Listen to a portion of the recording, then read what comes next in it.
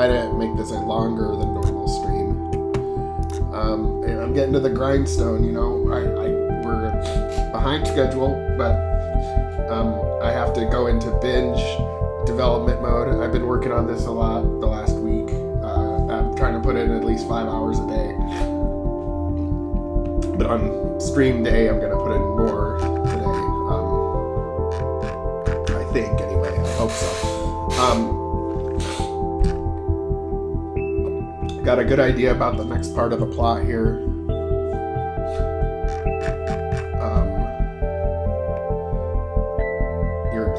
Your team is getting to the supercarrier, but in order to get to the supercarrier, you have to go through this facility first that is, you know, a ancient Malarian facility. So in the beginning of the game, you as the android, get the last survivor from Malarian civilization in your head. And that leads to a bunch of shit. But this facility actually has more survivors in the computer system. But there's some reason why there's some memories of Zeron that are suppressed. And then you have to unsuppress it. Oh, hey, what's up? Constable Assassin RPG. I don't think I've seen you before in this venue. Welcome. I'm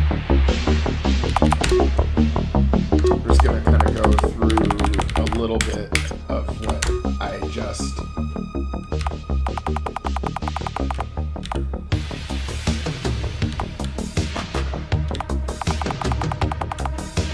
been talking about.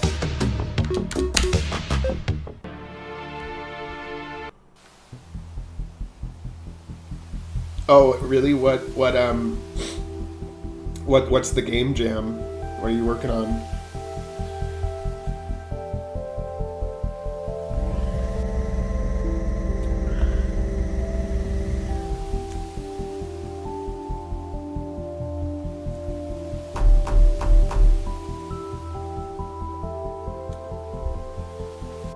Like, what is the game jam and what's the game that you're making? Just curious. We're under strict orders from Director Kern. Let's get through the tunnels and activate the ship ASAP. Can't we just beam right to the ship? Not while the MapCon Scrambler is in operation. We don't want any uninvited guests. Let's get on with it.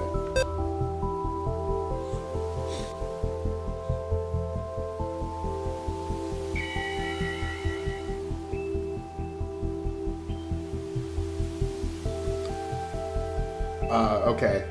I've never actually participated in a game jam before. I've always been more the opposite, where I've got like a 10-year long project that never gets done.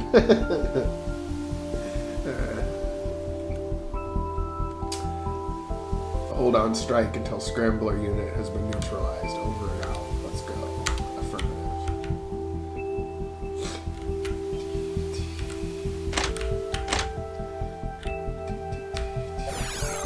And I've always really been into sci-fi, but I've noticed that there's like not a lot of sci-fi like RPGs for some reason. It's like pretty rare.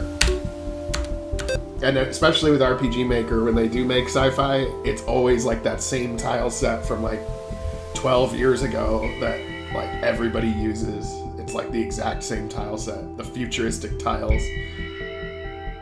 So I try to like make my own shit and share it. All of my tile sets are also free to use, so if you're ever making a sci-fi, you can use all my stuff. I don't care. Trying to pay it forward, I guess.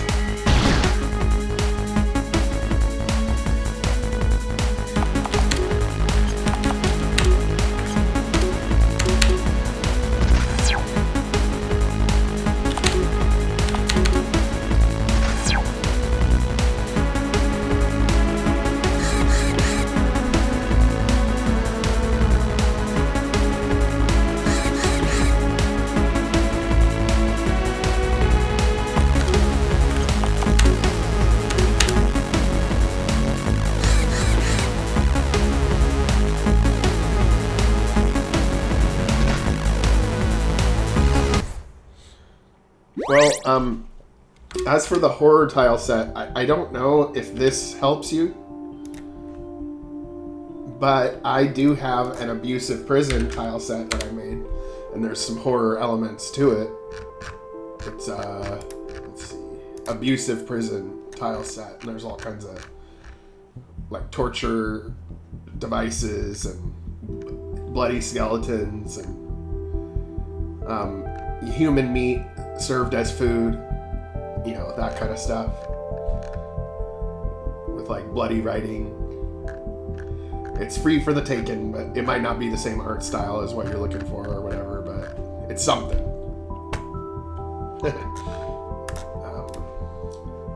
So yeah, if you check out this, it's like, whether you need it or not, anything on there is free for you to use for whatever you want. And the general graphical style is kind of what you see here with my game. The lighting plugin, you also got to get a lighting plugin, because you can make rooms look all creepy and everything glows in a weird way. You know, like this flashlight effect, like in a horror game would set the tone. The lighting plugins as well kind of help to mask if you're, because one thing I kind of end up doing a little bit of, because I kit bash a lot, is I'm sort of mixing art styles sometimes. So the lighting effects will actually kind of make the art styles look like they're similar. It's like a bridge between them when they would normally look kind of different.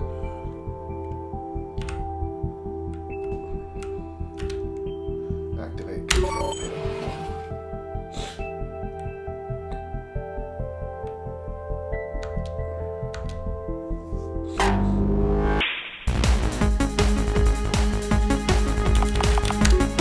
I didn't even attack. Cheat grenades. Because right now I'm focusing not on gameplay at the moment, I'm focusing on plot, so that's why I'm just skipping past with these cheat grenades. After I finish the plot, I'm going to go back and really work on the gameplay, balancing and such.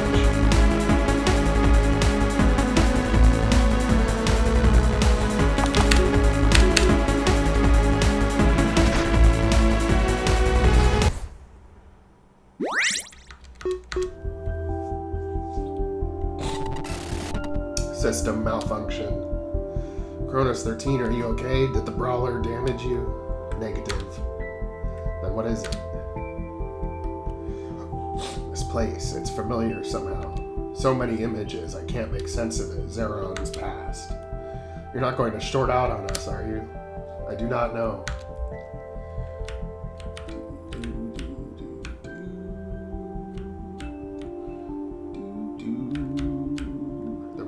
Flow in silence. We sculpt the land for our shared benefit. These paintings are basically like a timeline of events. The first Millennium Temple, eons ago. The Golden Age. Because this planet is where an ancient civilization died out like 4,000 years ago. And you're like basically figuring out what happened to them. And it has something to do with humans and time travel that fucked them up in the past. And so you're like, you know, unraveling the conspiracy. The eye is acquired. It shows no future for our kind. The last sunset.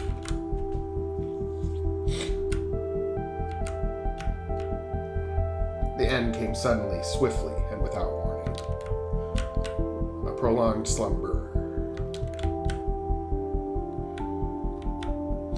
Yeah, the story part is what I enjoy the most. Like, the gameplay stuff, yeah, the mapping, sure, but coming up with, like, the story stuff is the part I enjoy the most about RPG making. And I usually freestyle it. I make it up as I go along. I don't actually, like, plan it out ahead of time. But I have to make sure that one part leads to another and that it makes sense. And so far the reviews on my stories have been good. Like, so the last game we released, Starshift Origins, we got 92% positive reviews on it. and the story was marked as being interesting for most people. So this is the next game in the series. Hopefully we can one up our previous game.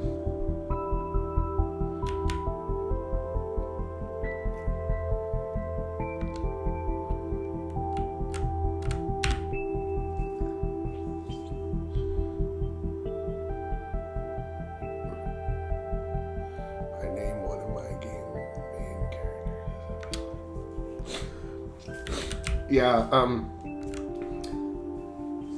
in my game, the villain is, I feel like he's kind of unusual. He's an android, but he used to be a human. His body died and his consciousness was transferred into an android body. And then he found like an ancient alien artifact that contained an AI and merged with that AI. So he's like a former human who downloaded into an android body and then merged with an alien AI.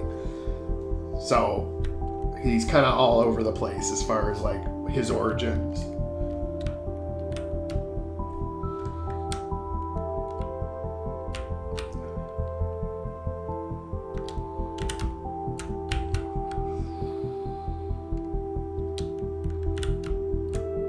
And I also try to make the villains relatable in some way, like you could understand why they were doing what they're doing. So, like, from their perspective, they're the, you know, every villain thinks that they're the hero, basically.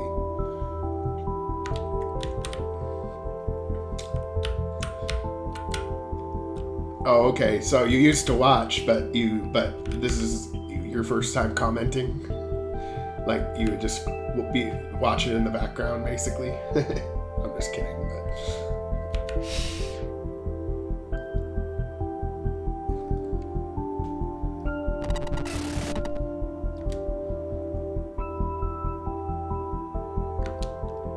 The caretaker, I've returned. What the hell does that mean? Oh, okay. I think, okay. Angie, so you were on that recent Facebook thread, right? Like, I remember you from a recent Facebook thread where you were talking about, what were you talking about? Something that you needed for your game or something like that. If I remember correctly. On one of the rpgmaker groups. Yeah, right. I vaguely remember interacting. Cognitive systems restored. Zeron has many memories of this place. It's affecting, not by baseline functions, my baseline functions. Weird how those little things get slipped in.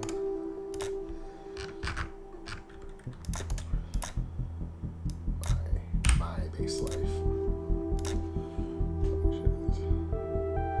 Oh, okay. Yeah. Which Discord group is that again? Because I get, there's a lot going on, and I always get like scattered. I just want to remember though, so like that's why I'm gonna bring it up. Let's see. Is it this one? Constable Assassin?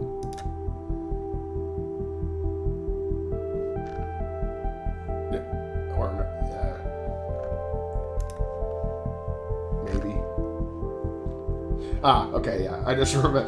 I just made a guess because of that face, because of the face I put through the AI generator. Yeah, and by the way, all of these paintings here in this tile set that I made are AI generated art. Like, this website is really cool. There's a lot of websites like this, but this is like the best one that I've seen. And you literally just put in like any image. I usually use a base image that I created as like inspiration. Like if I just put in like this map that I made, and you can have it have a strong, weak, or normal influence on the final result. And you can, And I usually like to use the comic style. That's the one I like the most out of anything on this. And then just say like, you know, alien world, and then it'll create something. And it creates like basically a full painting of some kind. And if I generate again, it creates something different. It's gonna save me a lot of time when you just need like props for your sets, like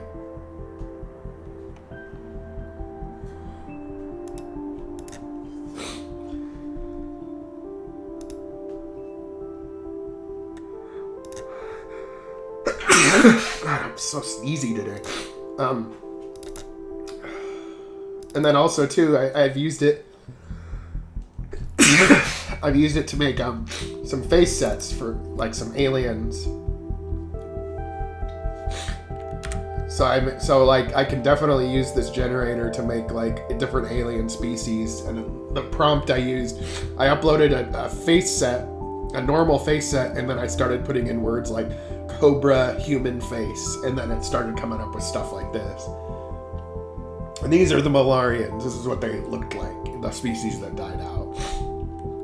But anyway, this is just helping me a lot because I can come up with unique, different stuff to put in the game that doesn't look like it comes from rpgmaker. Because there's a lot of people that just use the default rpgmaker assets, and everybody's like, "Oh yeah, I've seen this a million times before. It's an rpgmaker game." So trying to like swap out as much of that RTP as possible is what I try to do.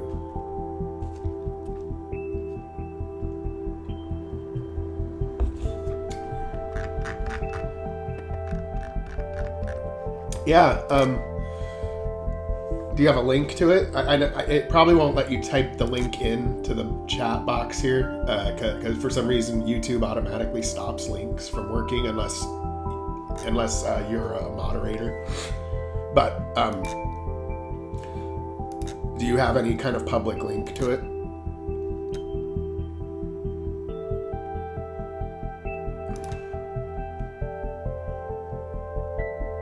Okay, I made you a moderator, so you should be able to share a link if there is a link. Okay, got it.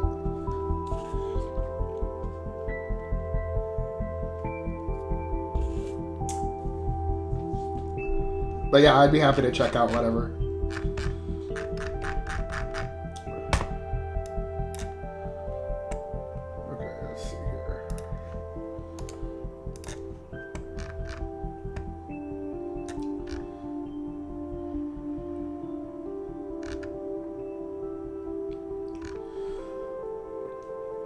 There were survivors after the attack. Zeron was among them. He had an important mission. How many survivors? Okay, yeah. I'll keep that in mind.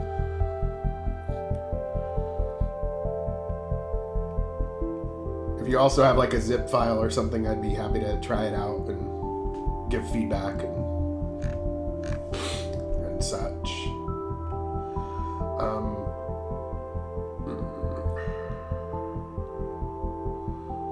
Of the 12 billion, no more than 3,500 individuals across the entire planet. They survived no more than a few years.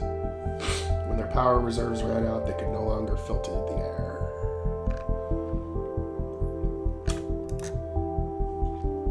They had time to contemplate their demise. There's something else Zeron is trying to remember. At the present time, it's repressed. There should be a visual log somewhere in this facility. If we can find it, it might help Zeron remember.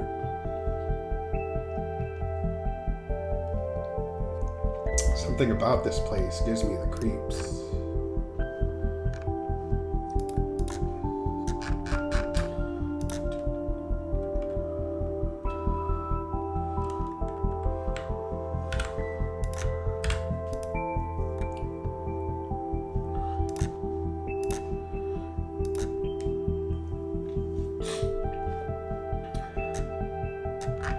Yep, well, I'm very busy, but I'm always down to help where I can. even if it's just suggestions like, hey, this plugin would be really nice for your game, and here's how it works. You know, something like that even. And is your project made in MV or MZ? Guessing MZ?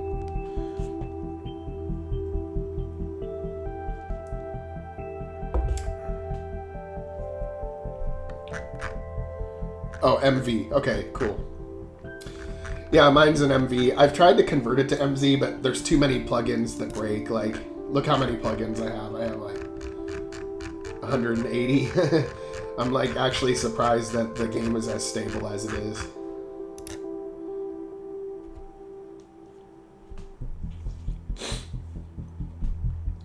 Yeah, I've never participated in a game jam. It's for me. It seems like it takes too long.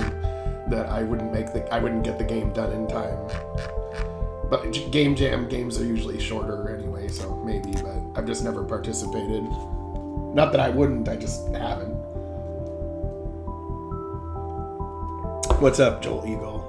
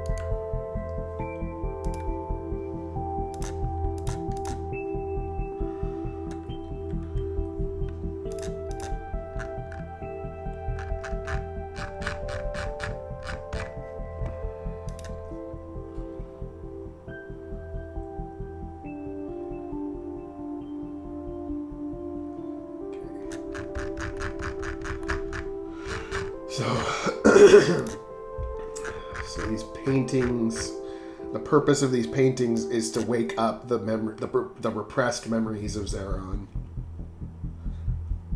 The ESA couldn't make sense of them, but they noticed some patterns, like Kern being in one of the paintings, and the two androids. And then the artifact is called the Eye.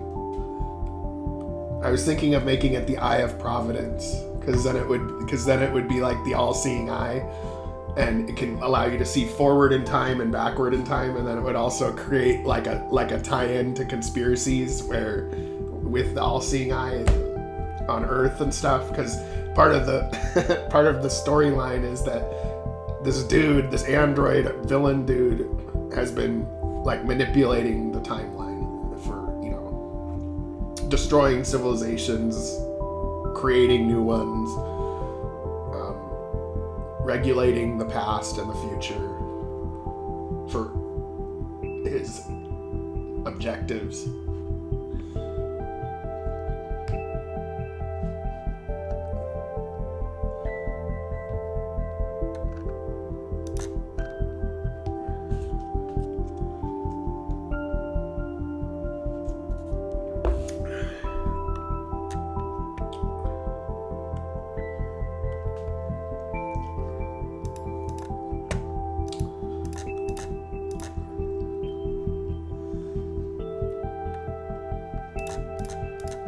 And this artifact does come from another species that died out a long time ago, the ones who originally created the technology and used time as a weapon. So for a time, the Malarians had that artifact. Kern was able to get it. So before they died out, they were able to see their future and their past, and they knew that that there was a chance in the future if Zeron was put in the computer system, but Zeron couldn't remember everything. Otherwise, Kern would win, or it would have affected the android differently. That you're the android, of course. And so, and because they didn't want Kern, the Malarians didn't want Kern and ESA to find out about the survivors that are still in the computer system. And the eye allows them to see almost anything. So how do you hide that? And that's kind of what I'm trying to figure out right now.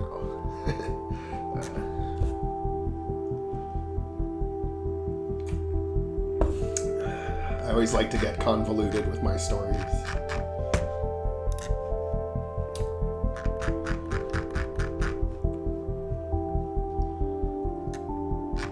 And there might be some puzzles and shit to come up with, but I'm not going to worry about that right now. I'm going to just... I have quite a few cutscenes.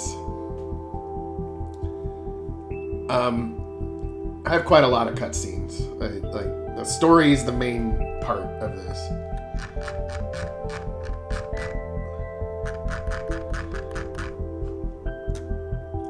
I try to make it like a movie. Like I think of it like you're watching a movie, but it's a game, of course. But sometimes people make RPGs like it's a book. But if you think of it more like a movie, it makes for a much more interesting storytelling for this format. There's a lot of you have to show the player rather than tell the player. I know that that's been said before, but literally you have to the cutscenes are what kind of brings you in, sucks you into this world, this oversimplified 2D world.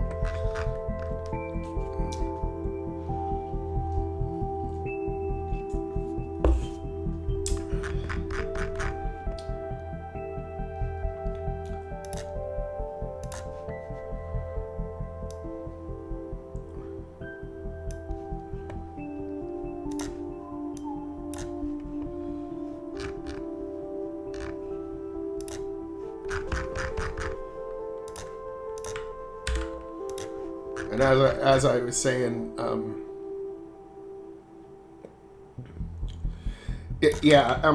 but you have good dialogue though, Joel Eagle. You do, but yeah, always working on the fact that you're not dumbing down the story, but you're showing rather than telling as much as possible. Of course, if it's a very complicated story, you're going to have some more dialogue. That's great, but I've even had that happen in my game too, where there's certain scenes where there's maybe too much dialogue, and then it's okay, I'm losing track here, and then that's when I have to make it more cutscene-y, and then it gets a lot more interesting. It's a balance, and sometimes you gotta just have extra dialogue as a placeholder if you don't know how to make that scene yet, or you're a little rough about it. You just move on to the next thing, because you could get paralyzed and be stuck. And I'm okay, I gotta make this next part just right. And then before you know it, you've spent a month to get nowhere. Sometimes it's easier to move on and then go back to it later.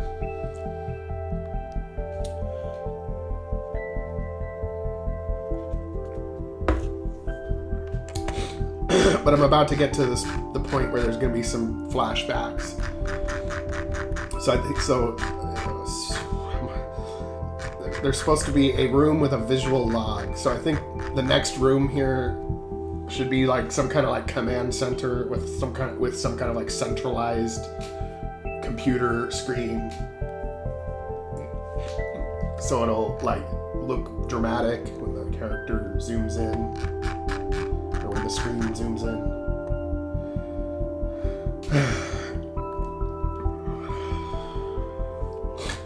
I'm not the best at coding either, but especially with MV, there's a lot of free plugins. I haven't actually had to program anything from scratch, but you do have to find the plugins. There's a lot of obscure ones that are hard to find and recognize what they do, but I've been able to mostly get away with not having to write it myself, even though I wish I could. I could probably make a better gameplay mechanic if I just could imagine in my head what I wanted to program, and then I could do. If I could do that, then that would be ideal. But I'm not at that point yet. I can read code and understand what it does, but I'm like, how did you even come up with this shit? Like, how did you write? It's like somebody who can read but not write very well. That's kind of how I am with programming.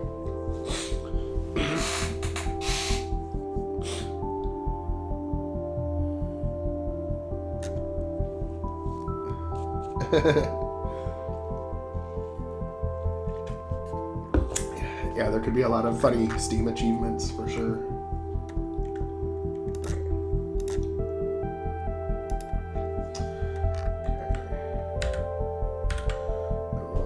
One room, a clone of the room, and then we'll make it one by one, and then that's the quickest way to like clone a room and then start over, is just make the map one by one and then go back out to whatever size.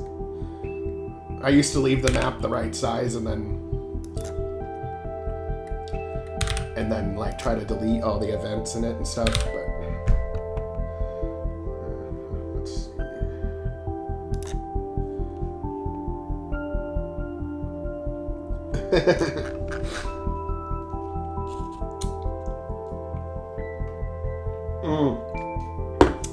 I have a very good idea for you to animate your title screen.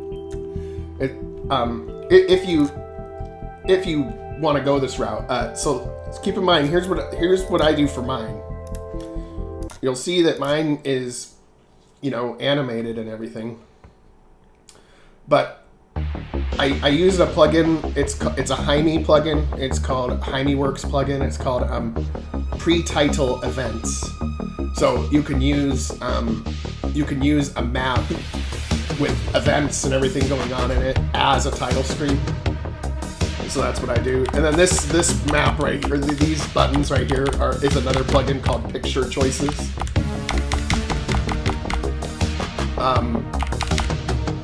But then if I start the game, it starts with that first scene and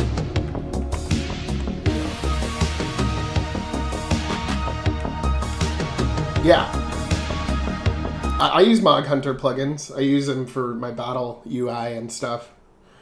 Anything that works on a map would work with that plugin.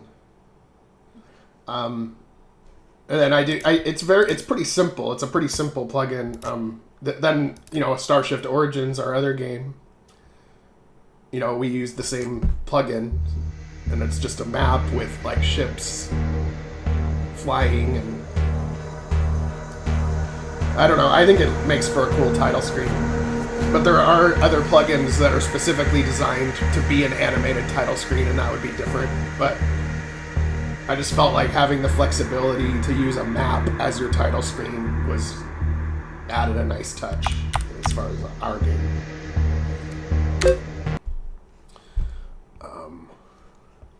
But yeah, no, I love Mog's plugins. The Mog plugins, like the treasure drop in battle, the battle HUD, being able to totally change the interface of the game, of the engine, is really nice. Yeah. But if you want to play with it here, if you want to play with it and mess around with it, this is the plugin I'm referring to.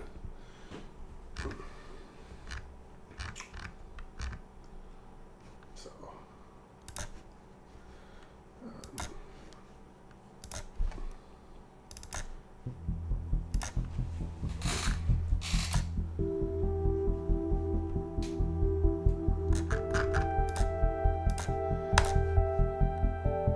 and as I was saying before you hopped on the stream, Joel Eagle, what I was saying is, oh, you make your own music. That's cool.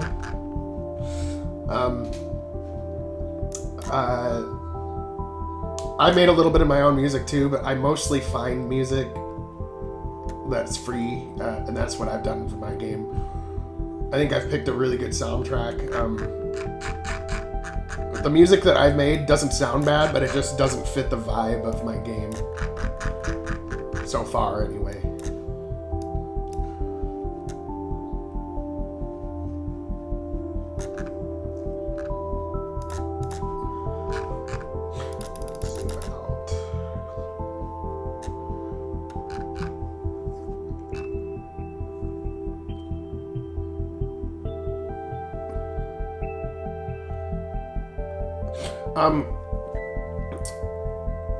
When I've made music, I've used Linux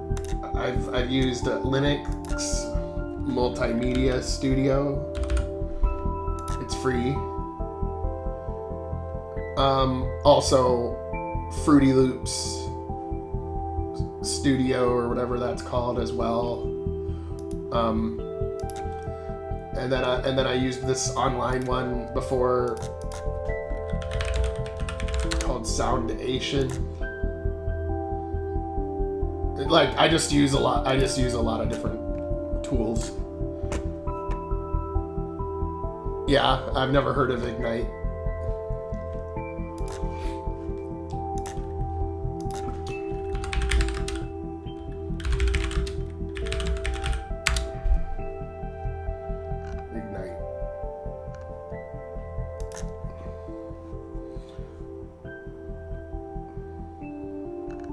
Is it relatively easy to use?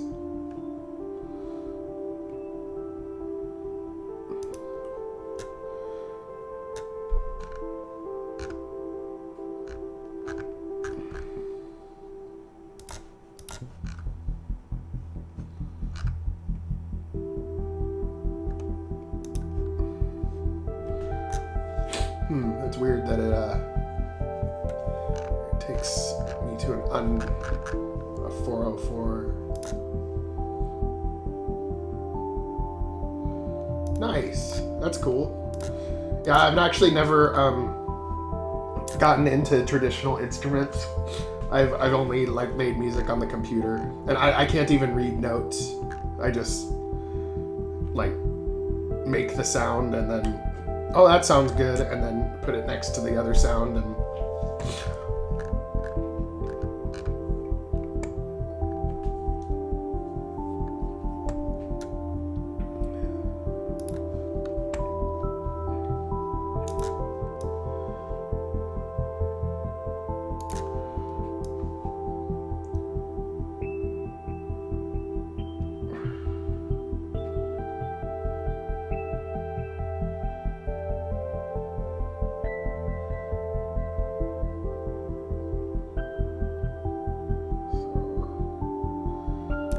centralized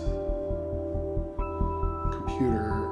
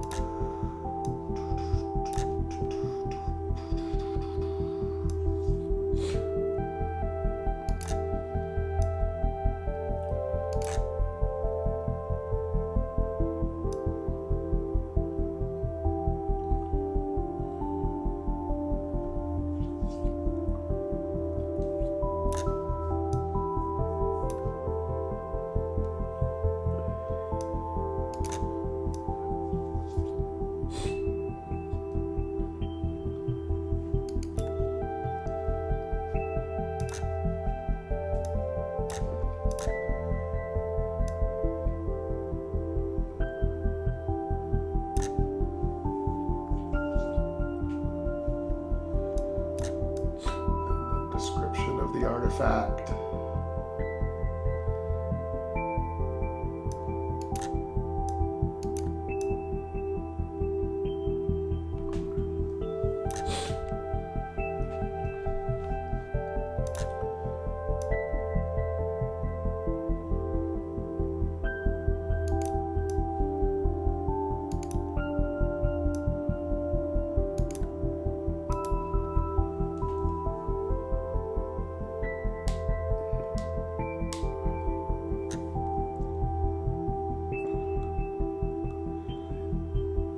Yeah, I mean, I think we will see a final boss on a live stream. I mean, we did it with Keldar, right?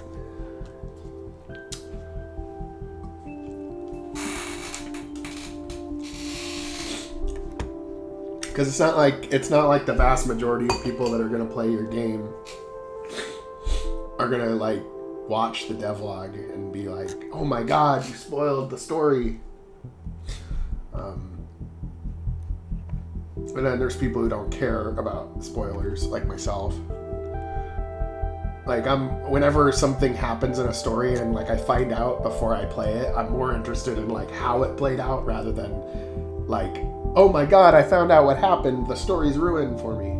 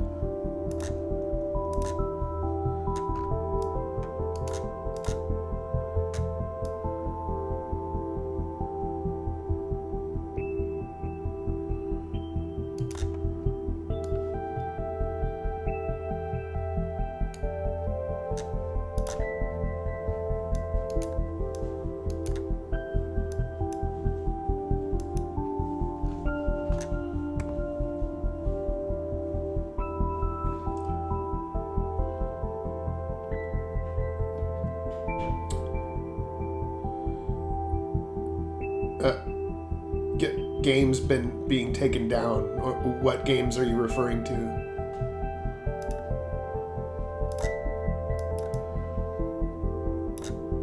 I can say that in the RPG Maker community anyway, I'm a pariah in the RPG Maker community. Because supposedly I steal art.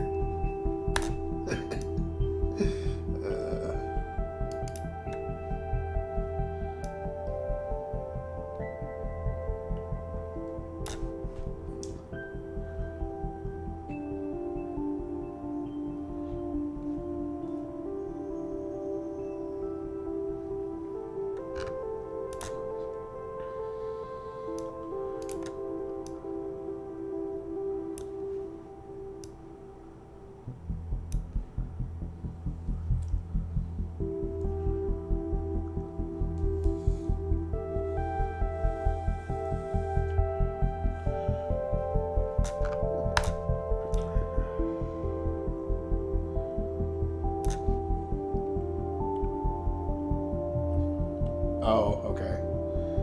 Yeah, I just know that I just know that the RPG Maker community is really uppity about that. Like if you used one asset from somebody's game in another game, it's like, oh my God, your whole project is illegitimate. When like it might just be like a placeholder or something. And they need to stop being like that. They need to chill out. In my opinion.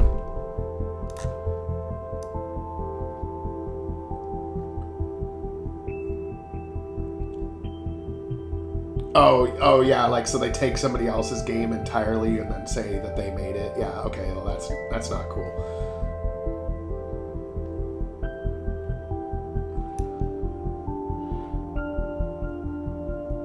What I've done that they've jumped on my ass about before, though, is like I might like find like a cow like a graphic of a cow or something. It's like, that's my cow. You know, how could you ever use that cow on that farm in your game? And I'm like, okay, whoa, sorry. I'll take it out. Sorry, bro.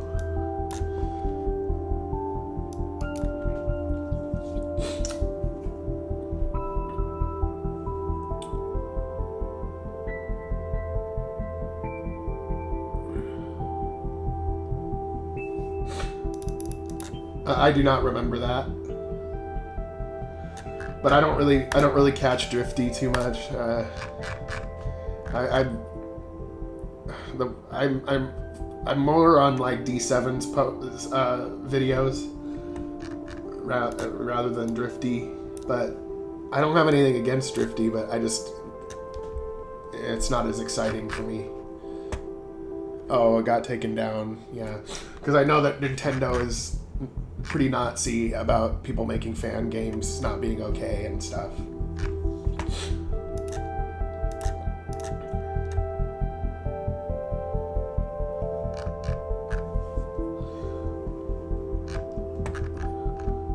So I'm guessing Nintendo had a problem, and that's what happened to that Pokemon game.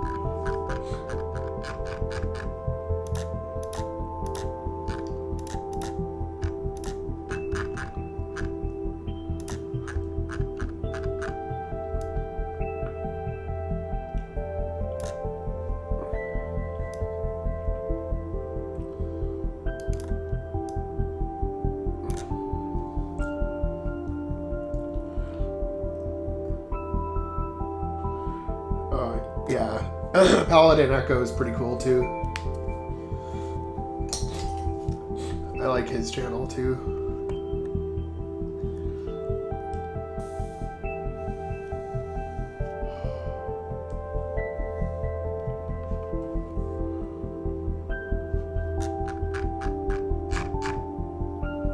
Okay, so this spot is going to be like where the artifact was until, you know, ESA got a hold of it. Maybe put some like wires coming out of it, out of whatever tech this is. Damn it, I can't do that.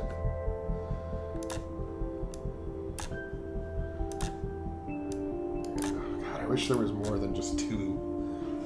When you try to put layer on top of layer, you can put two layers, and if you try to do a third layer, it erases the layer underneath. It's really annoying. It'd be cool if you could just keep layering them on top of each other. But the limitations of the engine.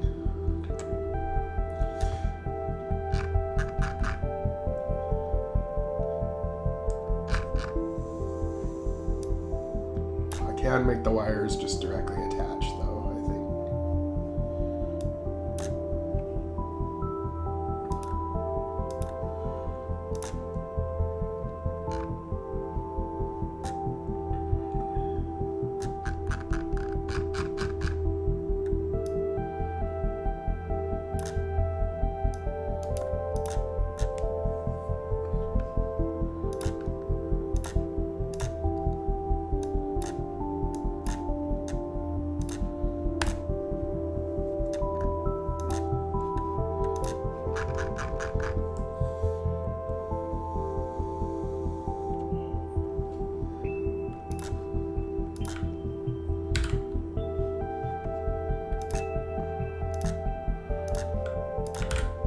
Well, get a zip file to me so I can try it out.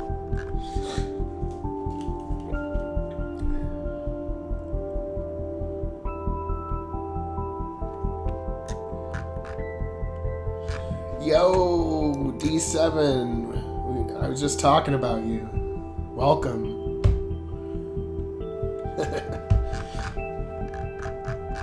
We're getting into some serious alien artifact flashbacks coming up soon.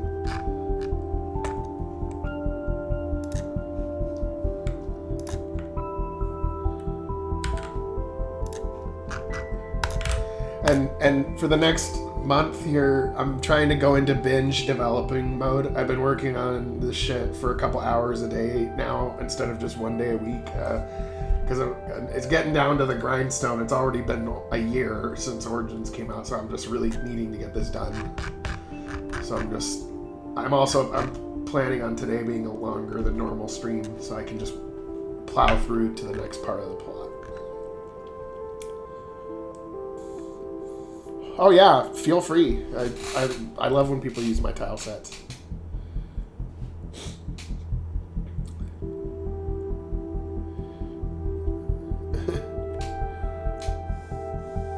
Yeah, I forgot to pay my water bill a couple days ago, and so I had a day where I had no water. But they turned it back on after I paid my bill. I mean, they're quick. Like, one day late, they just shut off your water.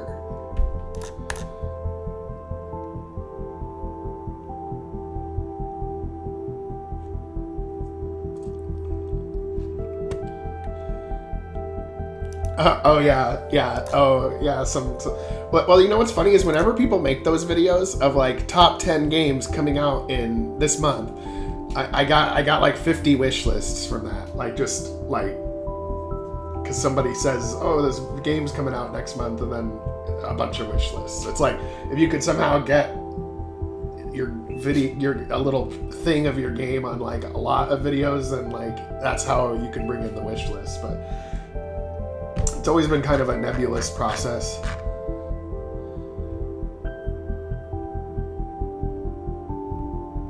Oh yeah, I've done the turn it back on myself thing. That made him mad. Like, where I just go out and turn the valve, and then they're like, you're not allowed to do that. And then I'll get like a $20 fee on my next bill. And then they put some kind of like electronic lock over it, so like now I can't just do that. I used to be able to, but they put like some electronic lock over it that you can't turn the valve unless like central command turns it on. It's weird.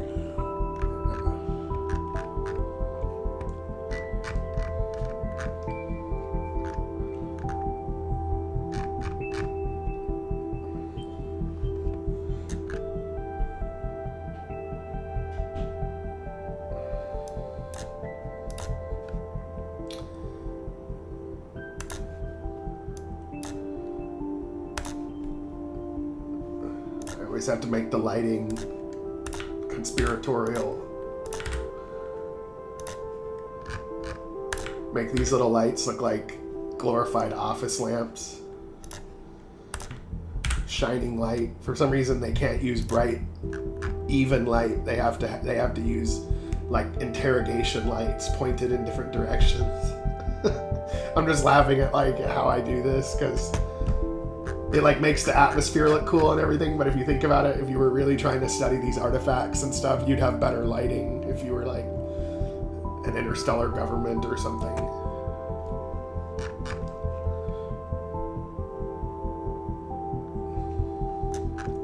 Life hacks.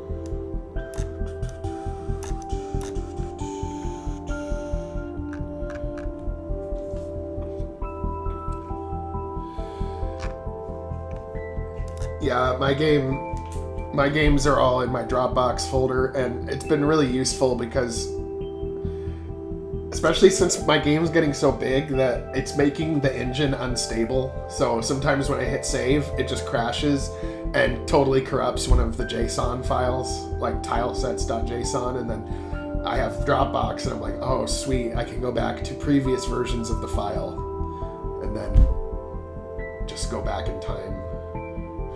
And also when I fuck something up, like if I fuck up a map or I accidentally save the wrong graphic over another graphic, I can be like, oh, undo. It saved me a few times.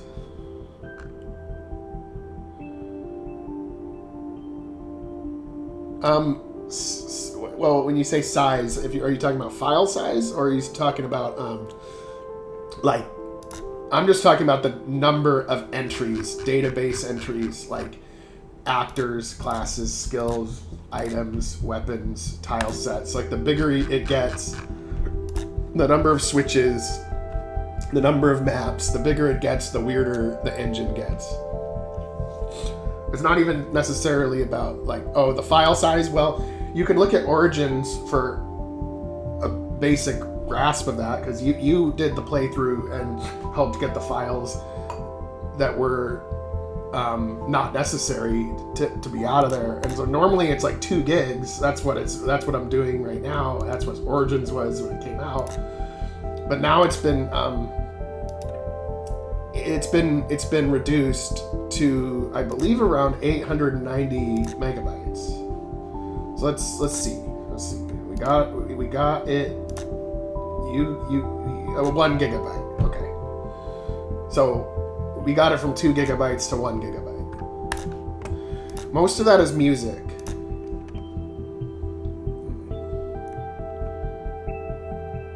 Yeah, I have like, let's see how many gigs do I got going right now. And I'm not very good at, I haven't optimized very much yet. So I'm at 2.13 gigs. But I think if I got rid of the stuff I didn't need, it would be like 1.2, 1 point, yeah.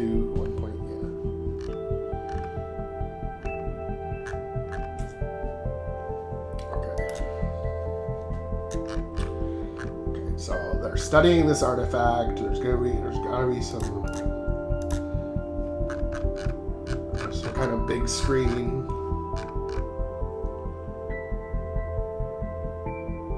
Yeah, exactly. And you got to make sure to delete any maps that you don't use, because I left all my maps intact on Rebellion here, even from the main game and stuff, and from Origins, just because, not because I used the maps, but just because if I need to like copy or paste something that I've done before, it's like easier to have them. But it's like one of those things that like once the project is done, I would then clean it out, you know.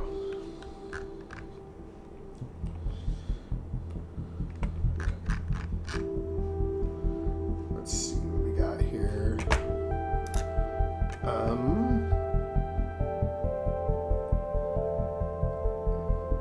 And I'm not really worked up about the fact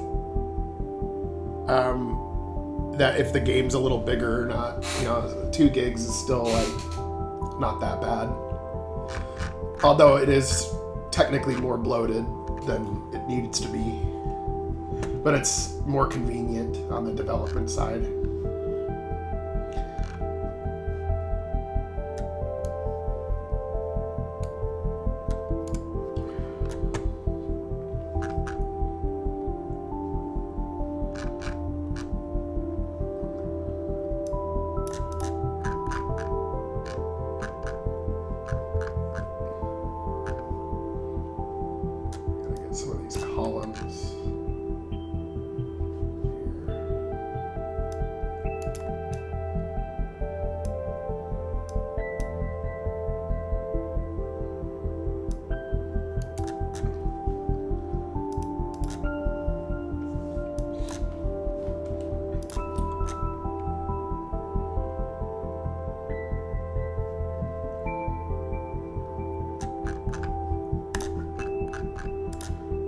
Yeah, the database entries don't really take up much space, but You know how like when you mess around on the computer, how there's like if you have like a million tiny files, it like takes way longer to do anything or to transfer than if you have like, you know, one big file. It's like that, where the little database entries are just like so many little things that it's like when you save, it's like when you're saving your game or anything like that. That's why sometimes there's a little bit of a lag or a second or two before the game actually saves, because it's literally saving all those little tiny database entries.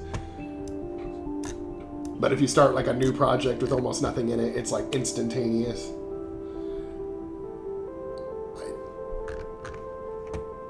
We were just having some chit chat, that's all.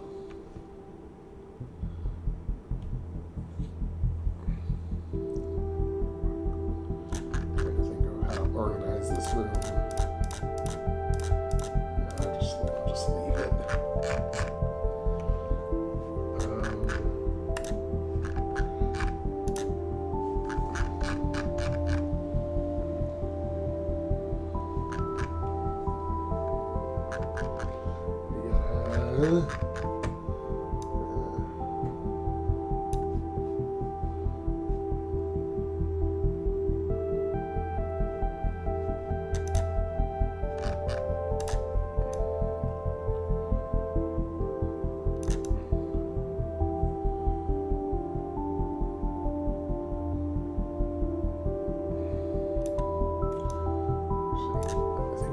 For a non-circular look. Maybe just directly diagonal, but a little bit further.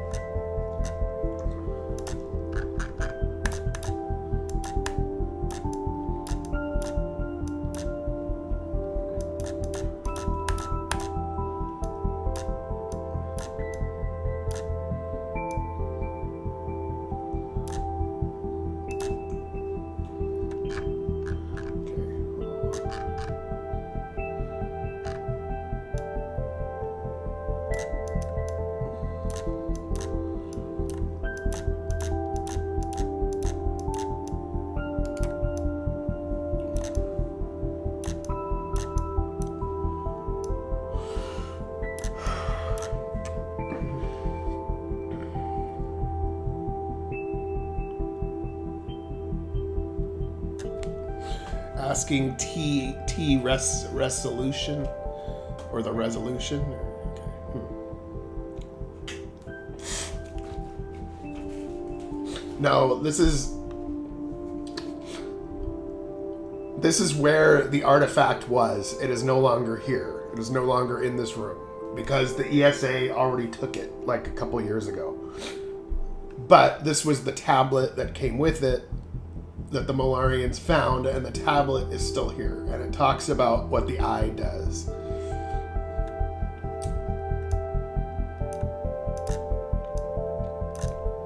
And it also gives the player some clues as to why Cromwell knew who they were and what they were going to do in the future, and the Purge. Because this eye is what allows them to see that. And it's basically the chip that lets them see the effects of what the time travel shit is doing. And I'm just kind of playing with the carpet, making it like look a certain way or whatever, to see if I like one better than the other.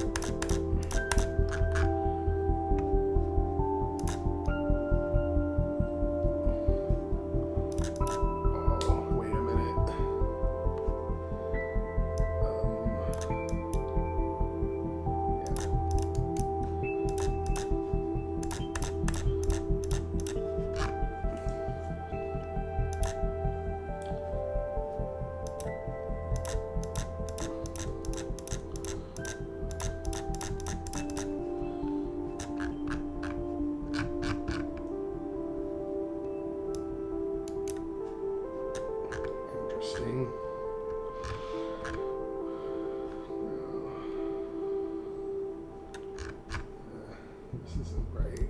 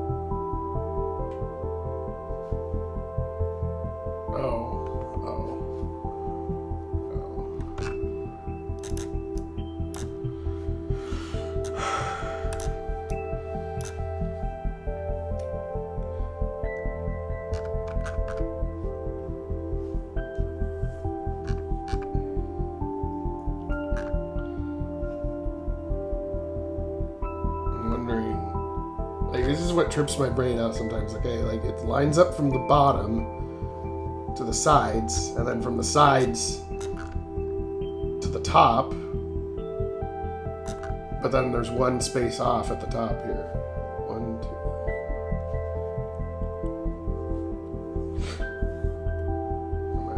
Oh, I'm one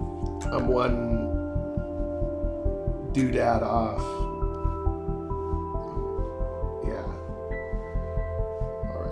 All right, okay, I think I get it now.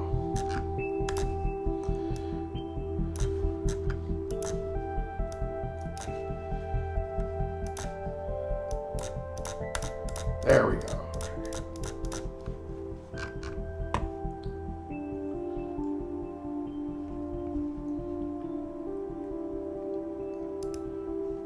For faces. For faces, this AI generator is actually really good.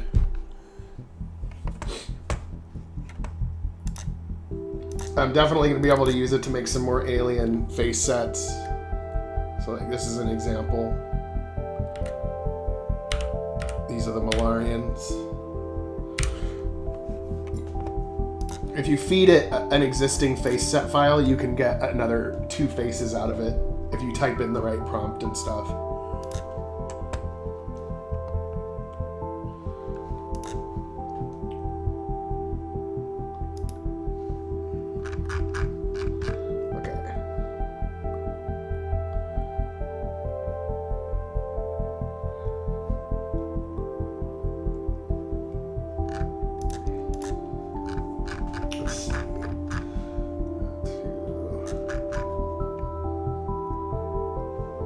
I'll take this door out.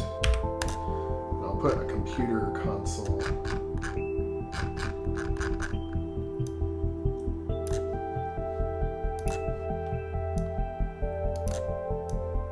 Computer console here with a big ass screen on here.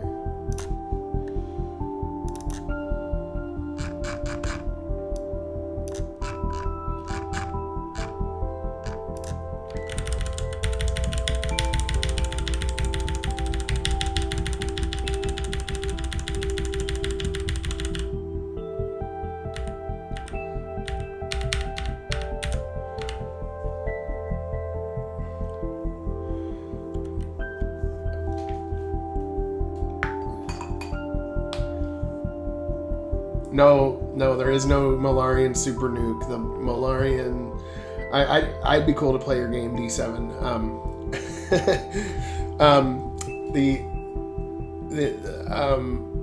It's not going to be a Malarian super nuke. What the super nuke is that the Malarians have is the super carrier with its jump drive instead of warp drive capability.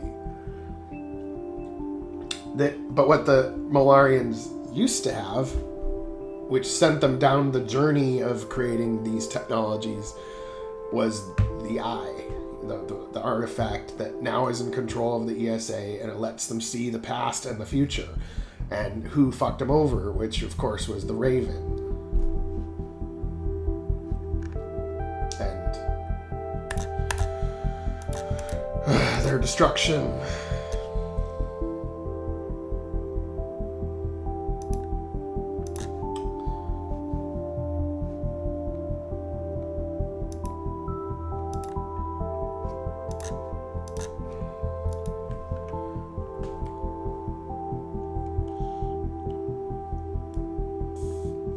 WZ, huh?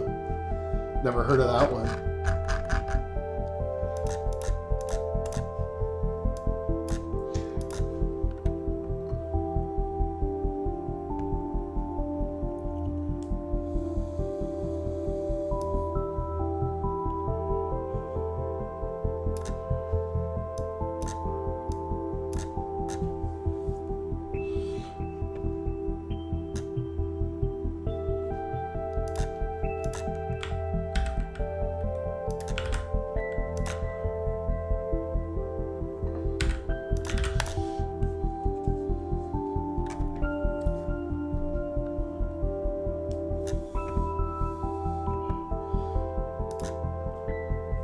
Oh yeah.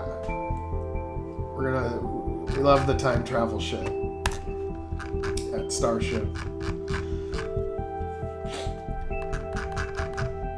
Sci-fi, convoluted sci-fi storylines.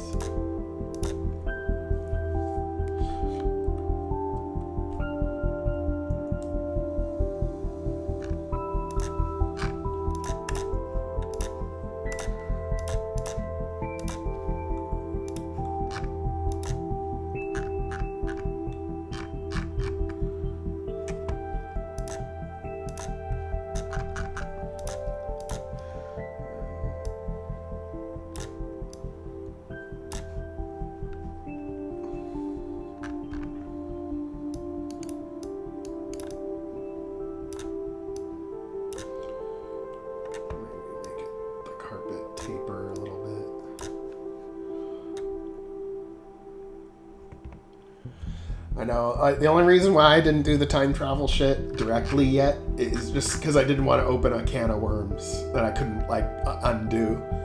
But I think that you did it all right, Joel Eagle. You handled it all right, and I think that it'll make sense.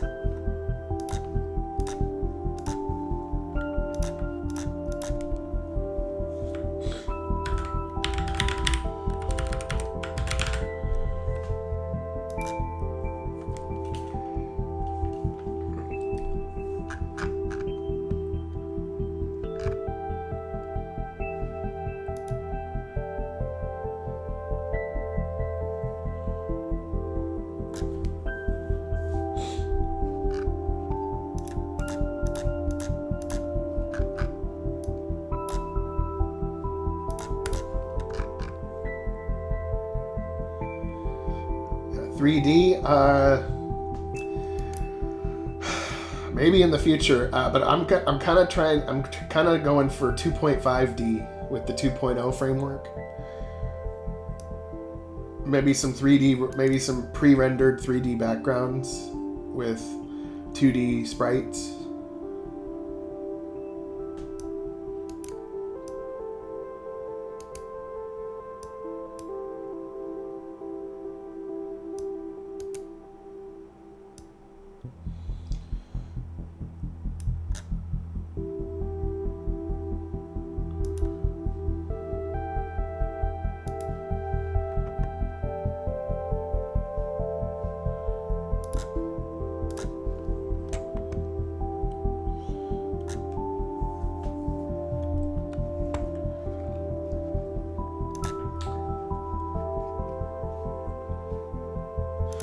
No, 2.5D is kind of like,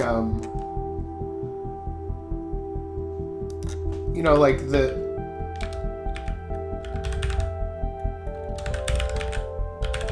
what's that game? EU Den Chronicles coming out from the creators of Suikoden, but you get like these 2D sprites, but with like maybe a somewhat of a 3D background. You 2.5D, I guess is how you'd call it. Although that might even be too hard though for me at this time, so I might just go with parallax mapping with 3D rendered backgrounds, like pre-rendered backgrounds. So it's still 2D, but there might be a 3D look to it. I'm kind of the aesthetic I'm going for that I think I can probably pull off is something like Star Ocean Second Story look is what I'm trying to go for like the towns and stuff, like something, you know, something like this. Oh, it's probably in the way because of my fucking webcam.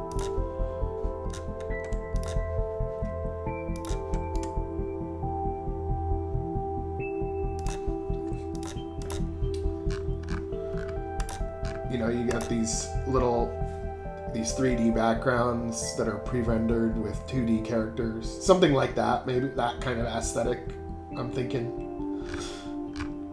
Although a more modern version, because this game's really old, but just this general style I like. The 2D sprite with the pre-rendered 3D backgrounds.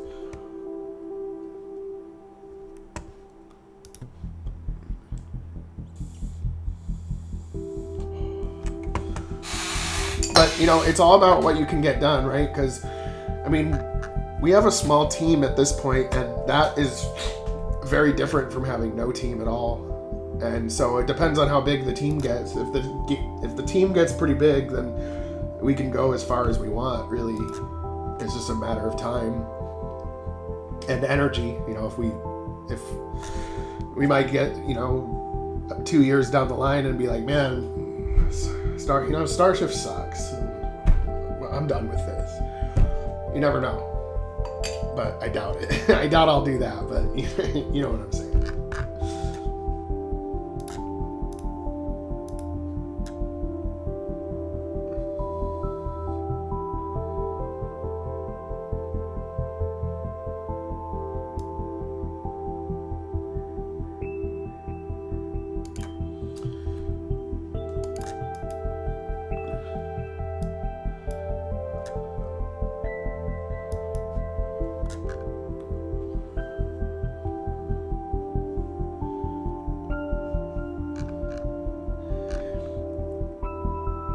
Yeah, at this point I have a lot of fun with it. I actually really enjoy storytelling and coming up with, you know, interesting scenarios. I am more plot driven than character driven in the way I tell a story, but I'm getting better at character development too, but it's a gradual process.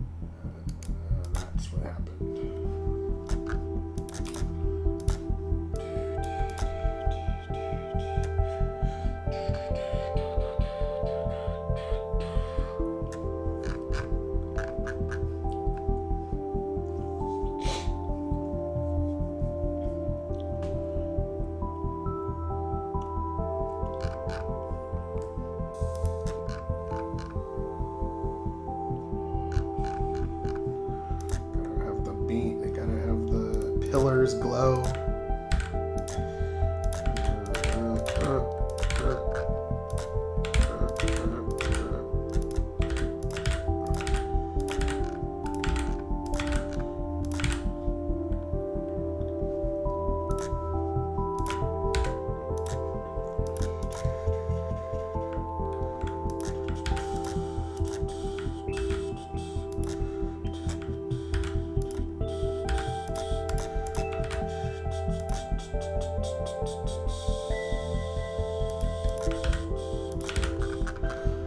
I think this music works for this type of scene. I had a different track before, but I think this track works better.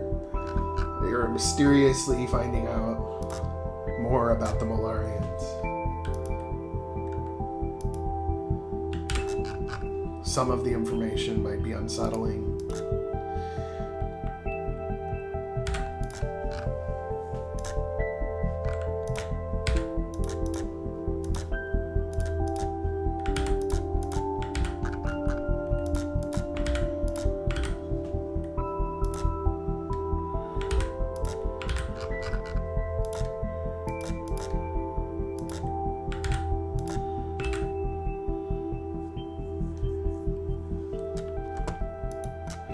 Yeah, and I actually just use the character sets as battlers, so I don't even have to make SV sheets at all. I use Victor's animated battlers plugin and battler graphics setup plugin to also allow me to use character sets as enemies. So all of my characters are animated, but with no SV sheets at all, just the regular walking characters.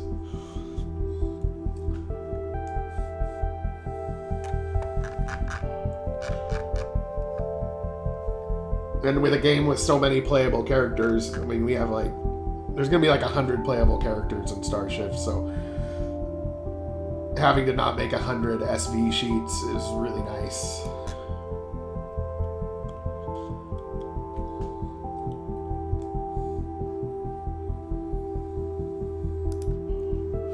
Okay, let's see what this room feels like to walk in. Sometimes it seems okay when you're making it, and then it feels wrong when you walk in the room. Okay.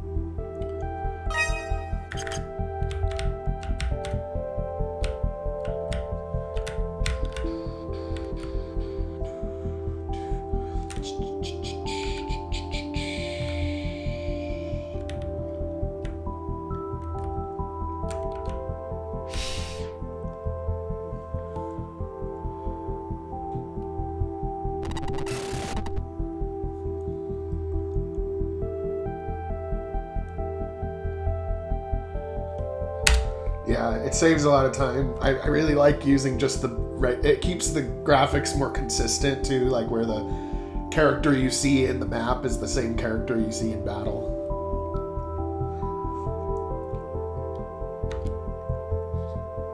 The caretaker, I've returned. What the hell does that mean? Your guess is as good as mine. Cognitive systems restored. Zeron has many memories of this place. It is affecting my baseline functions. There were survivors after the attack. Zeron was among them. He had an important mission. How many survivors? Of 12 billion, no more than 3,500 individuals across the entire planet. They survived no more than a few years. When their power reserves ran out, they could no longer filter the air. They had time to contemplate their demise. There's something else Zeron is trying to remember. At the present time, it's repressed. There should be a visual log somewhere in this facility. If we find it, it might help Zeron remember. Something about this place gives me the creeps.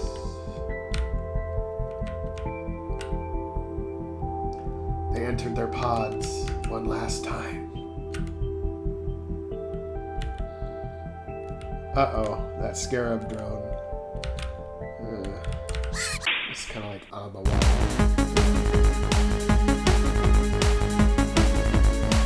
Yeah, the only problem with voiceover is that there would be a lot of dialogue. And I kind of like reading myself, but if it was the next level up, there would probably be some voiceovers. Like if it was more mainstream, I guess is how I put it.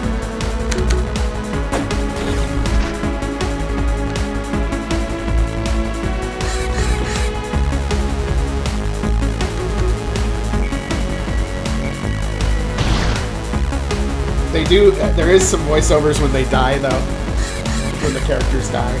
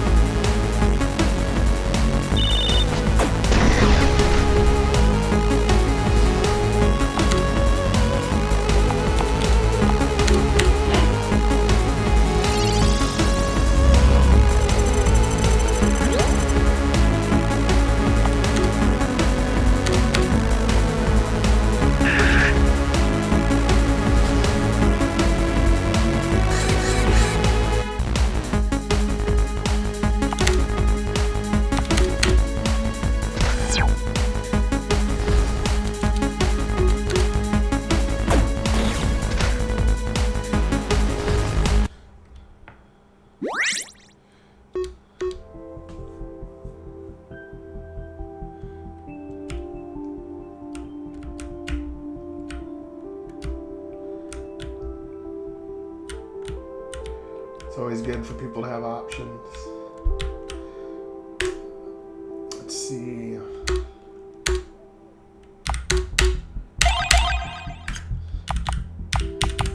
Well, that would also depend on whether you found some good voice actors or not.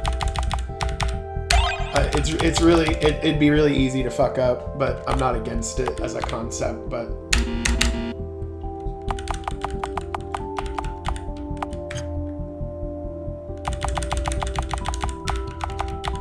there's just so much to do.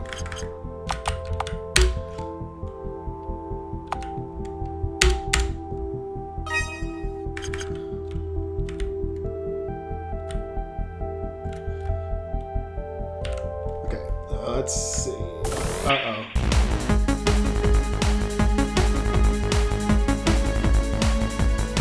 Oh. I know what the problem is with this battle.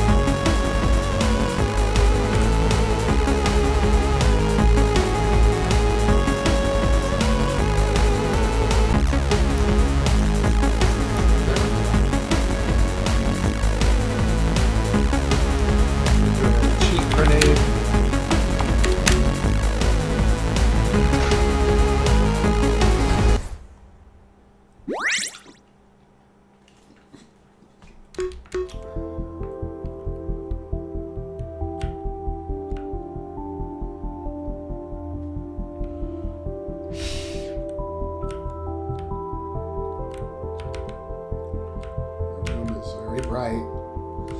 Might be a little too bright. The screen looks fine. Maybe one square lower.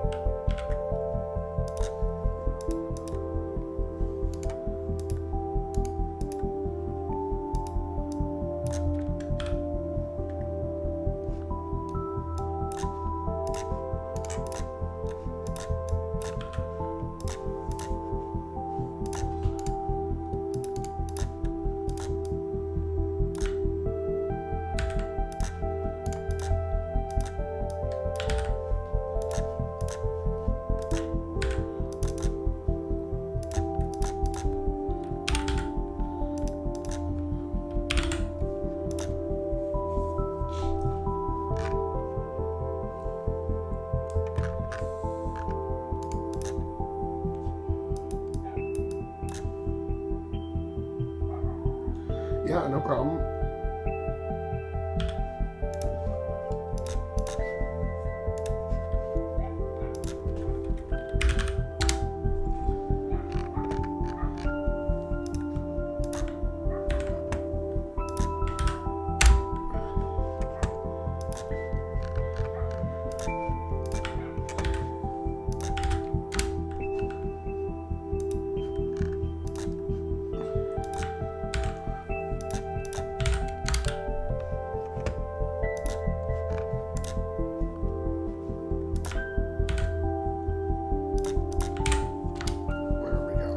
There we go.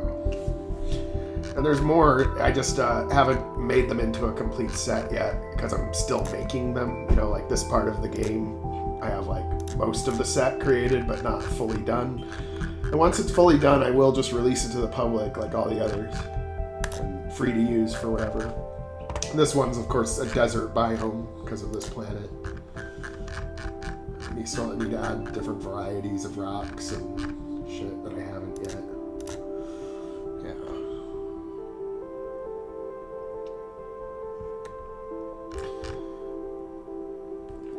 And you could also, and what I do too is you can mix and match tile sets. So you can use like the one layer from the prison tile set and another layer from the futuristic society tile set or whatever.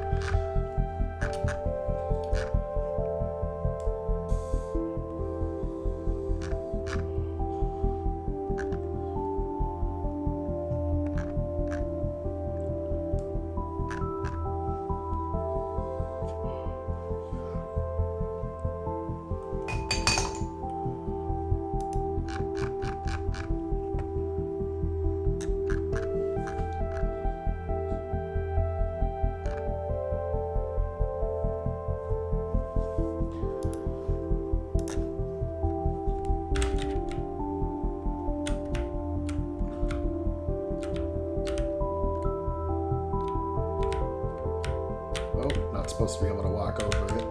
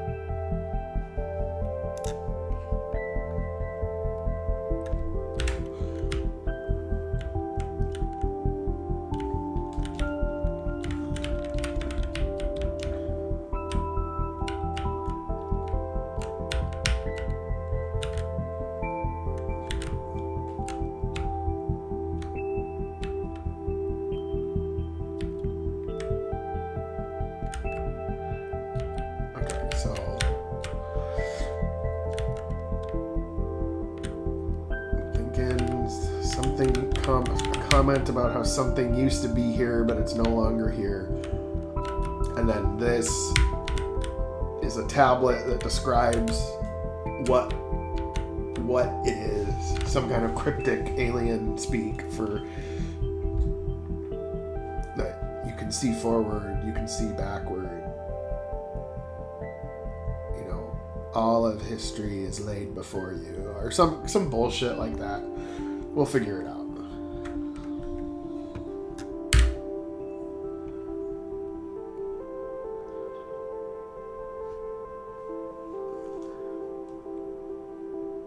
Because there's different layers to this time travel shit. It's not just about traveling through time. It's a whole technology. So, you know, traveling through time is one area. Another area is shielding yourself from the effects of time. Another area is seeing the effects of the time travel, what it's done, how many changes have occurred, what will happen if you make a certain change, what's likely to occur. I mean, there's many layers. I mean, if time travel was a real thing, I mean, there'd be a lot of layers to it and a lot of countermeasures to it. It's kind of like, you know, opening a can of worms, as far as like, it's like a technology we probably shouldn't be playing with, even though we would. It's just a good idea to leave it buried, but of course we don't do that, and all kinds of chaos happens as a result.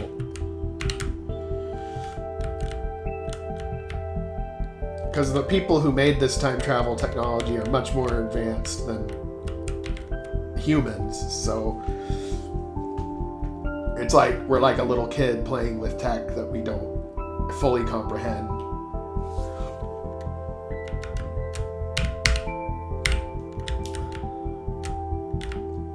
This room definitely has a lot of atmosphere, though. I can say that.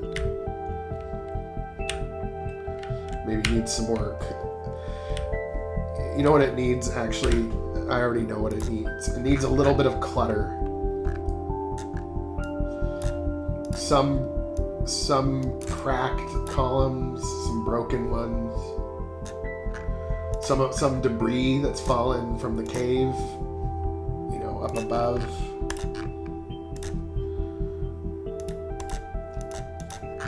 Because this facility was buried, so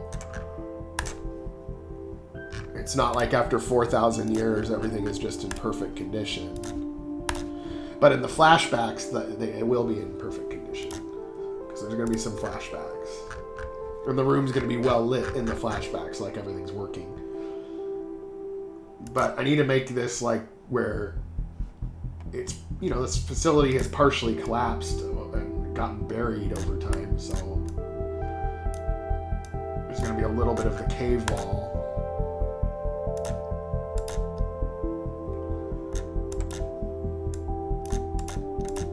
Like inside the room.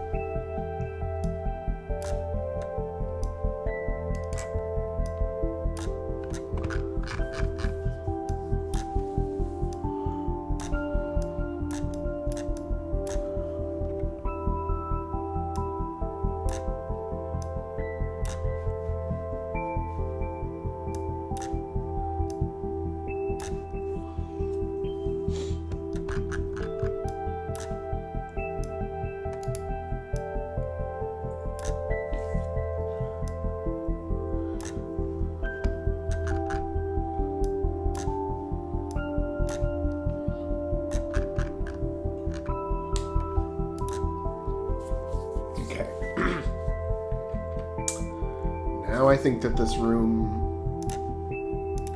will make sense.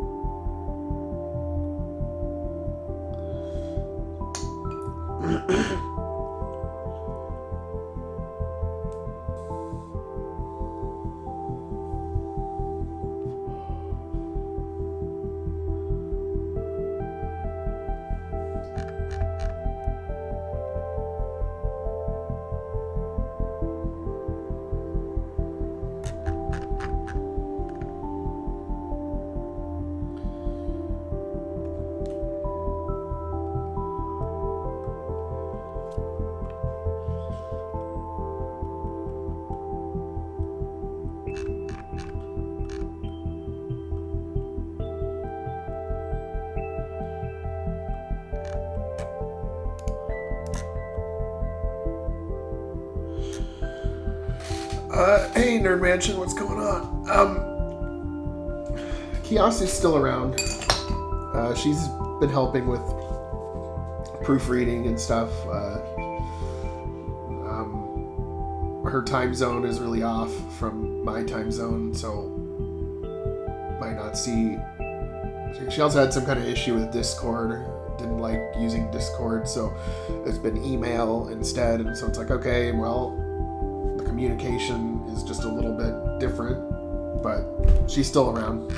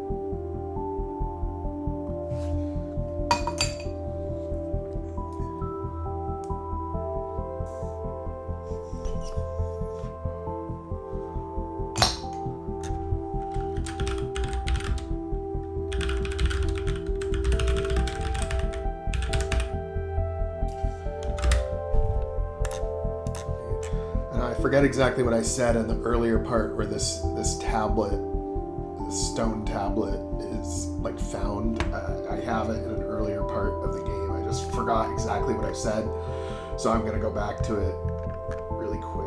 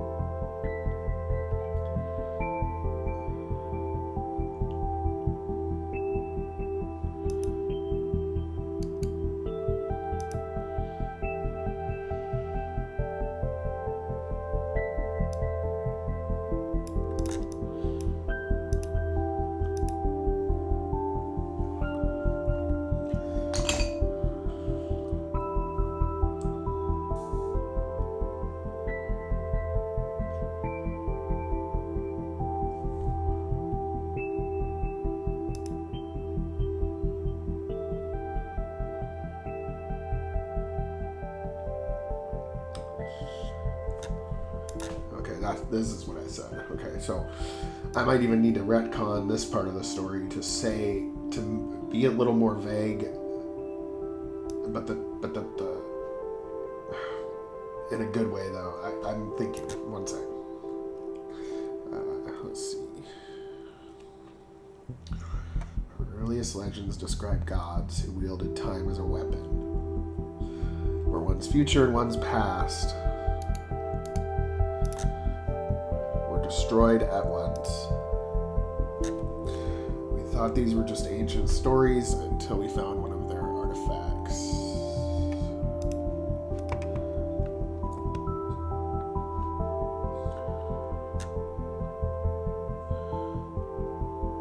The stone described a great war in which these beings destroyed themselves. They called themselves the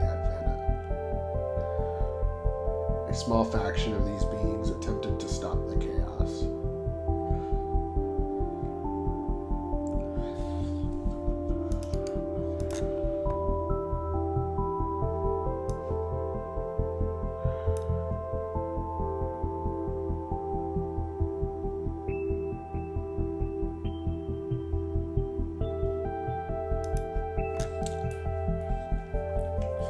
The artifact contained instructions on how to counteract these weapons.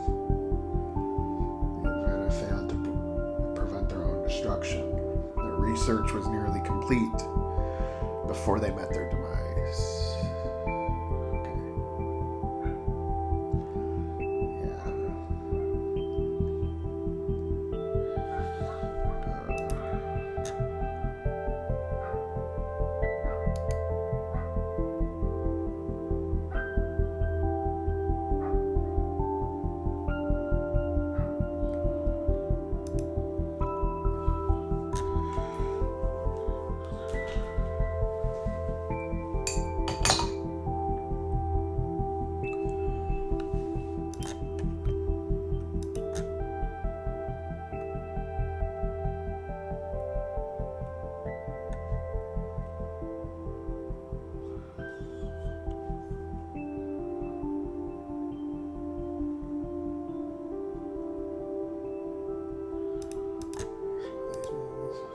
To stop the chaos.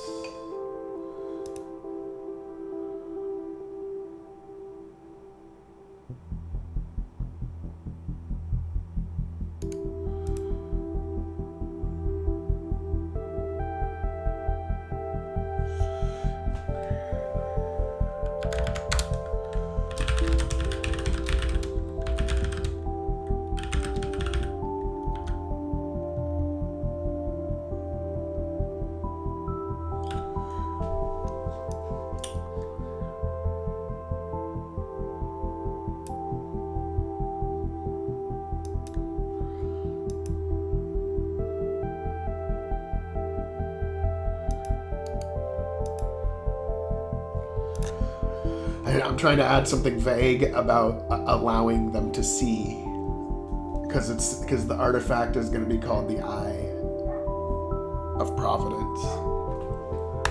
So it's going to allow them to see the future and the past at once as a way to counteract the destruction. But where Zeron doesn't figure it out till he sees the tablet again, you know, that kind of thing. So I'm trying to be sufficiently vague enough where it's made reference to in an earlier part of the game, but where the player will go, oh, when they get to it later.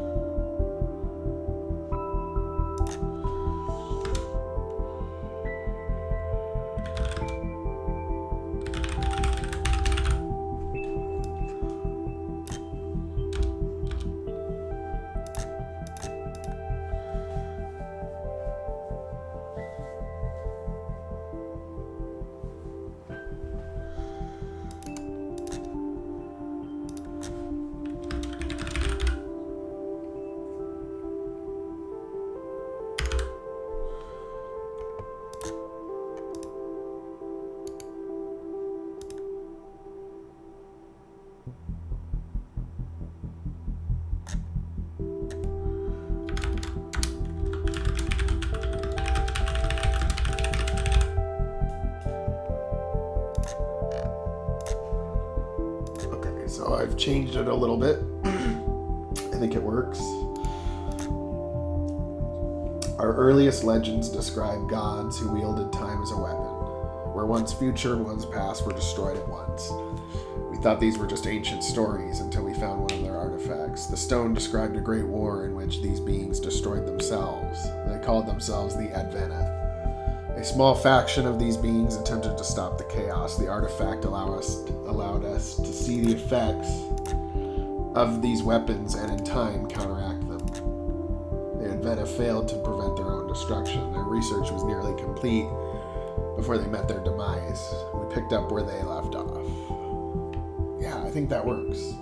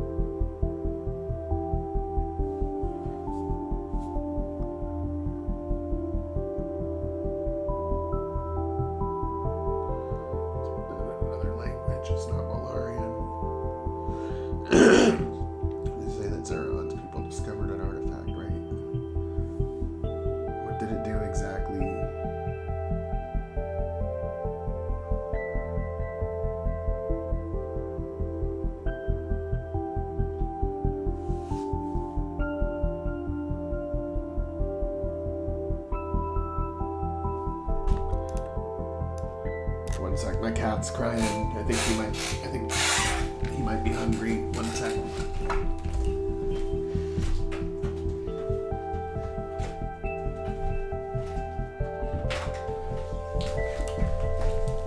Actually, never mind. It was my other cat. She was playing with her toy, and whenever she gets really into it, she goes meow, meow, meow, meow, meow.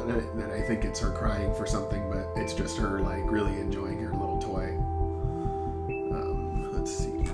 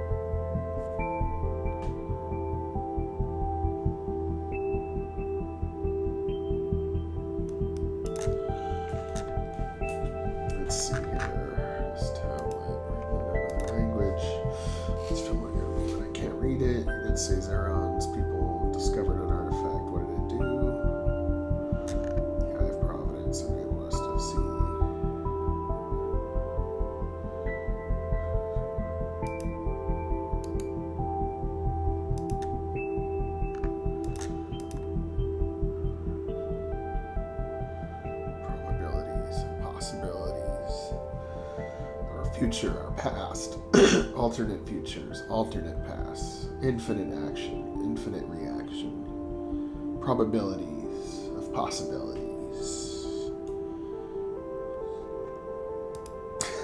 It's kind of funny, but I think it still works.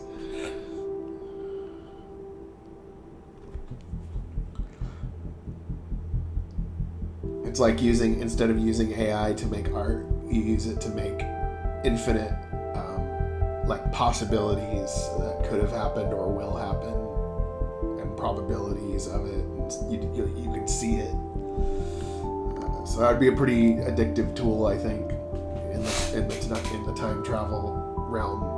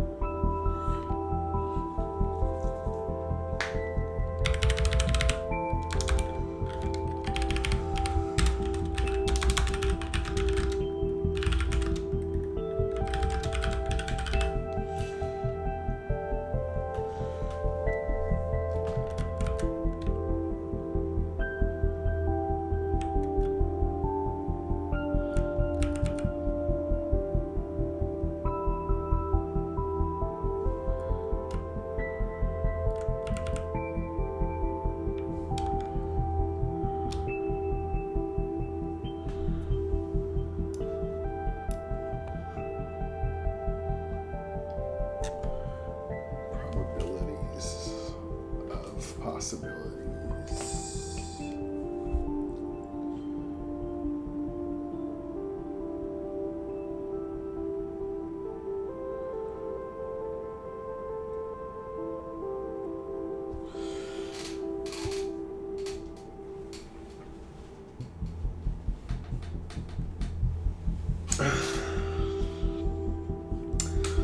Oh, and I'm thinking to make this even crazier, because you'll go into a flashback where, you know, the Malarians get buried, and then it will be Kern when he's younger,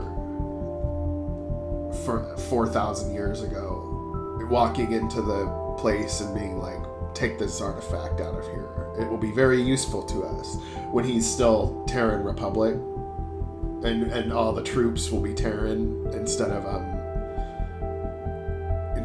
ESA, and even ESA is wondering about this when they find the ruins later.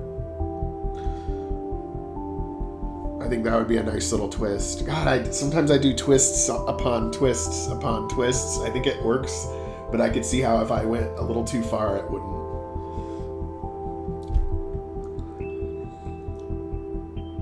Oh yeah, it does have to be Kern in the Terran Republic uniforms and shit, because there's this mystery time lapse. There's this mystery point in time that's gone from that you don't know what happened to the Raven in its earlier days.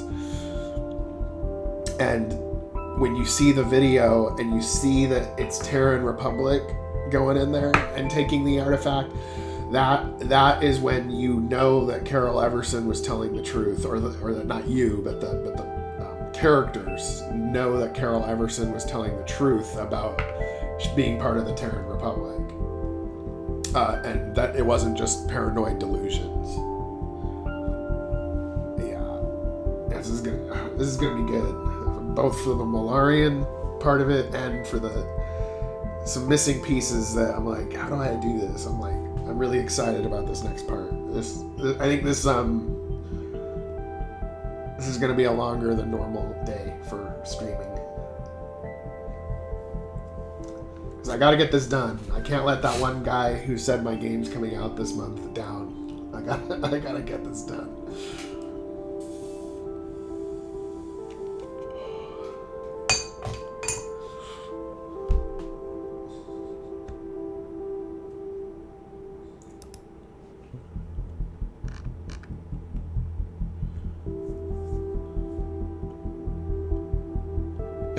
It might not end up being this month, but I'm binge developing for the next month because my schedule's getting busier next month, and I don't want this game to take another half of a year, so I'm binge developing because I have to in the final few weeks. And I think if I just work on it like 5 or 6 hours a day plus, and I find a way to do that, then I will actually be able to get it done sooner than I think.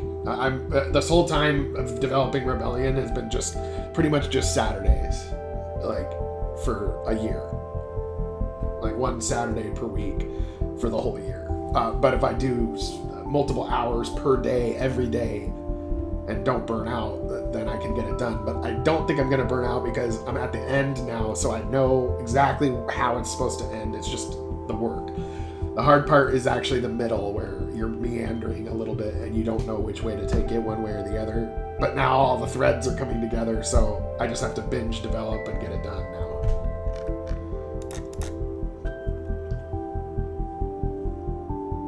And it's also at the point where I'm not having to make any new tile sets or anything, like full new planets, or I've got the biome pretty much done. I've got the next place in the story that's going to be near the end is going to be an ESA facility, which I already have, tile sets for that. So like I can really get this done relatively quickly here. But yeah, the Malarian survivors with Terran Republic coming in, 4,000 years ago and taking the artifact, I think that would be a really nice touch.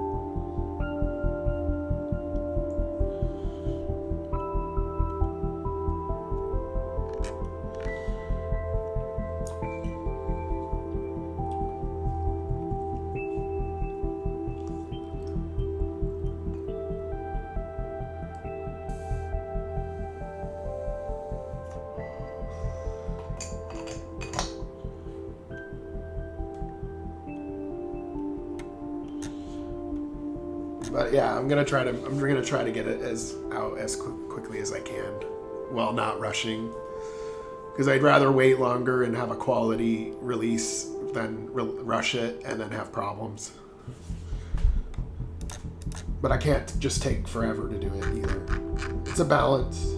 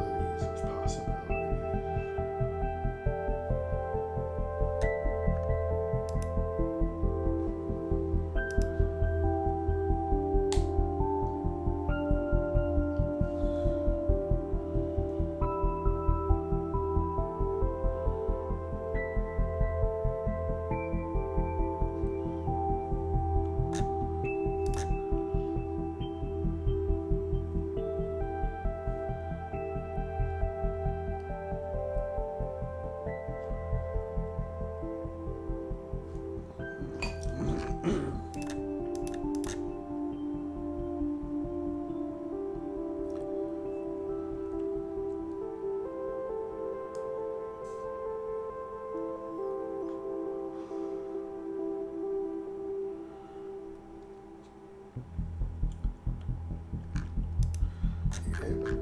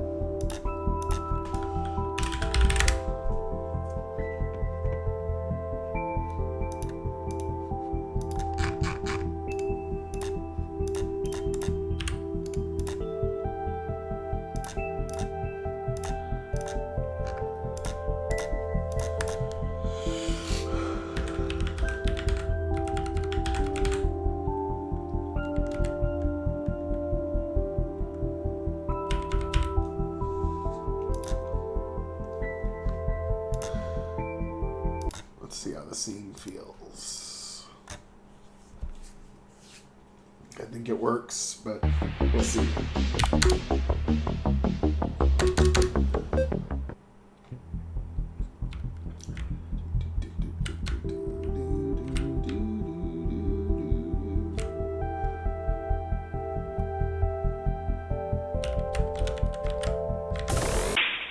Oh, come on.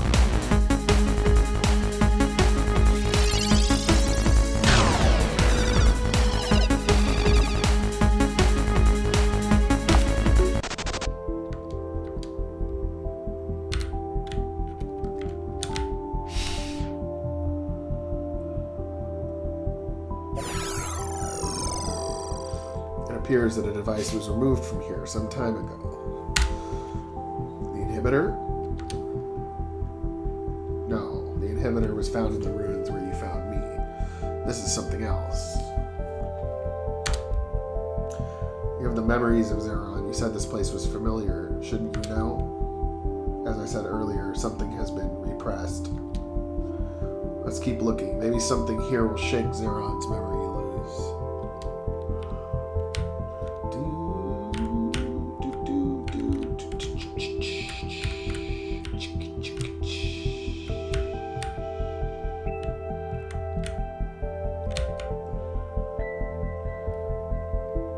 Tablet. It's written in another language. It's not Malarian. Do you know what it says? It's familiar to me, but I can't read it. You did say that Zeron's people discovered an artifact, right? What did it do exactly? The Eye of Providence enabled us to see. Zeron, is that you? What did this eye allow you to see? Our future, our past, alternate futures, alternate past, infinite action, infinite reaction, probabilities of possibilities. Is this how the Malarians discovered their fate? Affirmative. They tried to prevent their own destruction. The inhibitor. So if this Eye of Providence is no longer here, who has it now? Agents of the Advena. Much damage has been done. Let's keep looking for that visual log. I'm sure it will give us a better idea of what happened.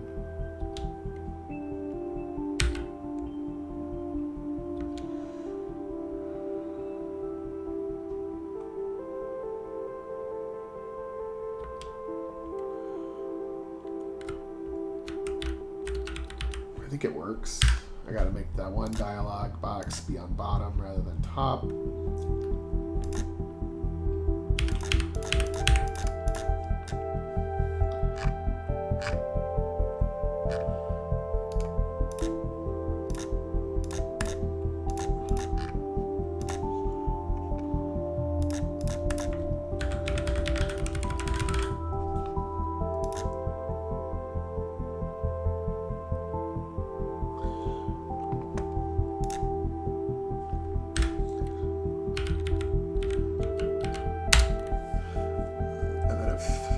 Notice the huge ass screen right next to them to look for the visual log that I don't know how to help them. Let's see.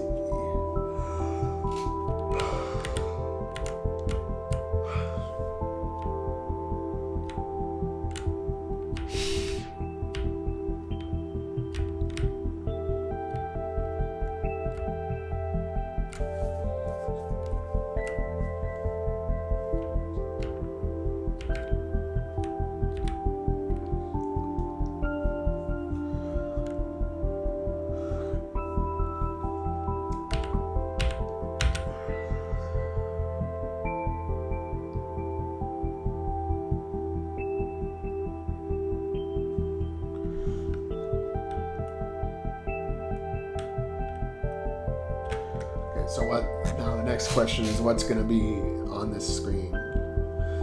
Probably nothing at first, and then when you walk close to it, something will happen. Like it's triggered by your presence.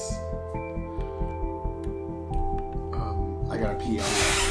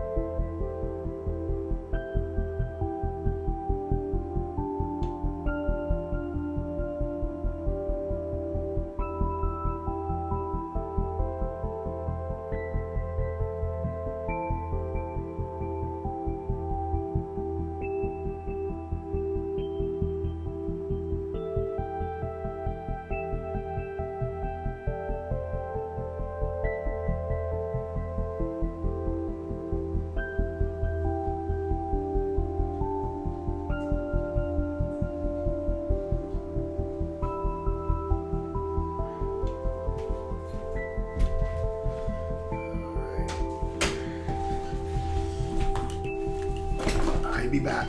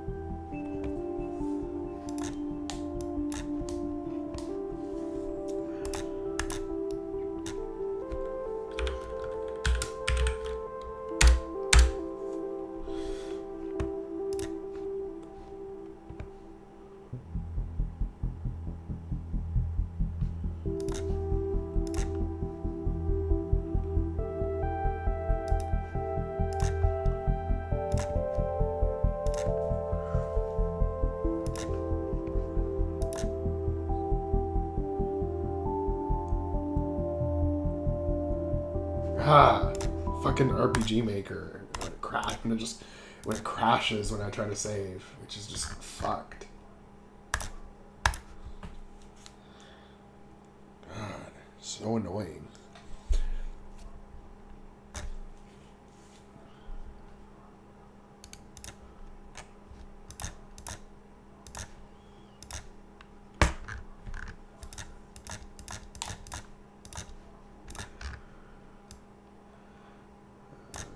Funny, though, yeah.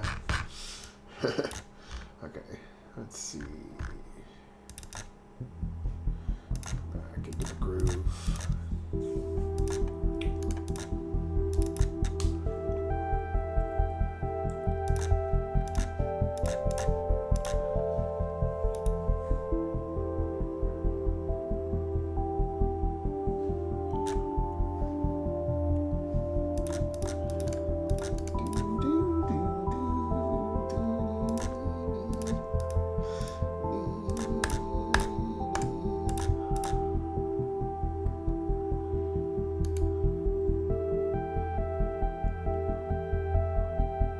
Yeah, I know. I'm really bad about it too. So like sometimes I've done a lot and then it just crashes and I'm like, God damn it, that was the worst time for that to happen. It happens in Photoshop too, where Photoshop will just crash and like I was like working on something for like an hour and forgot to save. I'm just like, oh God, like if I'm like halfway done with a tile set and then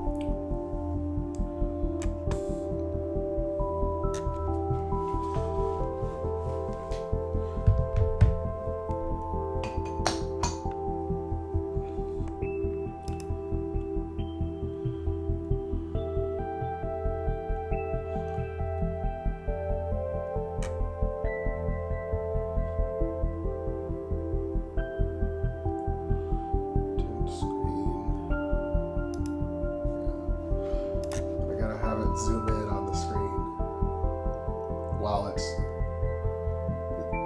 going white, and then you'll transport into the flashbacks of the Malarian society, its final days.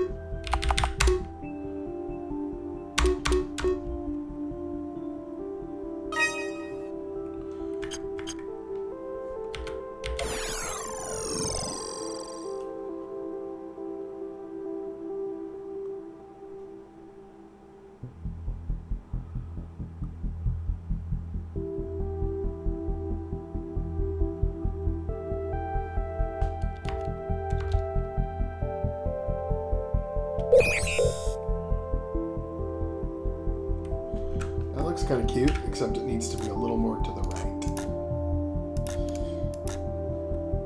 Thinking 640.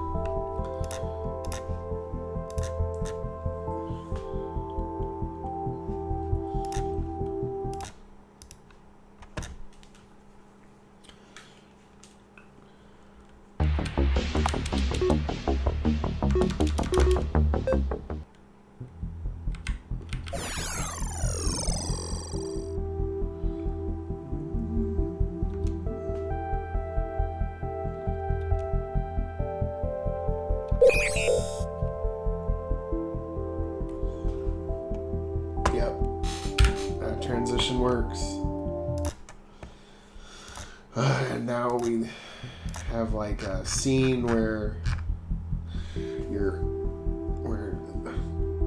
Zeron and his wife are like refugees that barely got in the front door as the bombs fell.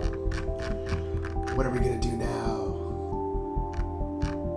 Help the other survivors, blah blah blah. His wife doesn't make it because of radiation.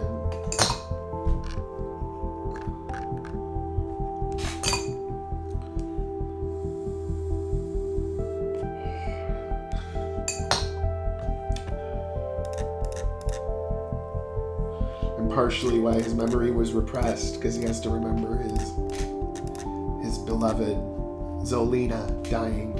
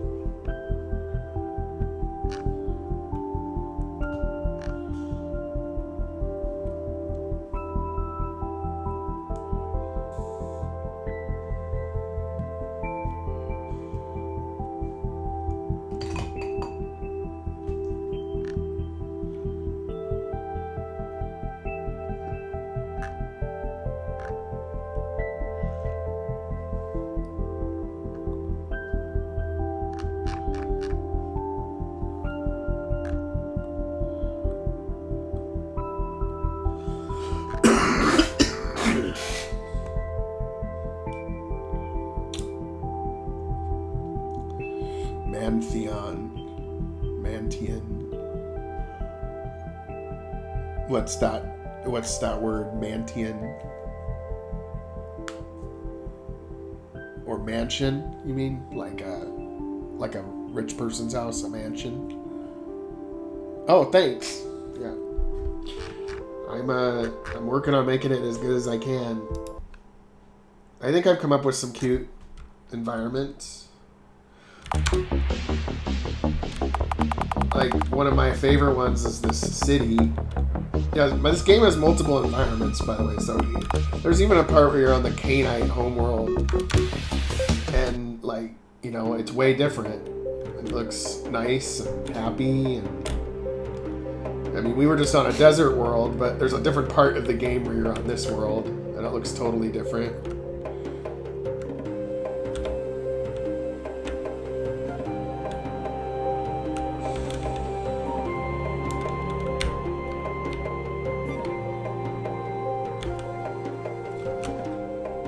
And then another part of the game where it's like a city.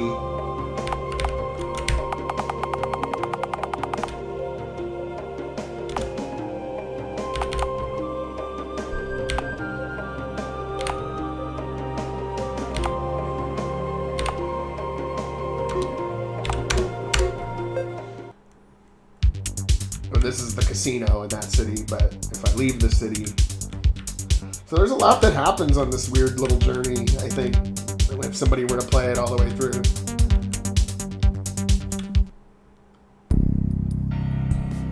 But see, I tried to make this like dingy, dark city. It's not done yet. I don't have any NPCs and shit, but this is another environment.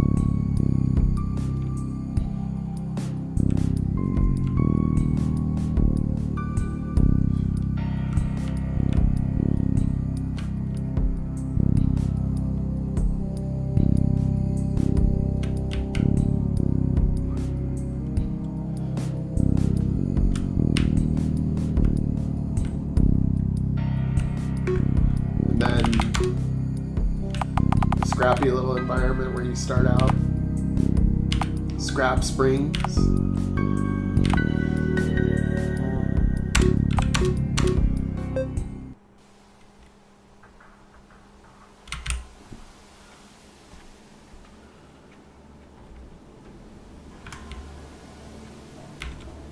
There does appear to be a little lag in this town, though. I must have had too many parallel events or something. Uh-oh, I'm walking over the tree. Not supposed to happen.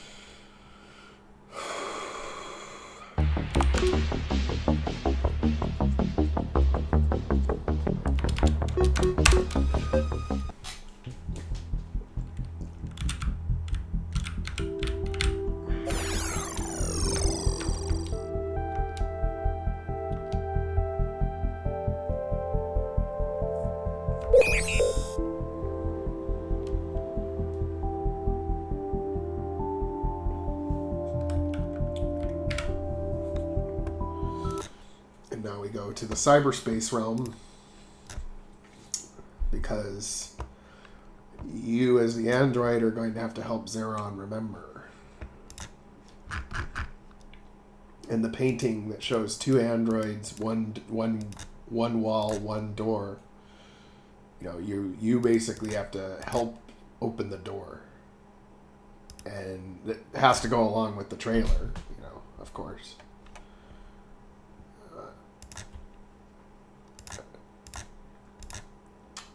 But the door for Zeron to come out opens up and some shit gets discovered. Okay, I need to figure that out.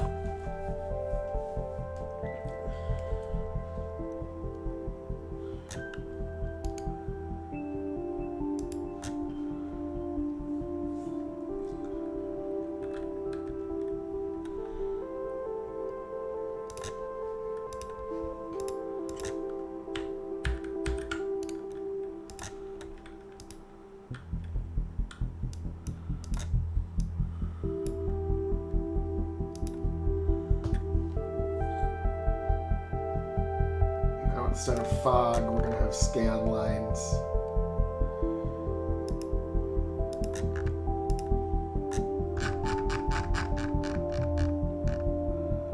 Because it's a digital environment.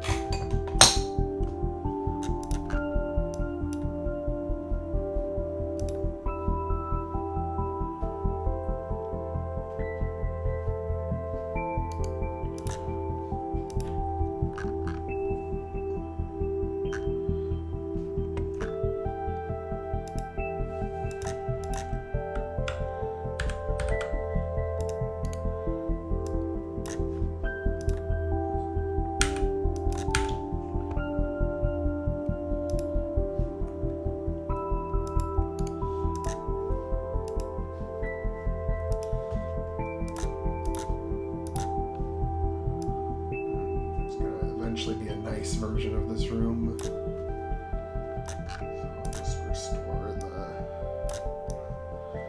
walls.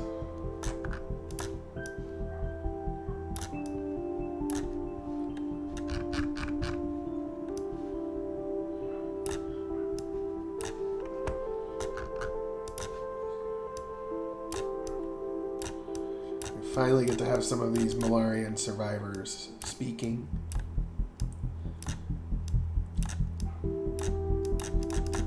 From 4,000 years ago.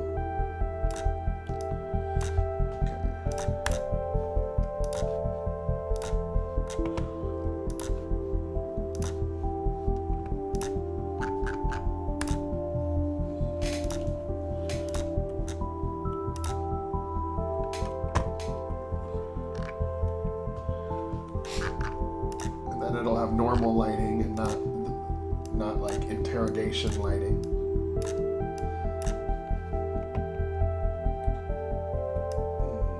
No human technology in the room. And there will be the eye. The eye will be floating.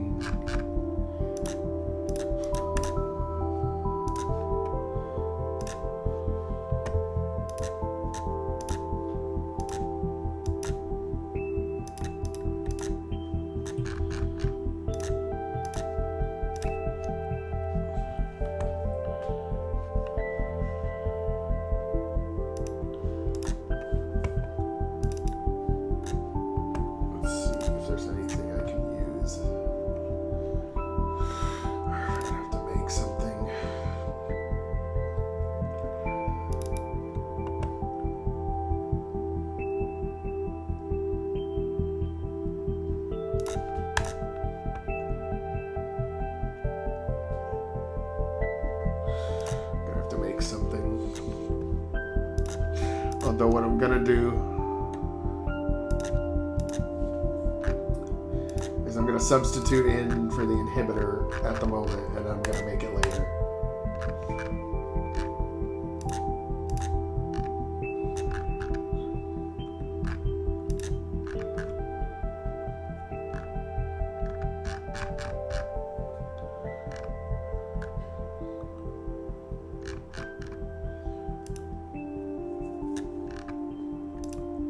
Yeah, this one.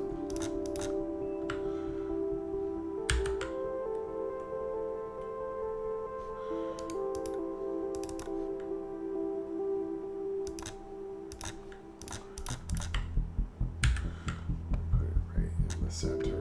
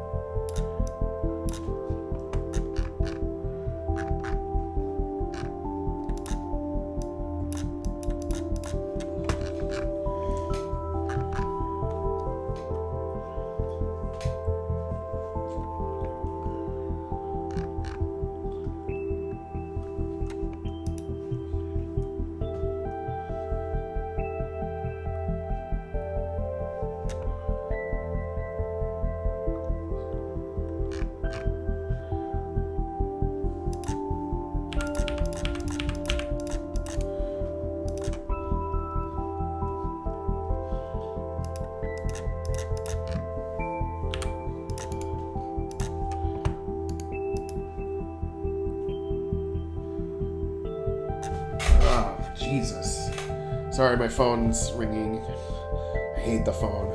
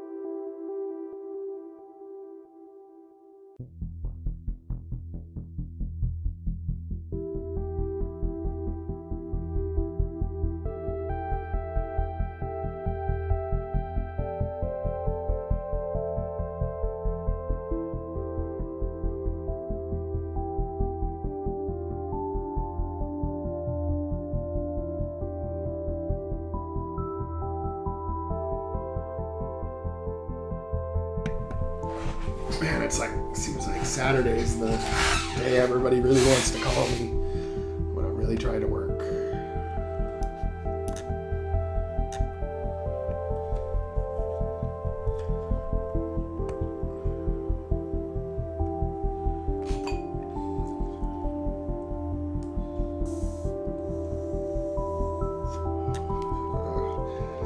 Too many.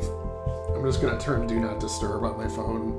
If I get like 4 calls, like 4 interruptions, then I'm like, I'm good, and I don't even want to work on my game at that point. So I'm just gonna turn the phone to silent.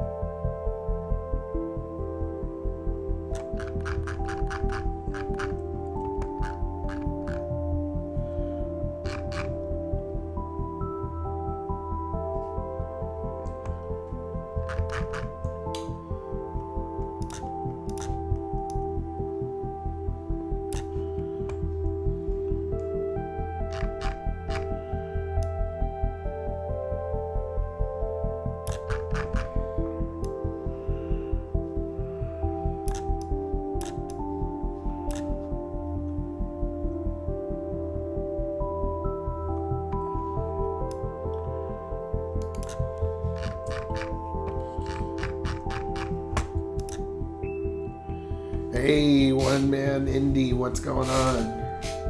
I saw that you were playing my game the other day, Starshift Legacy, that is. That was a nice surprise. I'm just working on a Wicked flashback right now.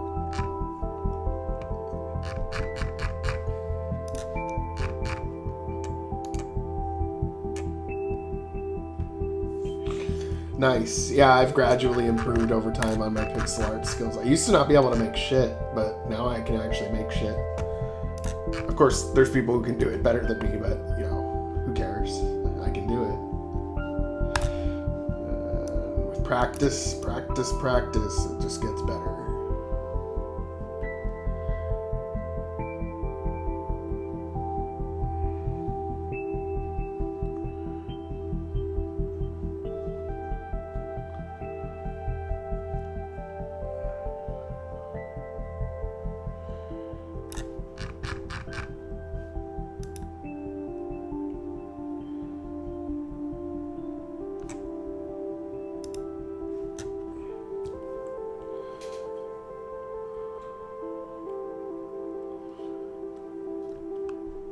Thanks.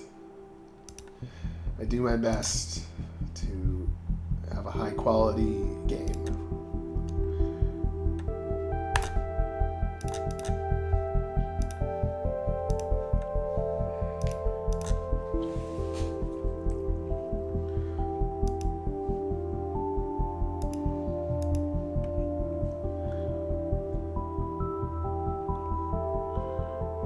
Oh yeah. Burn marks, that's what I was looking for. Which I already have them. I'm gonna open up the face set. I have like burned versions of them.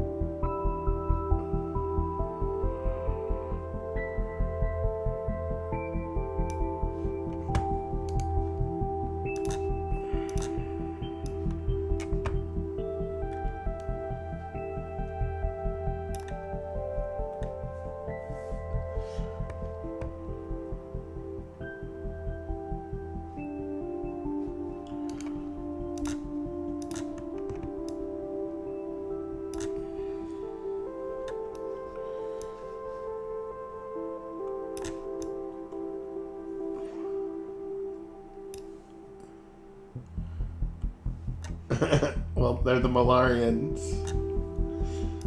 They look almost like Cobra people.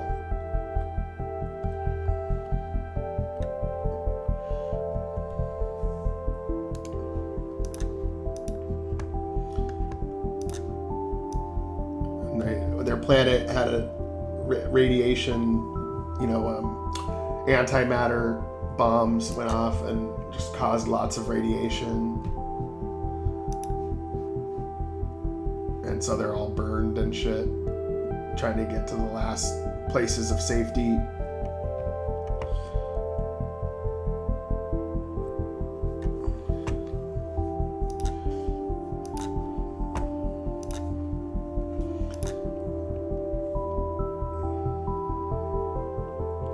Yeah, well, they don't have eyelids, so they probably their eyes stay open at all times. So I guess that makes sense.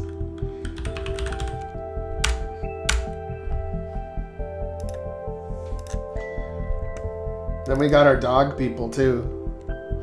These guys don't look so bad.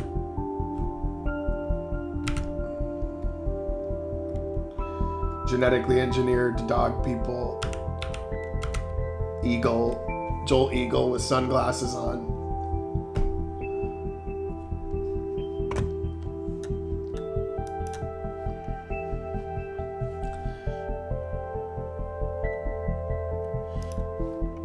Let's see here.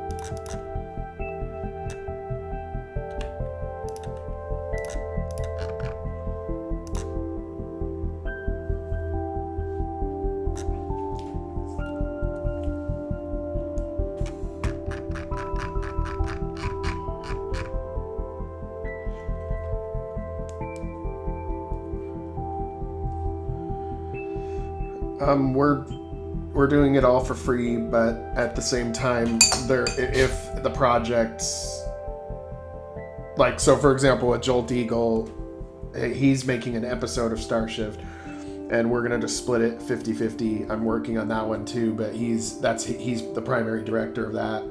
As for my main game, or as for the most of the Starshift shit to this point has been mostly solo, but I'm definitely down to share with whoever helps with making this thing blow up or something. We have a small team right now. It's like a passion project, but you know, if it turns into more, definitely.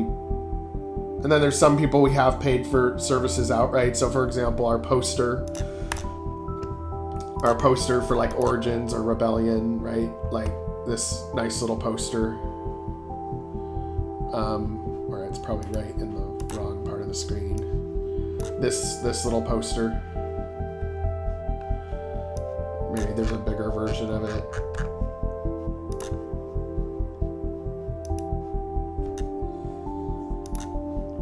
Yeah, there we go.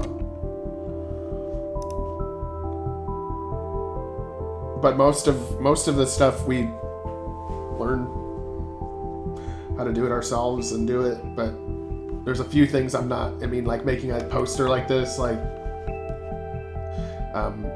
definitely was glad to get help on it. Our other one too, Starship Rebellion. Actually, I have that poster.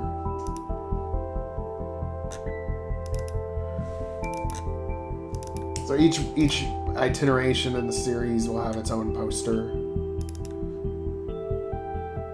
And this one's Starshift Rebellion, the game I'm currently working on right now in the engine. Yeah.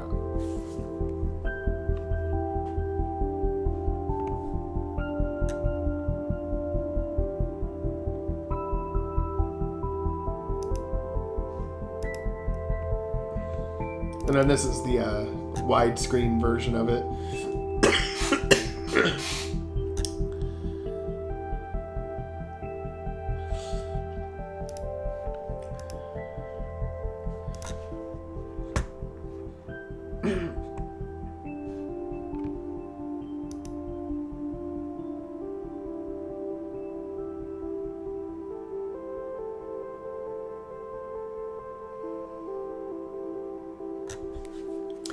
Yeah, we're doing it. Shit's getting done.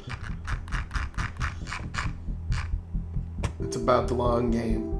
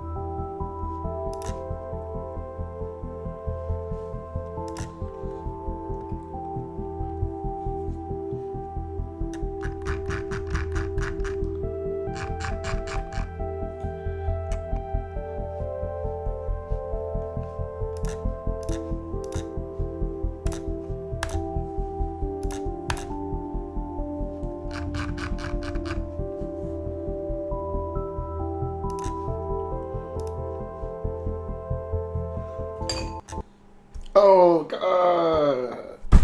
It fucking crashed again. Piece of shit.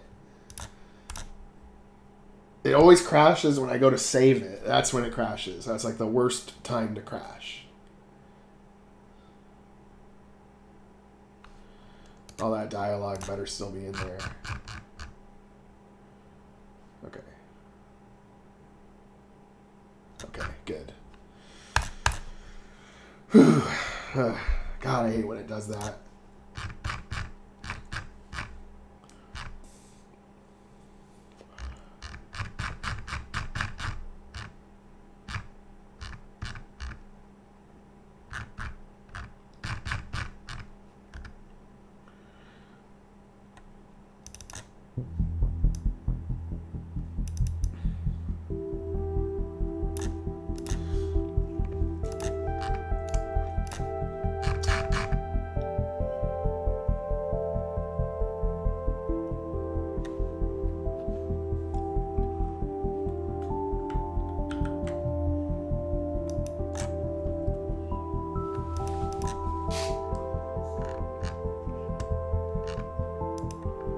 Oh, there is some stuff missing, but not much.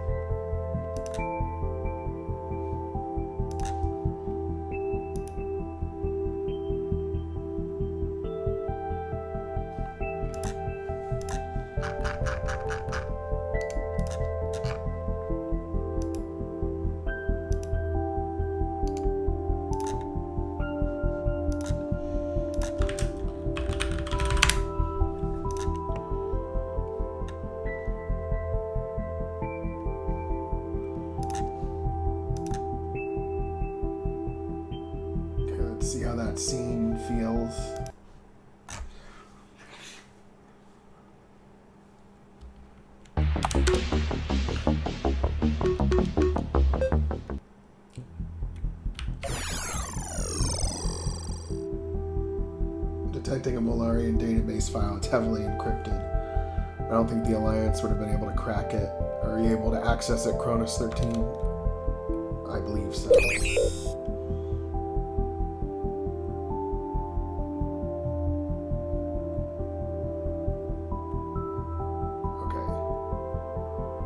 Yeah, I like that. I like the way that the wind is blowing, and it's a little more intense than it normally is. But I need to make some of it even faster, and I need to make the environment more like, where almost like it's like a nuclear winter type thing that's going on.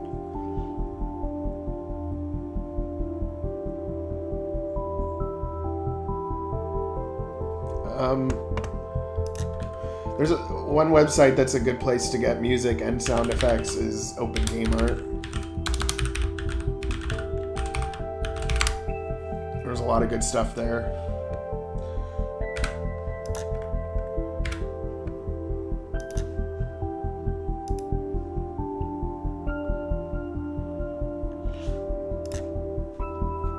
Oh, nothing much. We're just getting this flashback getting going. Very sad flashback of the fate of the Molarians. Repressed memories.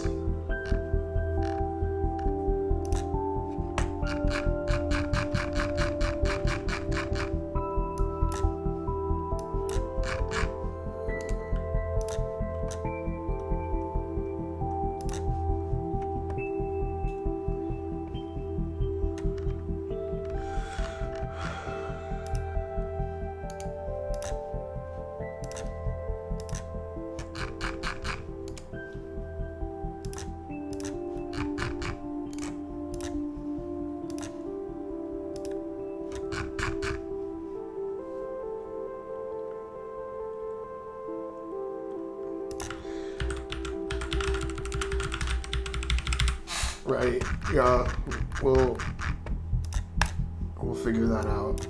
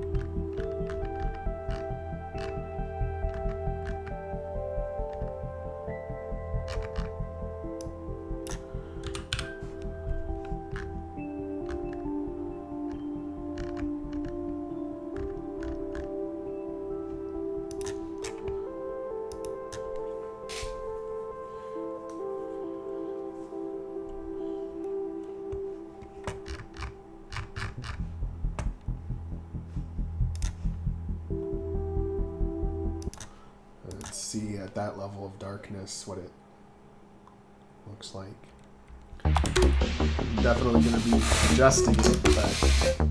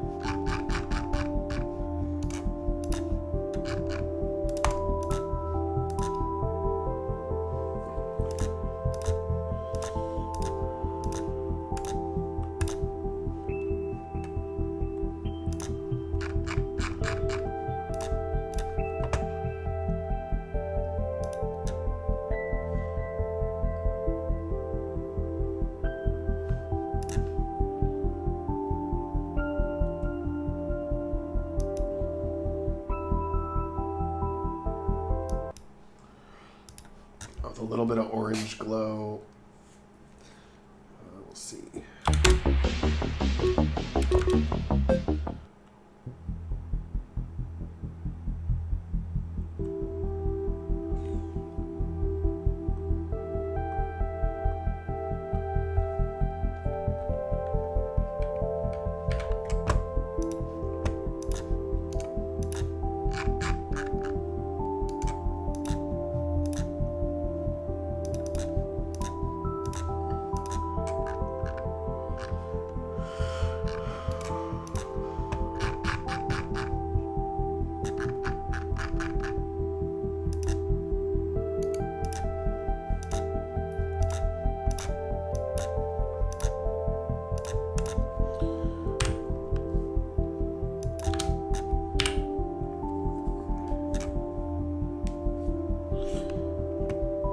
Yep, it was the antimatter explosions.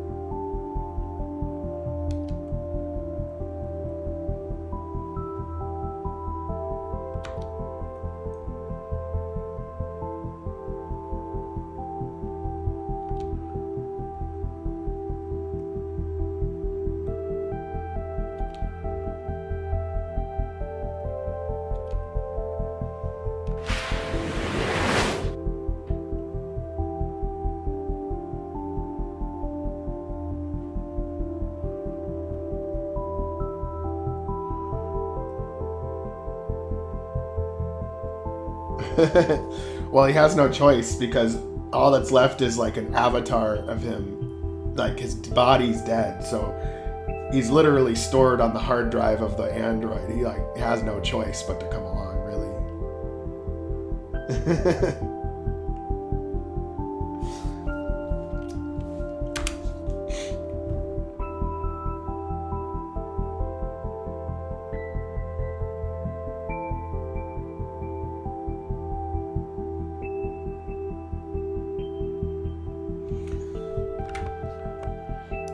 And maybe we can add a subtle green glow, give the landscape a little bit of an eerie quality.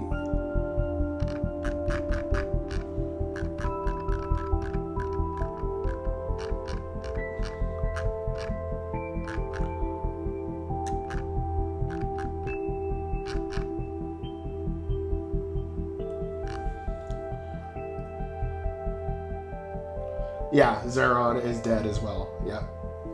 But his memories survive, so he's kind of alive. But there are some pieces missing, you know.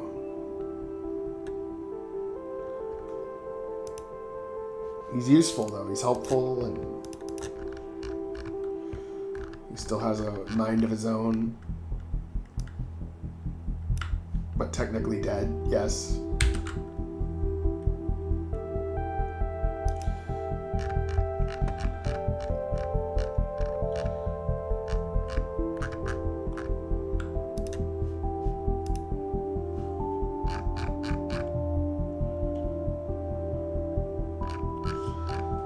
Yeah, and Cronus gets a little bit crazier the more personalities get added. It's like having a split personality disorder.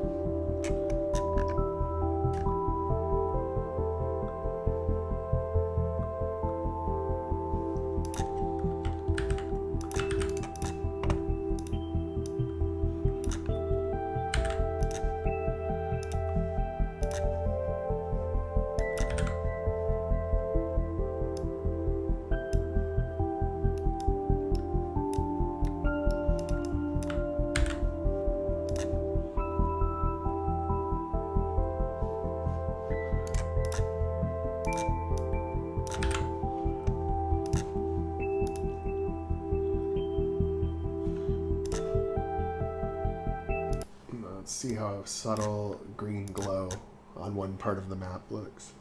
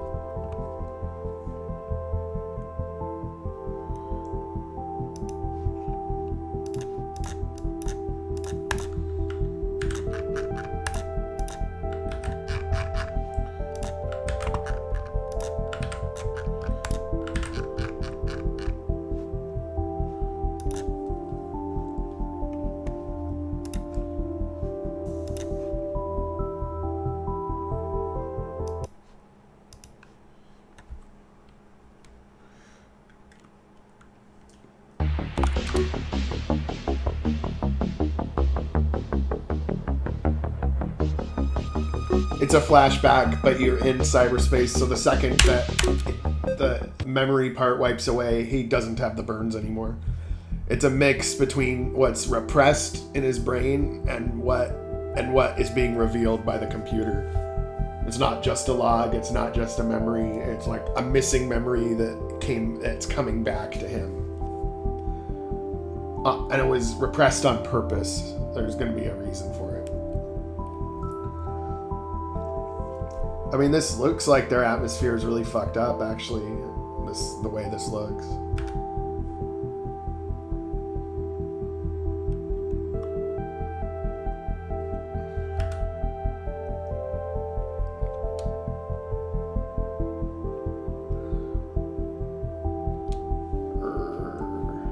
Get them to a stasis pod now. They've taken in far more than a lethal dose. If there's even the slightest chance of survival, we must take it.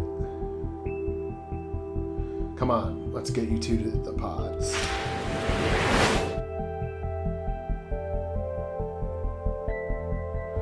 Zeron, what is this?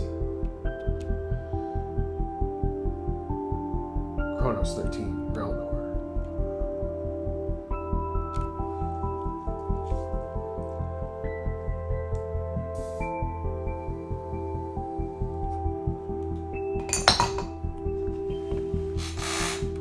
But this does look like if their atmosphere was like with thick smoke, that you're just being buried in ash. But it takes a couple days to fully happen.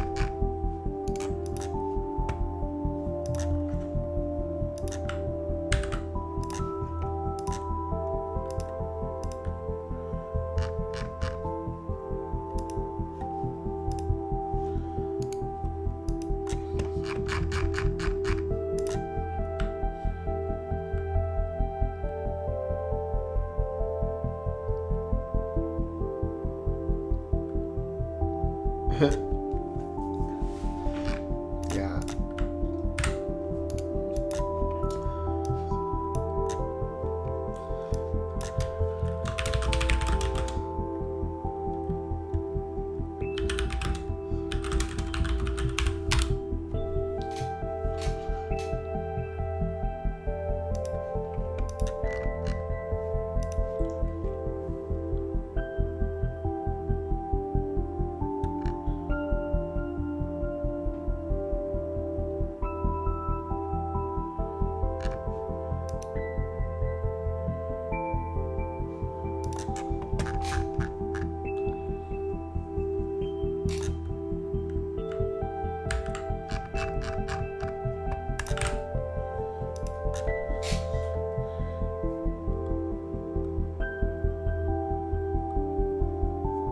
Cyberlog memory.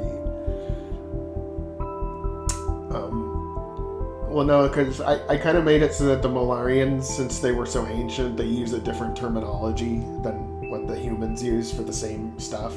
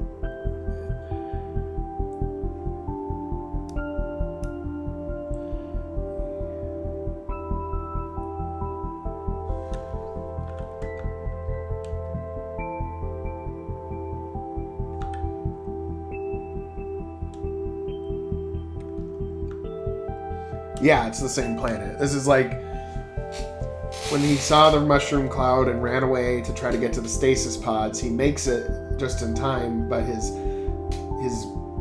wife or girlfriend or whatever dies because they both got severe radiation poisoning. So this memory is the basis for why they repressed it, because there's a piece of information in his repressed memory. Because when they used the Eye of Providence, they saw that his memory was going to get downloaded into an android in the future twice. And so there had to be a memory that was hidden and repressed so that only the right Zeron would be able to unlock it. And that would have information that Kern wouldn't be privy to. Because remember, Kern downloaded Zeron and supposedly knew everything that he knew. But the most important piece of information he needed was repressed, and only the proper Zeron is going to be able to unlock it. I'm thinking of like a tasteful way to do it, but that's what I'm going for in this flashback. And I'm really looking forward to showing the scene where the artifact gets taken, and it's Kern when he's a human with Terran Republic staff. So the characters in this game will see actual video footage of Terran Republic soldiers, and they'll be like, wait, oh, holy shit, that captain was not delusional. She really did come from an alternate reality, And then, of course, it implies that since Kern had this technology, he was manipulating, because he could actually see forward into the future, further into the past, without actually going there. But, like, if we did this, what would happen? It's basically the quantum chip, but it allows them to see the changes. If they made a particular change, what the ramifications will be.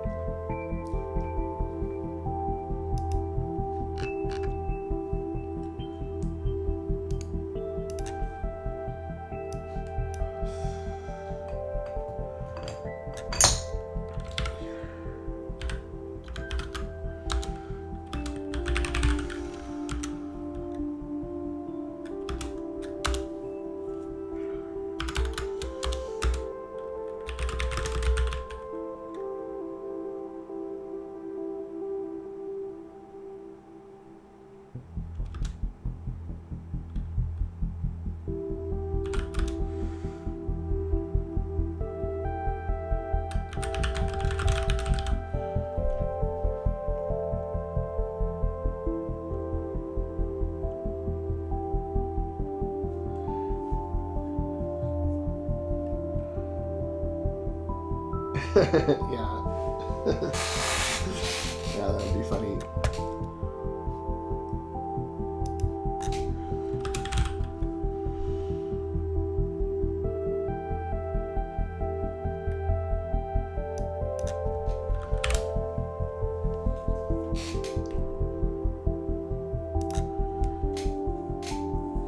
And the repressed memories lead to getting a key piece of information that allows you to open the door. And what is the door? It's actually that there are Malarian survivors in this computer system, and Kern only got one of them. Kern only got Zeron. But there's actually a team of them, and they all have quite different skills, so they serve you well as the Outer Rim Coalition, like the last of their kind. Their memory, they thought all was lost, but their memory lives on, like the trailer says.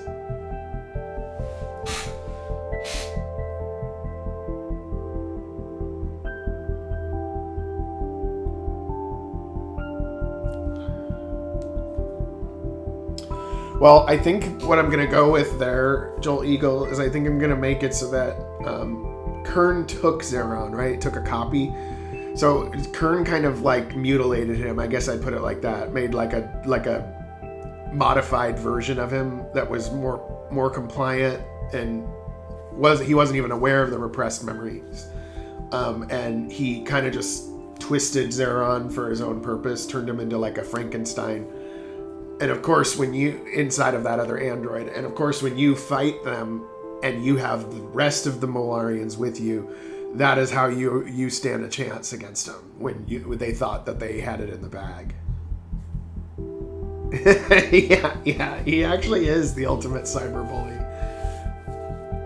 Like he's kind of like has no limits in the cyber world. You know, anything I feel like doing, my will is what happens here. You know, and he does some, you know, pretty shady things in the cyber realm.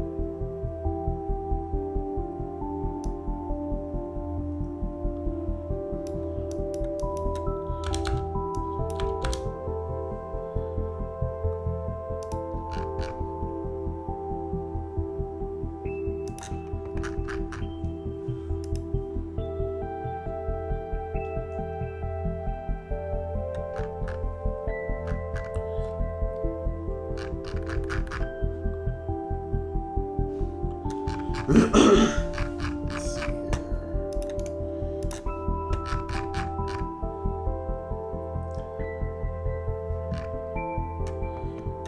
So the slightest chance of survival, we must take it. Come on, let's get you tuned to your pods. Zeron, what is this? Just a log or a memory? Both. Neither. It is the key to open the door. What door? To the others. Yeah, I think that works. Yeah.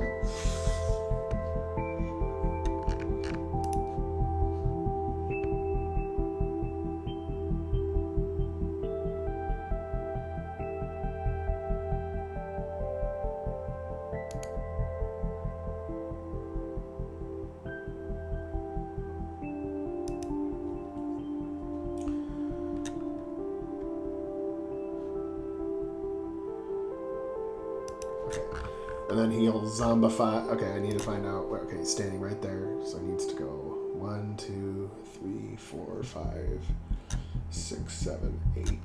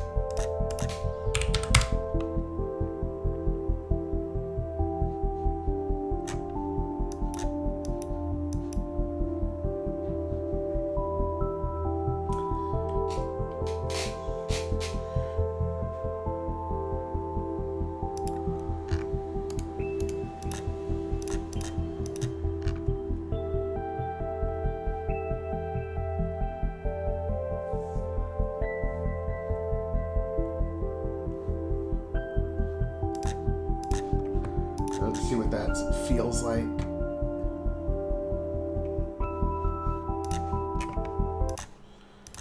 See if it makes sense.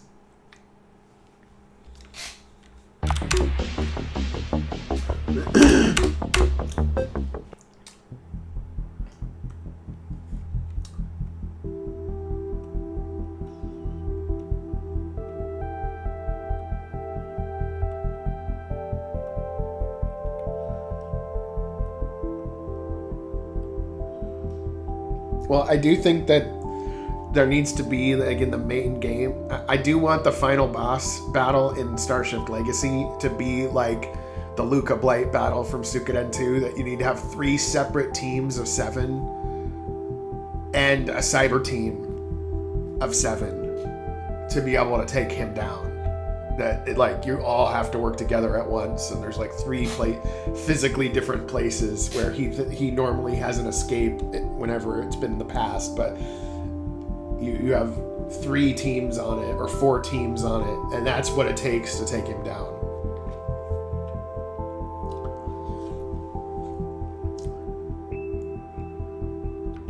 We've been out here too long, the radiation.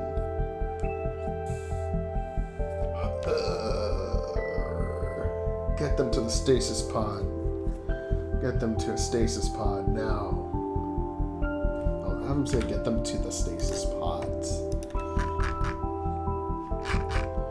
Get them to the stasis pods.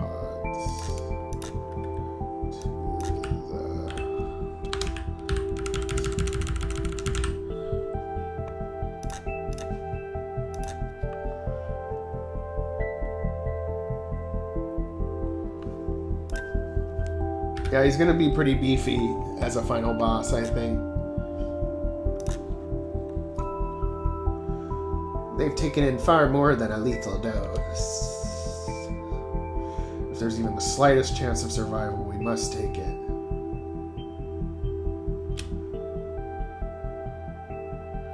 Come on, let's get you to your pods.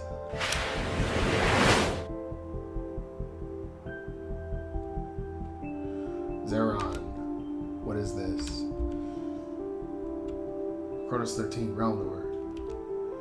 Is this a log or a memory? Both, and neither.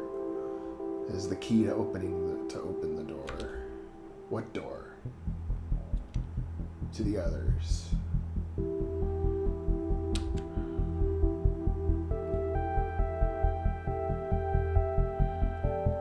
Zeron, wait for me. I need to make them run faster. Yeah. I need to definitely make him run faster.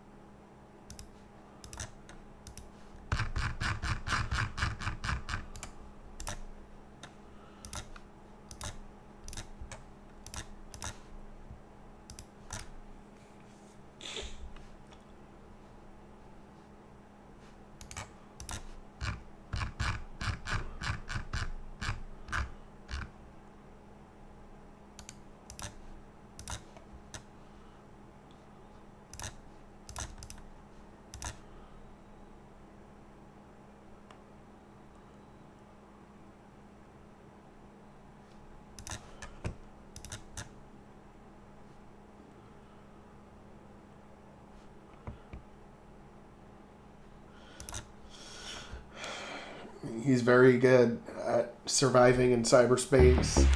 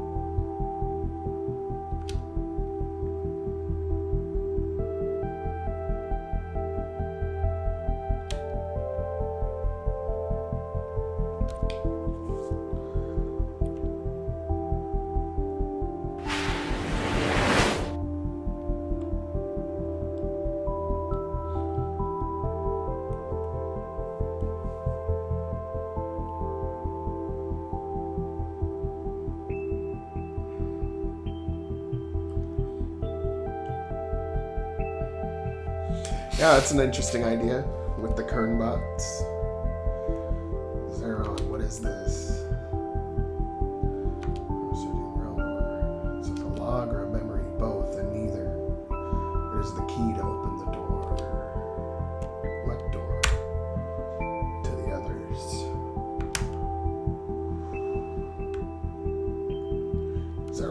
Wait for me.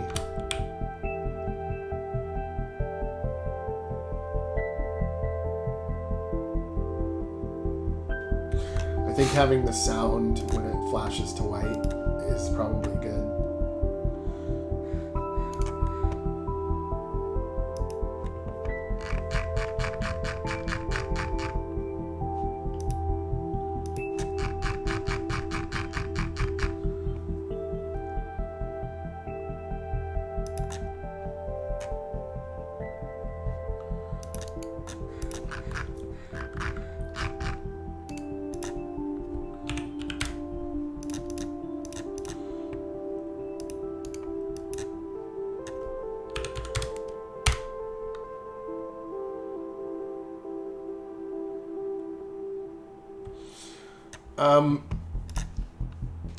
I don't know, but it's made by Trevor Lentz, and it's just called Map Screen, like a mini map or something.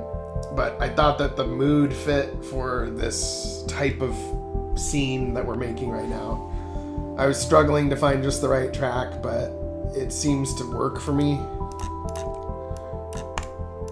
A little eerie, but also has like a nice little rhythm and melody to it.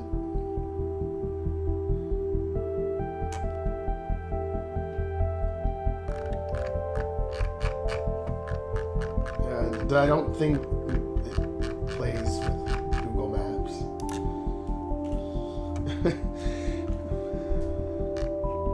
Let's see here.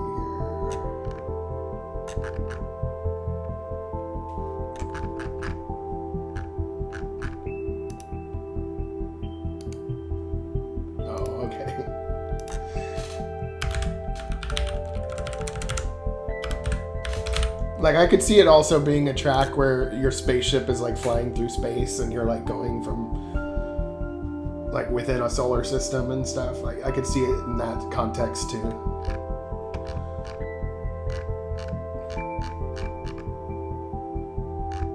Like space exploration.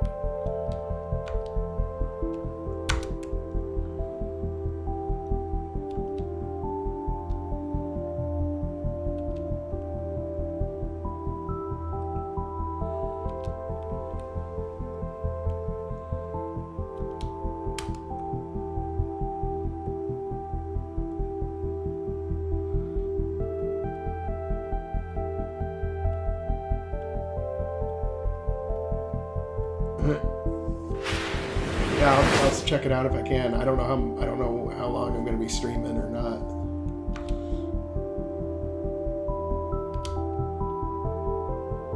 I'm having to do some binge development on this last final stretch.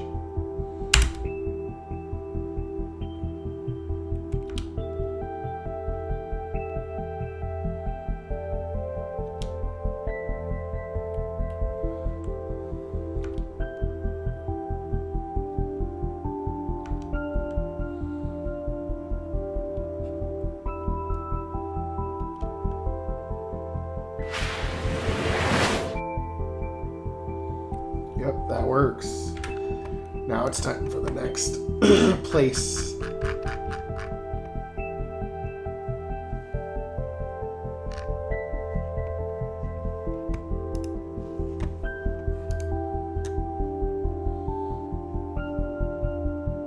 I think it's this server. One sec, Joel, you go.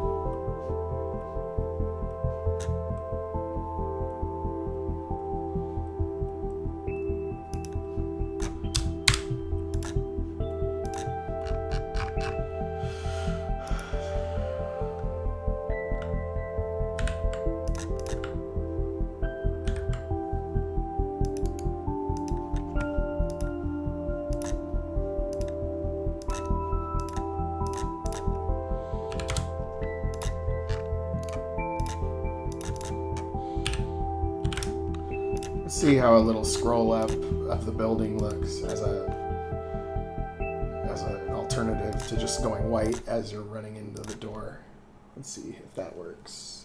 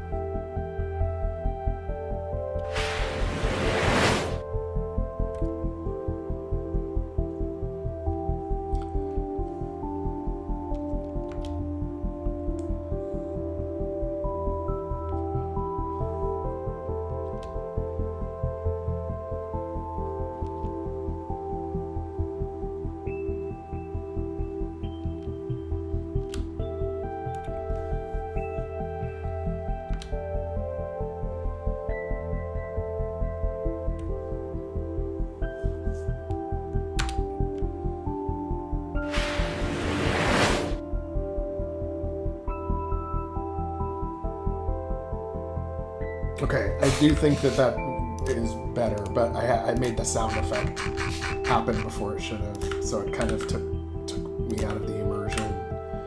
We'll try it now.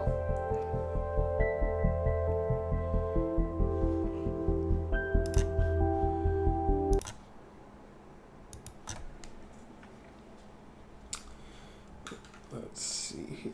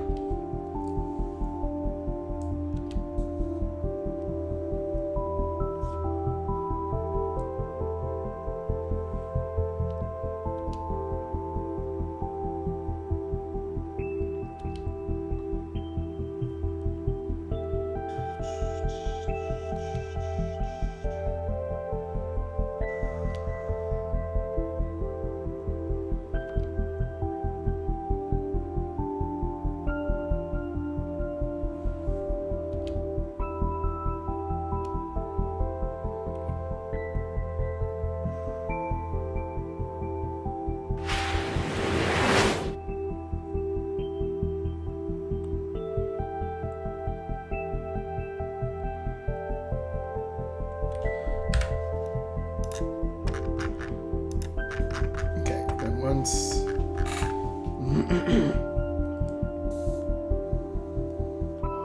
we finish that,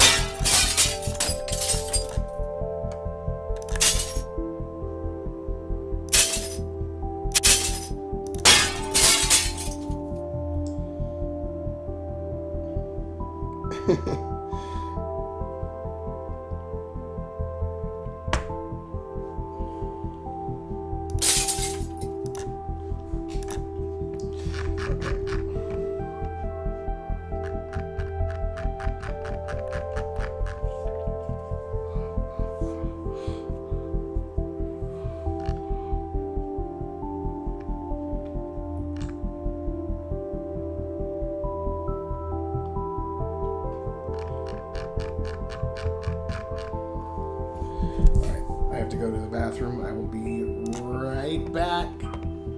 Don't go anywhere.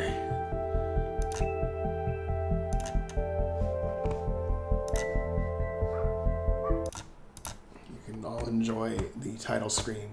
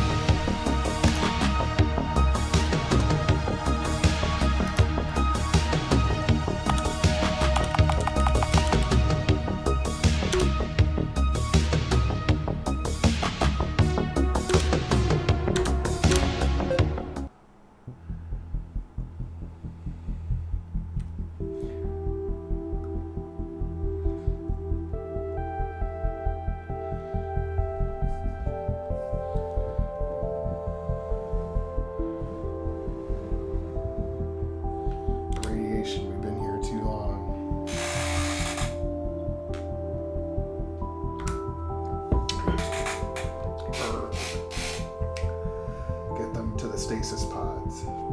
Now, I've taken in far more than a lethal dose. There's even the slightest chance of survival, we must take it. Come on, let's take you to your stasis pod. Let's get you two into your pods.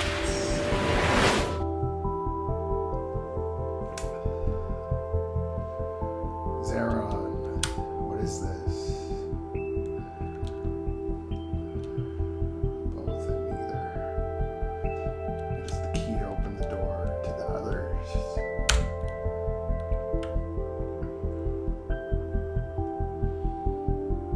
Zeron, wait for me.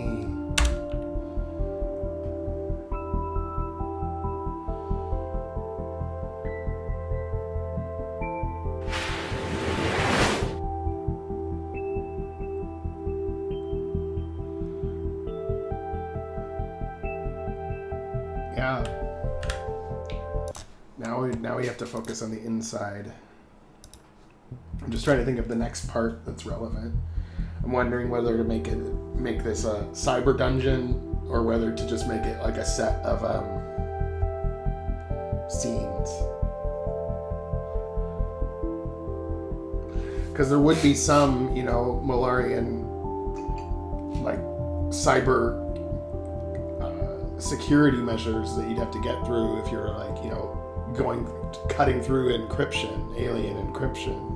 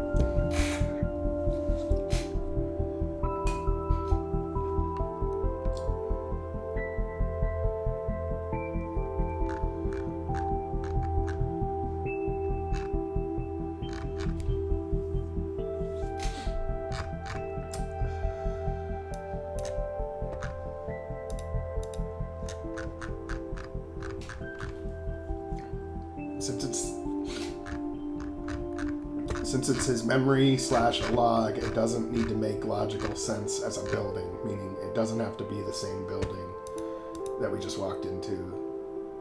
Or it is the same building we just walked into, but you don't need to make one map transition to the next the exact same way as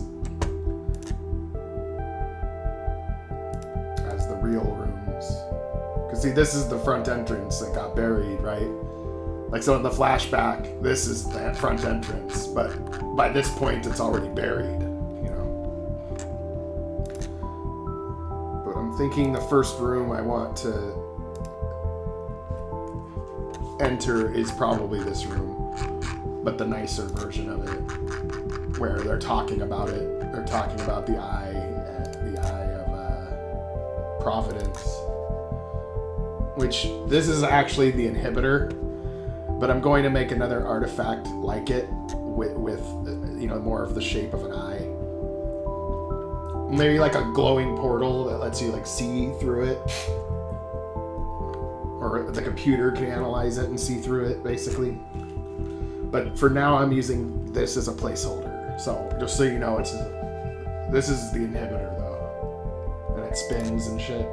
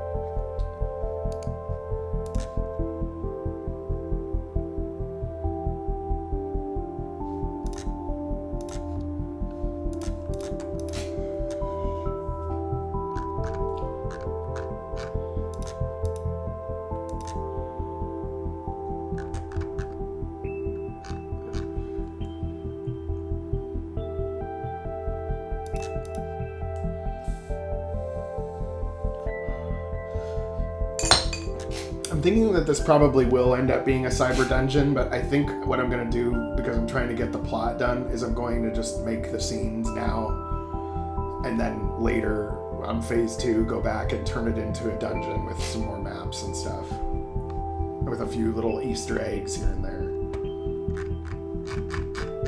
But just like cutting to the chase, I guess, is what I'm going to try to do right now.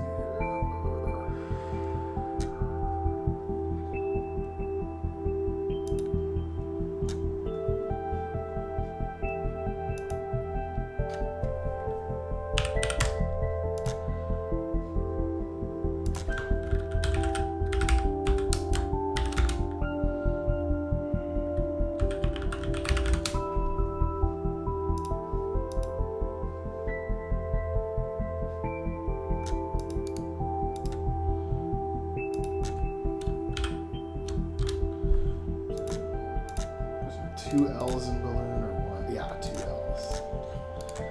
Sometimes it's like a word even if you spelled it like 1,000 times, sometimes it doesn't look right.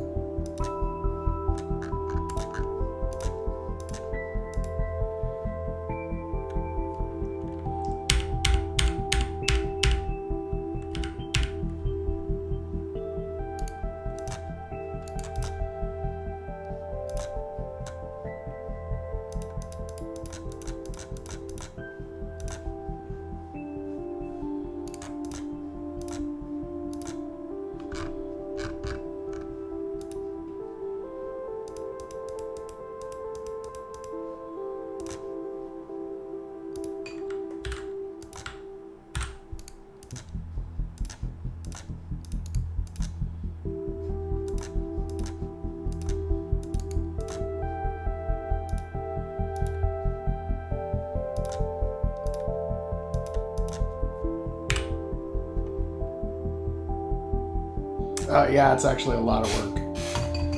There's actually a lot of people. I've run into a fair number of people that are like, yeah, cool, I'll make a game. Sounds like fun. And then they realize how much work it is and they're like, nope, I think I'd rather just play games.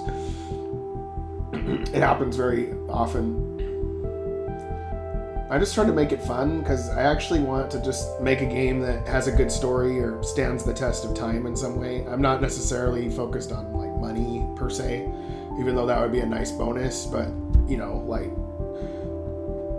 as it stands, I would still make this game even if I knew right off the bat that it's not going to make money. You know, it's just a game I want to make because I always liked these type of RPGs when I was a kid, but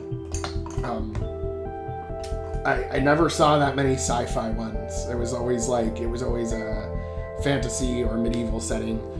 And even the ones that did have sci-fi, you know, you were stuck on one planet the whole game. And it was usually where you're from the future society and you crash on a medieval world.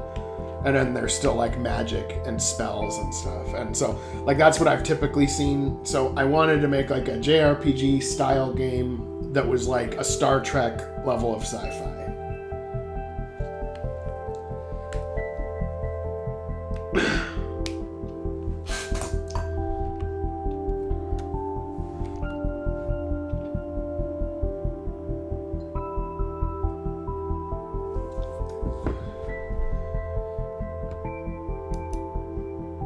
And hopefully can provide some inspiration to others trying to do the same thing. And provide resources too, like all my soundtracks are freely available for anybody to use. I mean, I got them from other artists, but I credit the artist and link them on our YouTube channel. You'll see a playlist for our soundtrack that we have so far. There's a lot more that we haven't uploaded as a video yet, but and then all of the tile sets, all the graphics that I make, totally cool to use them for whatever. Make your own little story or whatever. I can always make more. But yeah, just trying to create a really big universe where pretty much anything can happen. That's why I go for the convoluted time manipulation conspiracy type storyline, because anything could have or would have been changed. So you can create like an infinite number of spin-offs, basically.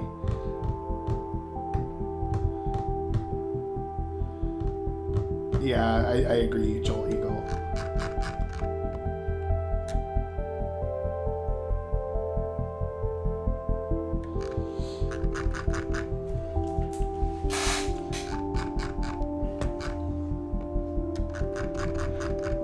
I'm just gonna try to keep lapping them and see where it gets me.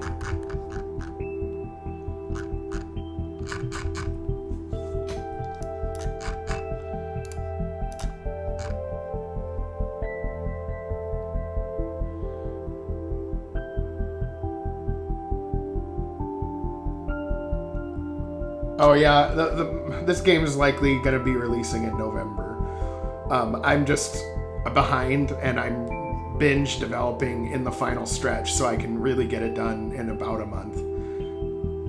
Like, as of now, if I'm working at the pace I've been working at all year, if I work at that same pace, it's going to take another like 4 months.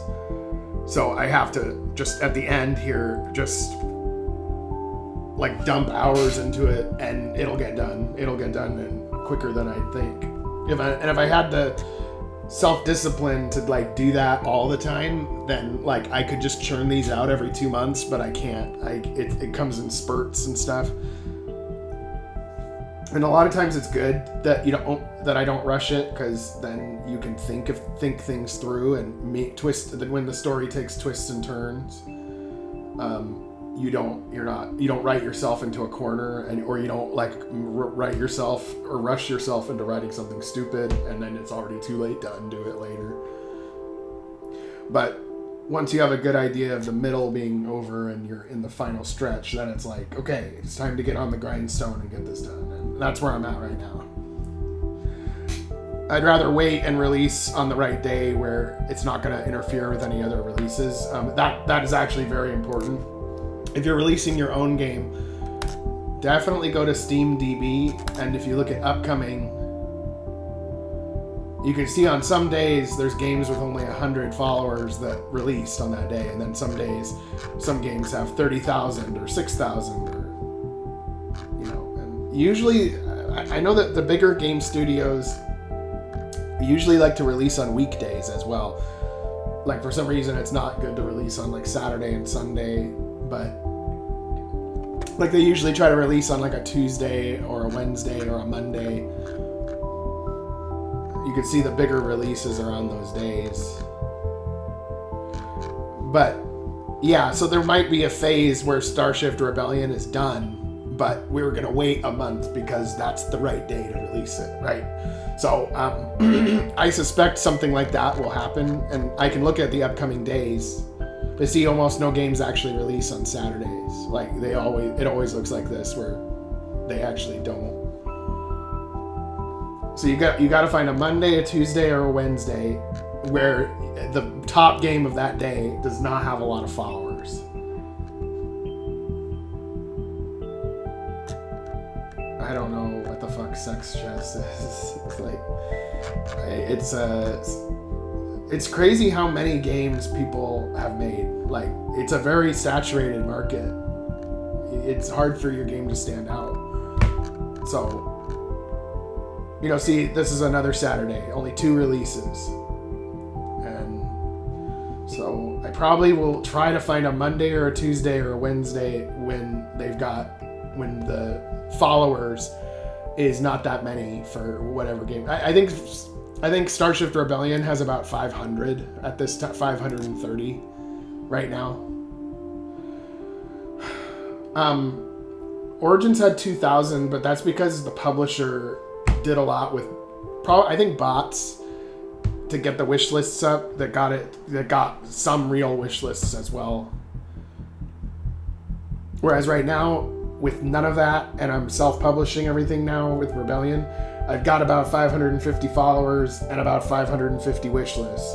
Whereas when Origins was coming out, we had 25,000 wish lists and 2,000 followers. So the wish lists are lining up exactly with followers for Rebellion, but it's less than Origins because of that trickery with the algorithm, Steam algorithm not happening. I mean, I don't really care, but it's just the reality of the game development side versus the marketing side. It's like 2 completely separate skills.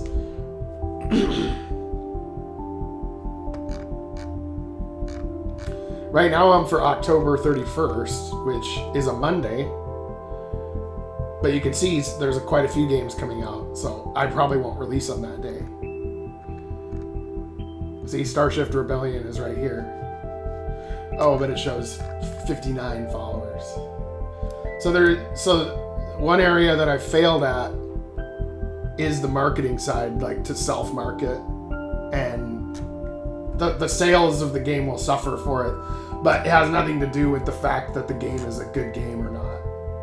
And all I'm gonna do is try to make a good game, and when the publishers come along and they offer to give you more exposure and you probably won't get any money, that's basically what's going to happen anyway. So usually I wait for them to come along and I say, yeah, let's do it, and they think that they're going to make money, but they don't. But at the same time, 5,000 more people found out about it, and so it's a balance. But with Rebellion, I'm just self-publishing, and I'll do a huge shout out, and I'll try to maybe get some ads or something like right before release. But I don't know exactly when that is. So it's when I know it's like 2 weeks away or something, that's when I'm just gonna go nuts, posting everywhere and get some really good videos up, and just like, no, it's really coming out next week. Like, get it.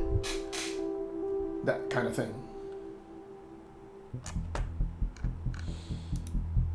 But I do have 530 wish lists. There's a separate button for follow versus wish list. You'll still see it if you have wish lists and not follow, but less like follow means you'll see everything. Wish list means you'll see it probably if it makes sense.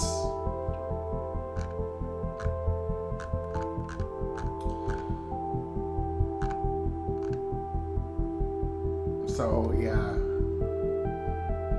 Star Ocean, the Divine Force, 13,000 followers.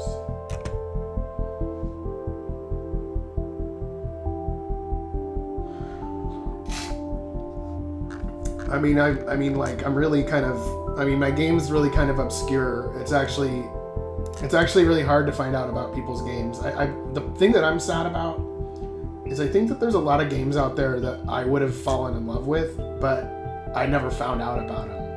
I never found them, because it wasn't marketed.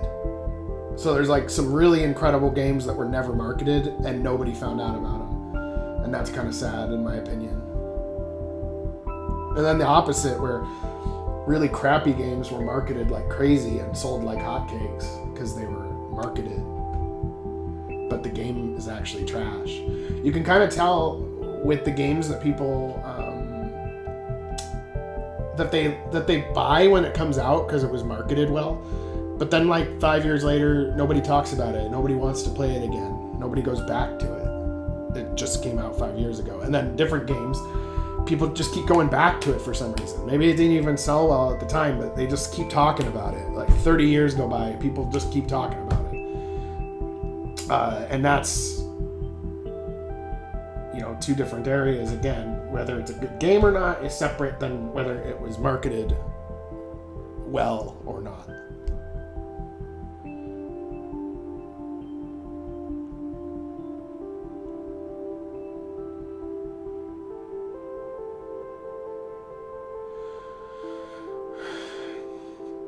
I don't know. Changing the player sprite usually has always worked for me.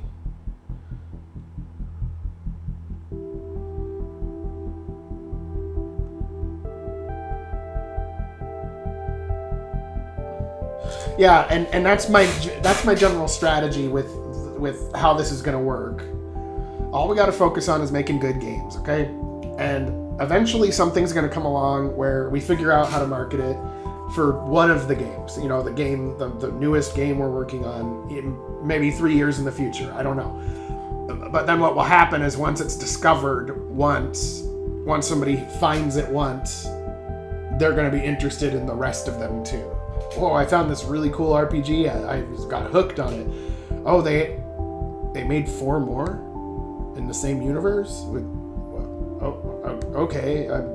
Yeah, I'll try that. It's like if you played Fallout New Vegas, you were wanting to play Fallout 4 or Fallout 3.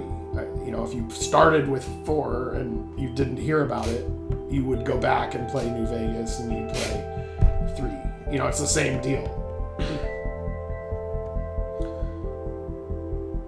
The problem I was doing when I was first developing Starshift since 2018 is I was just not releasing anything at all, like building it gradually, but hey, is this going to take me 15 years to make the game? And so these episodes are kind of like a way to release something and develop all these assets that you're going to need in the main game anyway, that was taking you 10 years to make. And you can easily shoehorn it into the bigger game after you're done with your smaller game. And that's basically what we're doing. And I think it's going to work. But it takes a lot of work. It takes a lot of time. But here we are.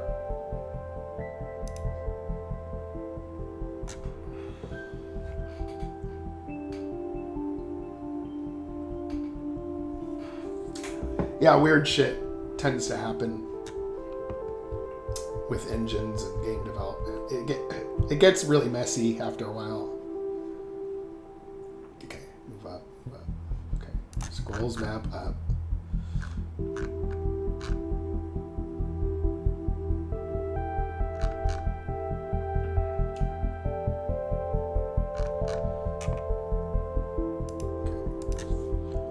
So there's probably going to be some stuff in between, but we're just skipping to the part where this device is,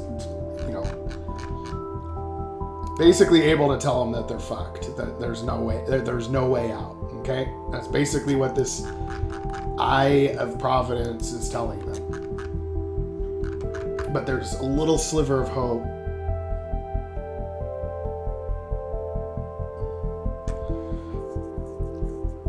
yeah, like Starshift is spaghetti code, like no joke. It is very like I'm surprised that it's as stable as it is. Like honestly,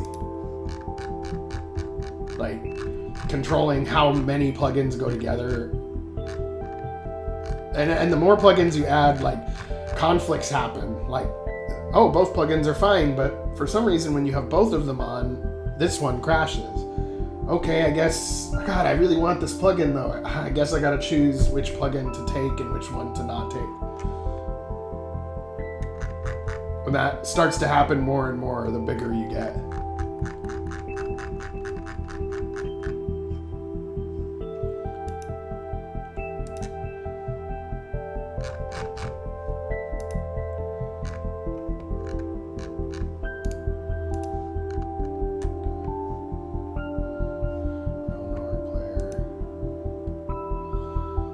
I'm at the phase where, because when I do binge developing, I get at about the 5.5 hour mark or the 6 hour mark to the 7 hour mark is the hardest for me to get through. And then once I get to like 7 hour, like now, or like 20 minutes from now, I'll probably get like a second wind and be able to do a few more hours. But there's a middle spot in between where you're like, I want to quit, and then you can keep going. Okay.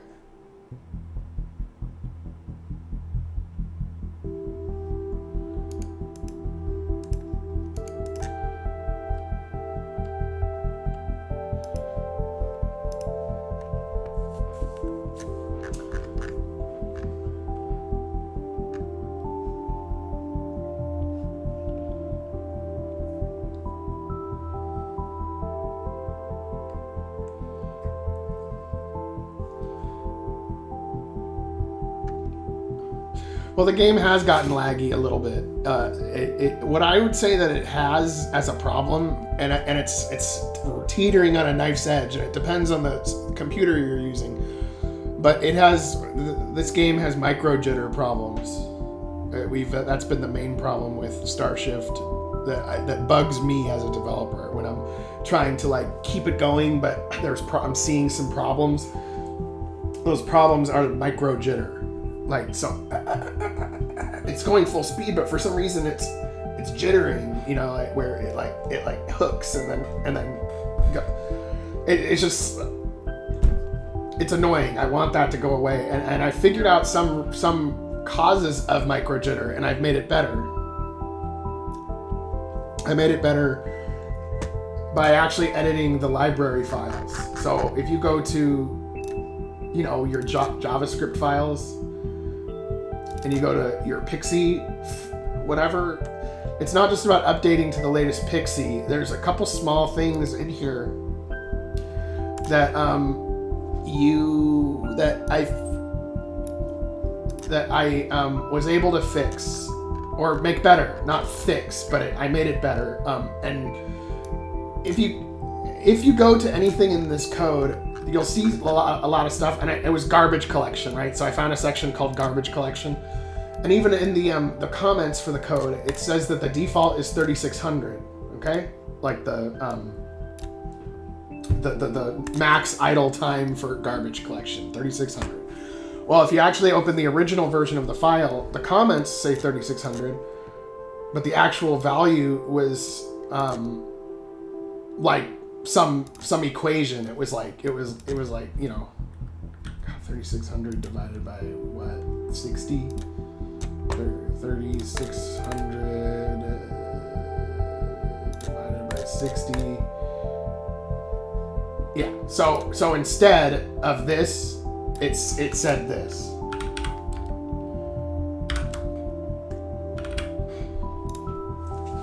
So it was basically like max idle time, 60 times 60. And I was like, okay, well, 60 times 60 is 3600. So obviously that wouldn't be a problem, right? Well, I'm like, well, let me just set it to 3600. even though it's the same number, and the micro jitter reduced. And my logic as to why that happened was because even though it's a small calculation, if you put a hard-coded value in there like 3600, that's extremely different from putting in a value like 60 times 60, because each time it does garbage collection every millisecond. It's doing a calculation. It's not just doing 3600. It's doing, okay, I'm going to do 60 times 60, which is 3600, which means that's 3 steps to get the same value as if you just put it in there. So I took that logic and took anything that was a calculation and just made it a fixed number instead. And it reduced those problems. It reduced the micro jitter a lot. And it seemed like it would do nothing, but it made a difference. And so I'm just letting you know, if you take out any of the 60 times 60 and you just put the hard number in there, it'll improve performance.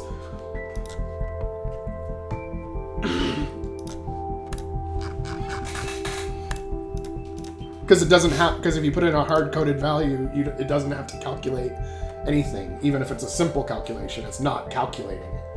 At least at that step.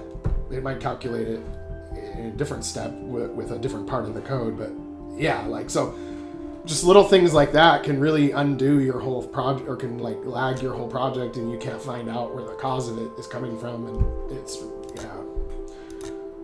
But I mean, that's one of my skills that I'm decent at, is troubleshooting. Like, I can find where the problem is coming from. Like, I'm not a good programmer, but I can find where it's breaking. Oh, it's breaking right there for some reason. How do we get around it? And usually I can find a way around it.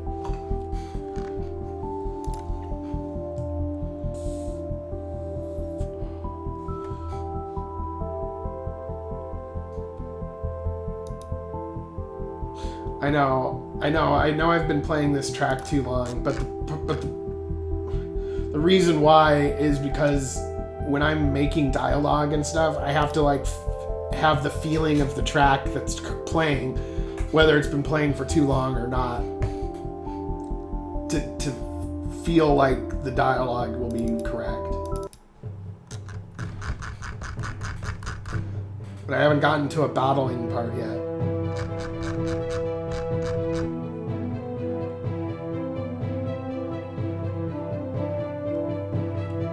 I don't have any son. All I have is myself and Lizzie and my family, but I don't have any children. No. I don't want any either.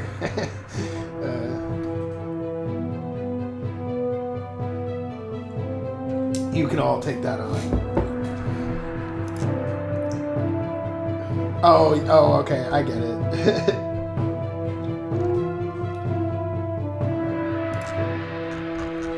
This Space Marines music might be good for might be good for a scene where like, because we might want to have some music for a scene in which this Eye of Providence gets taken after the Malarians have died. They pick it up. That might be a good music track to think of. Next.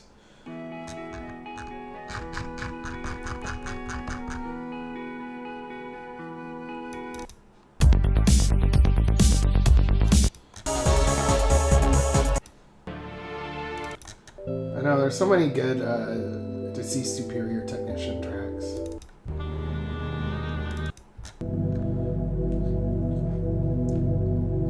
I tried to give the artist the shout out.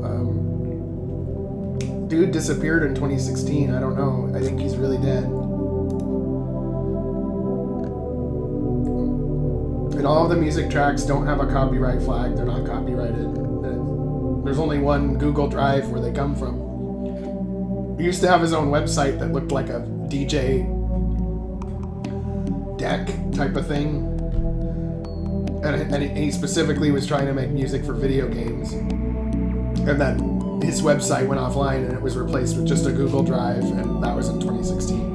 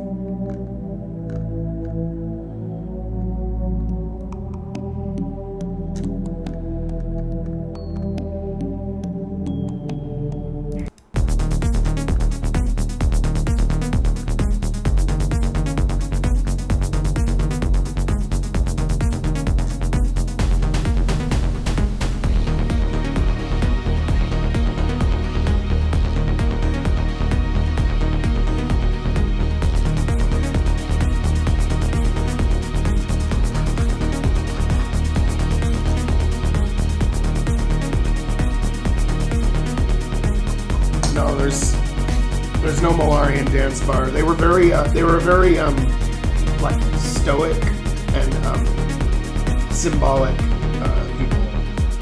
They didn't like really party much. Everything was like a sacred duty kind of thing, you know, that kind of thing. Like they wouldn't be that much fun to bring to a party.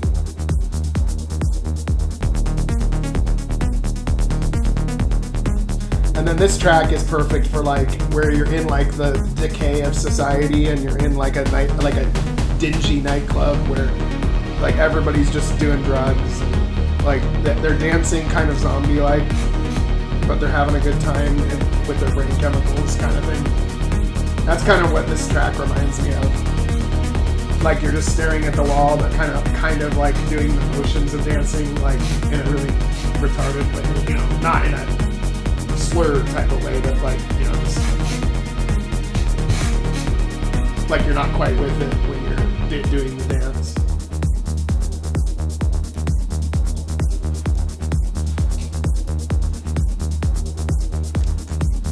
Like a cyberpunk nightclub would be really good. This track would be good for that.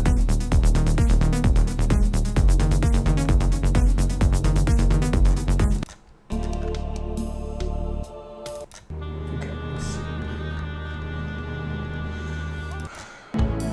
let's listen to something a little happier. Same artist. This guy. There's so much variation in this artist's music. I really like it.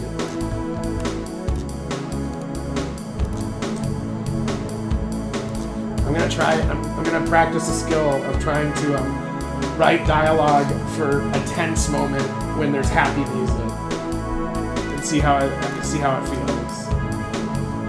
A thick layer of radioactive ashes about the planet. A super happy occasion.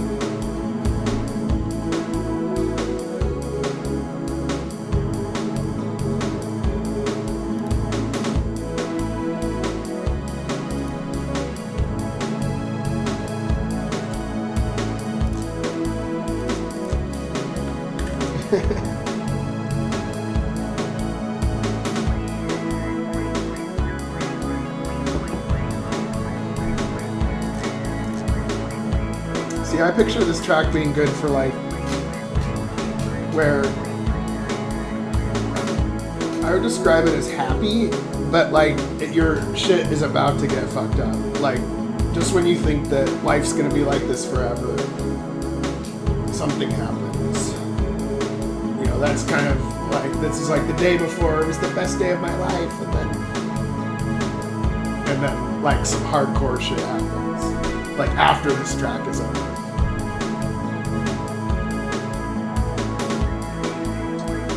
It's an upper and a downer because it's an upper, but when you know that the downer is coming.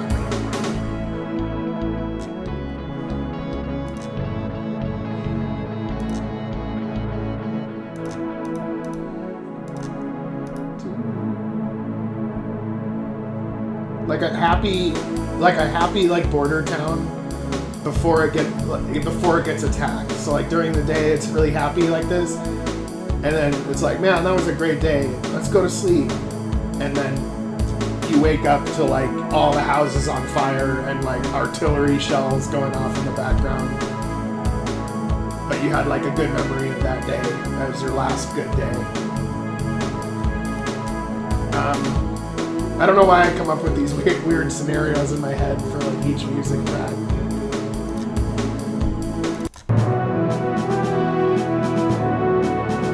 Let's see, what's this track? Orpheus one. This track is kind of like, I'd say it's like a track where you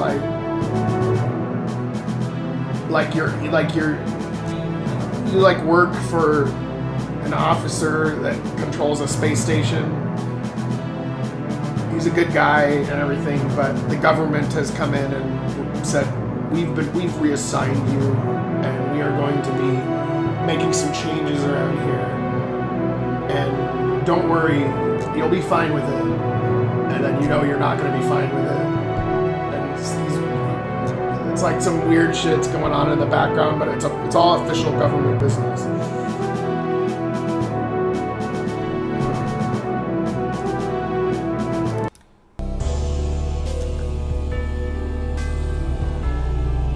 This one's good. This one's good for a funeral.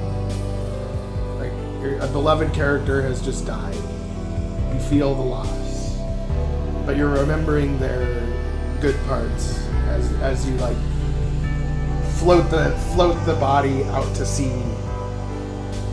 You know, that kind of vibe.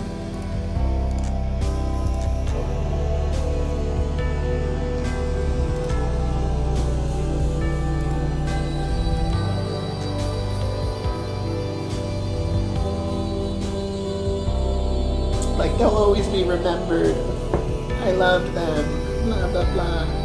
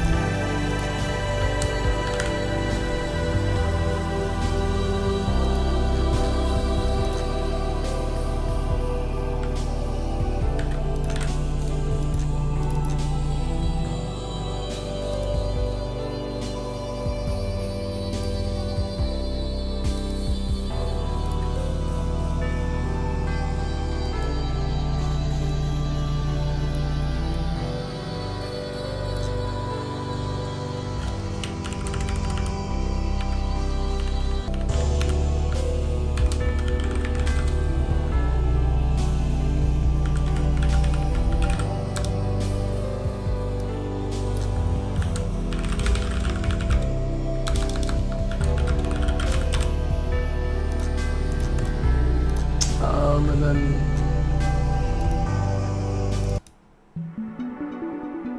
H2O.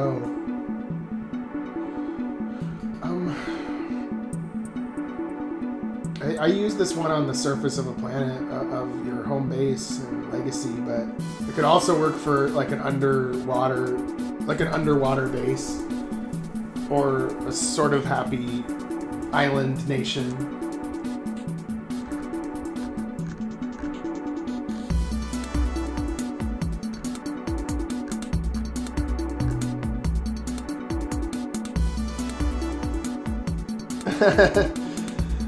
Well, I did use the AI art tool. So here's what I did with that wombo.art. I know you messed with the chat with the art bot roulette or whatever you do one man indie. This is a different one, and I felt that some of these have been really good. So what I'll do is I will actually use like the image I use as inspiration. They only let you do it like this tall way, like it's a painting on the wall or something. So if I get any like face set, like let's just use let's just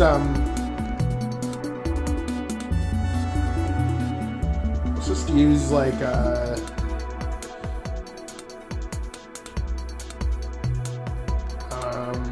let's see here.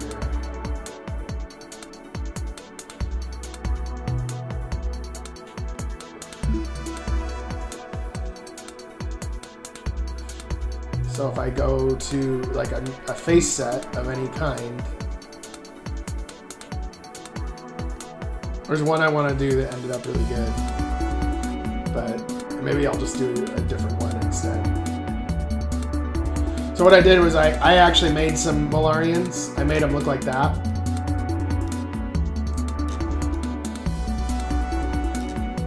And then you take your face set, you get two faces, and you can either make it strong or normal art influence.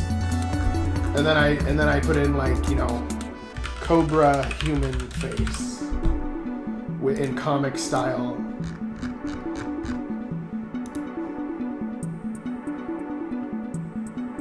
and then you get something new, right? So I could actually make a whole bunch of these. Well, those ones look very similar. Generate again.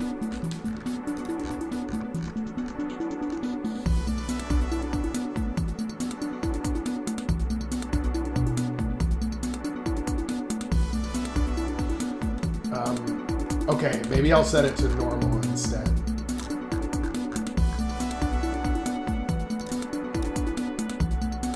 Yeah, try this one. It's actually pretty good.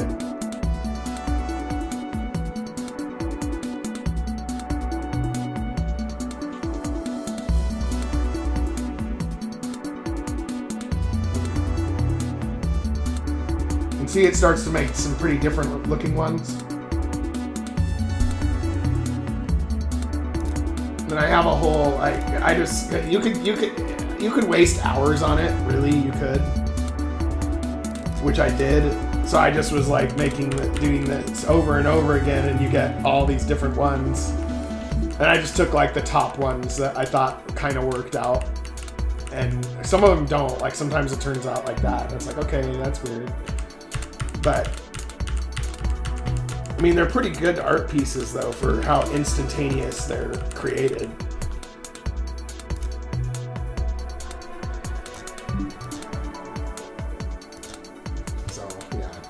But where this is really good is if I'm trying to make like paintings. So like in this part of the map, which is earlier, all of these are AI paintings with rough graphics I gave it and told it to make something else. And so you could have like a whole art gallery in 20 minutes just as a tile set or something, you know.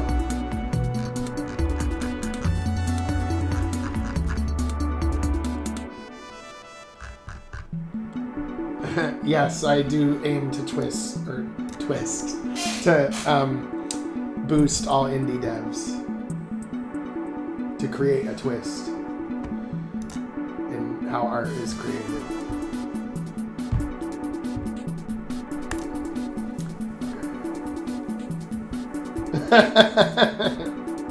Yep.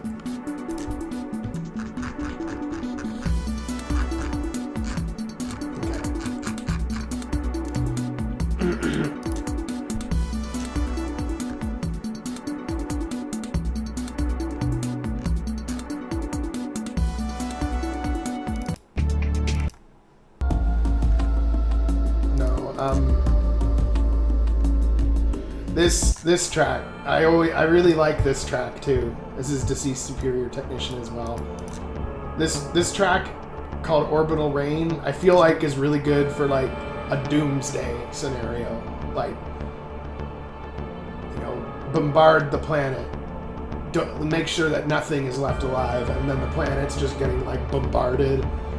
Or you launch like 10 nukes at once, and it's just like boom, boom, boom, boom, and like you know that you're fucked. It's doomsday. Like, so whenever there's like a, you know, civilization ending event that's happening right now, I usually play this track.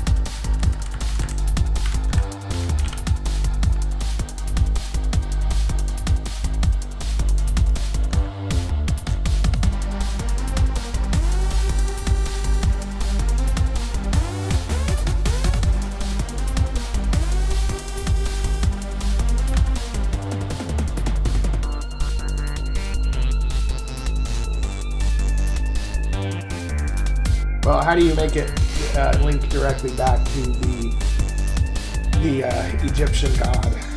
Horus has to be some kind of person for that to work.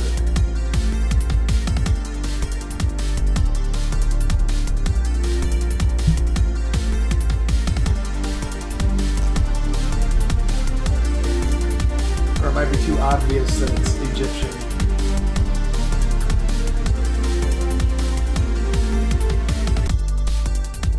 Oh yeah, I'm all about the funny references.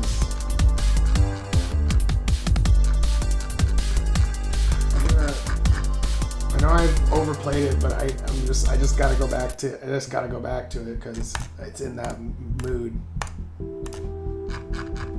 We're in some weird dreamy memory of Zeron's thick layer of radioactive ash has enveloped the planet. What does the eye tell us?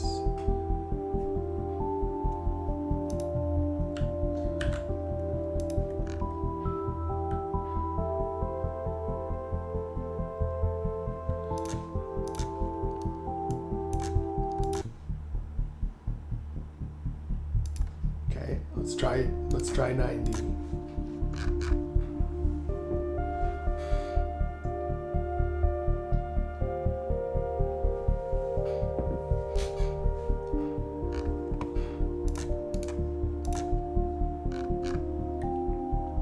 It might work actually.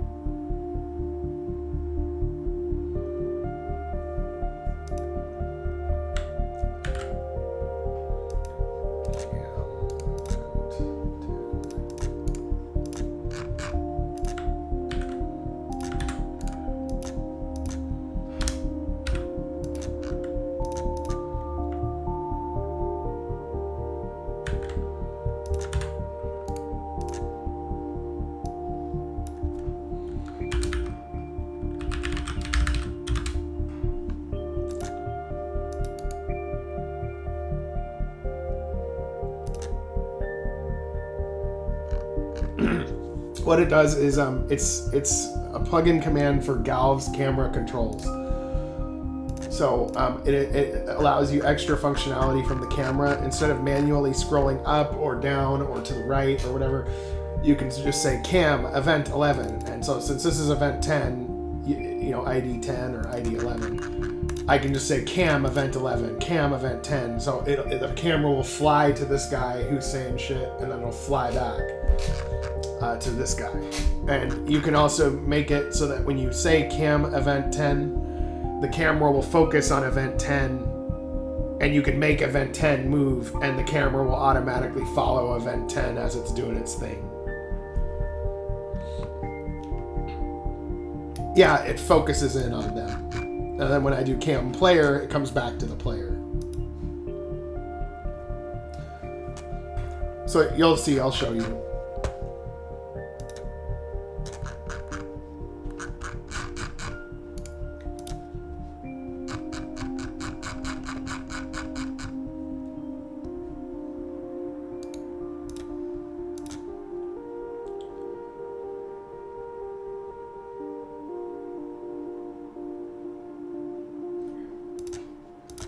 Should work.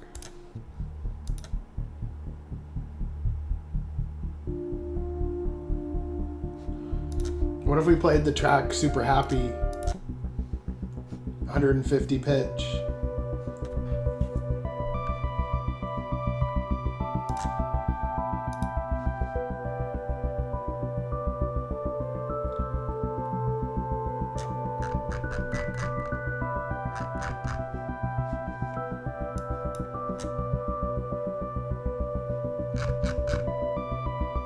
It's not that bad, actually.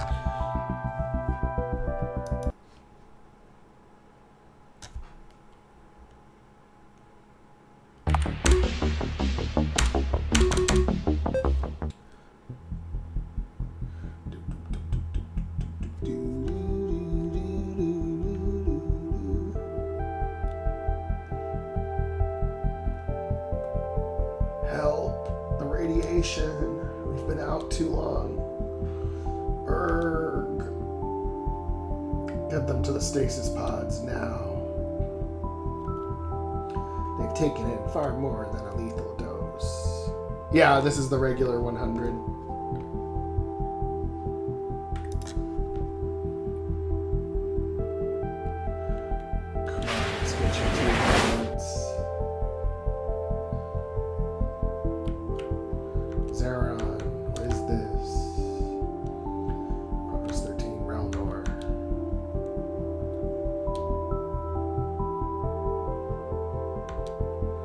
Yeah, it's kind of like that, actually. Because the Protheons were, you know, progenitor in some sense, just like these Malarians are. Discovering ancient knowledge.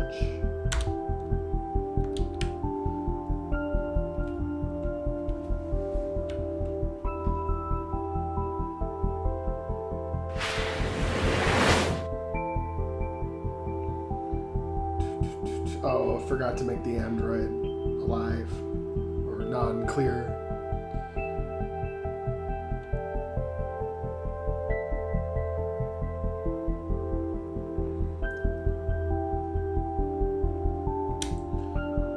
But see how it just flew to him right away?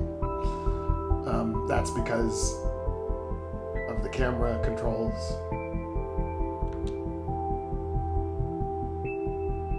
It's just easier to have it just fly there sometimes.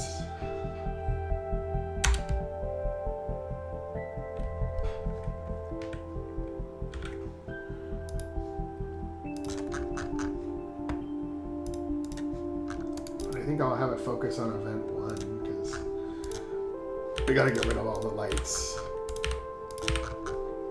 They have normal lighting at this time.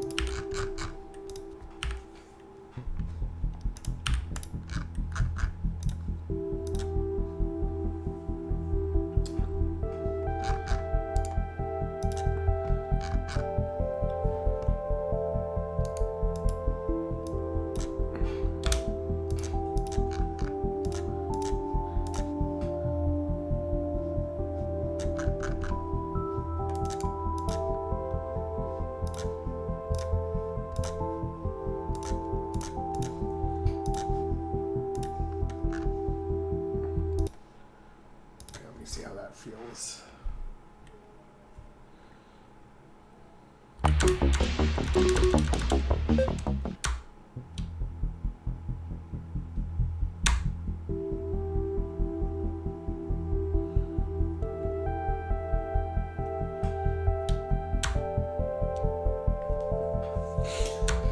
I don't know how long it would be. It'd probably be better as a mini series.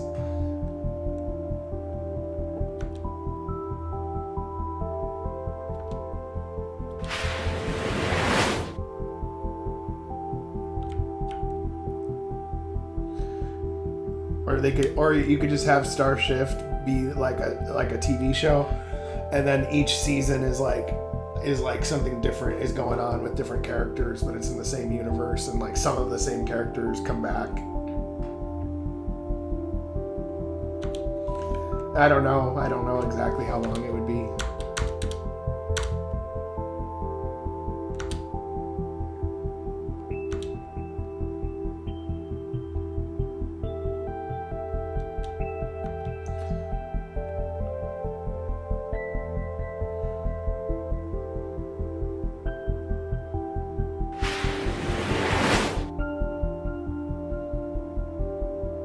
Yeah, thanks.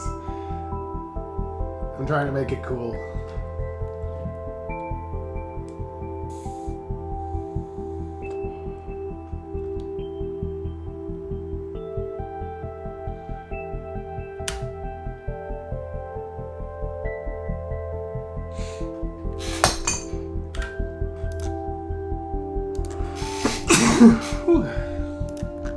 Gotta set the frequency to highest.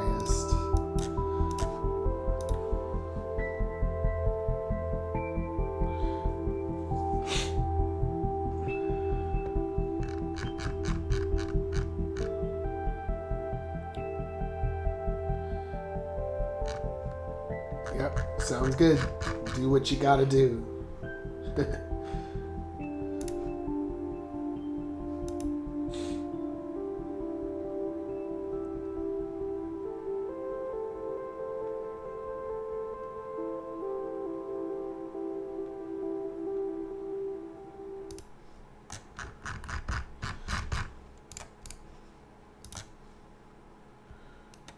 Let's do 110 as requested.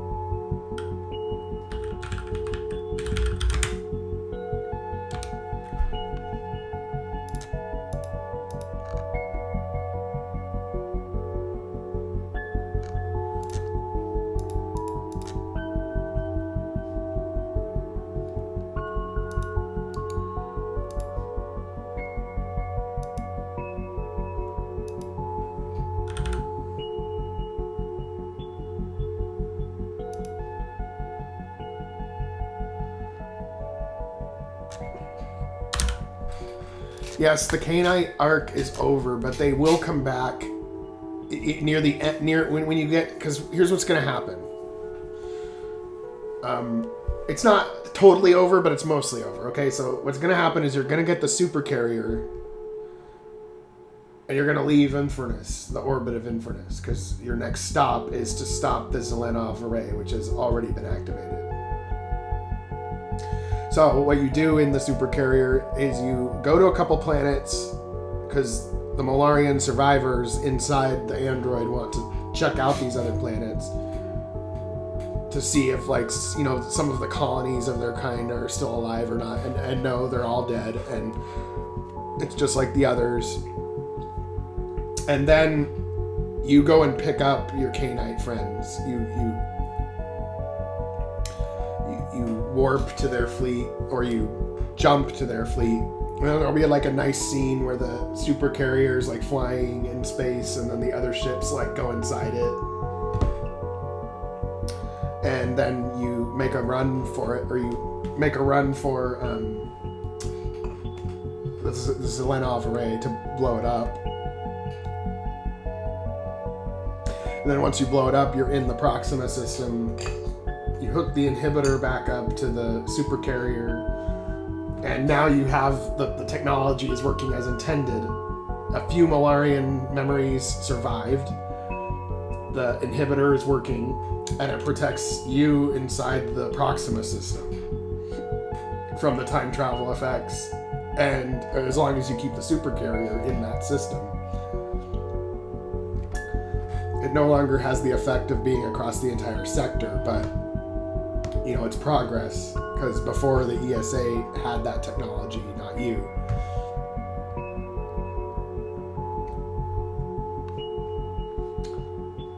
And the game is going to kind of end with the idea that you're in orbit around Proxima, and it's like there's a whole...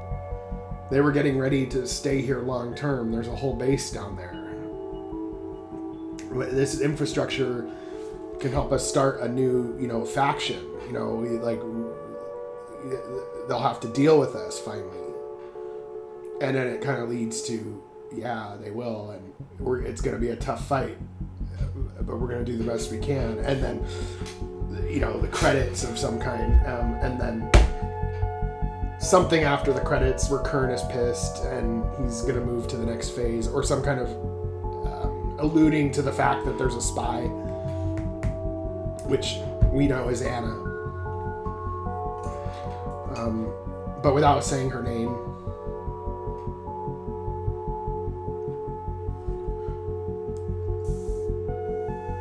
And I think sets up the game nicely for Rebellion, tying in very nicely with the main game.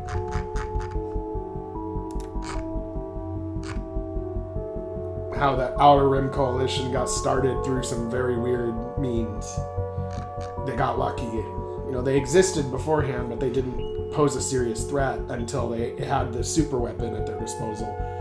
ESA kind of leaves them alone, like don't poke the bear kind of thing, because they can't predict what will happen, because they can't get into the Proxima system anymore.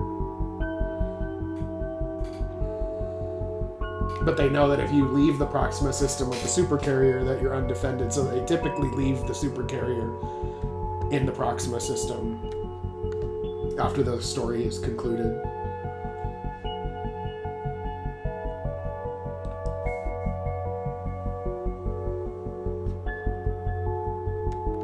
But there has to be something that brings these Cainites and the Orc together.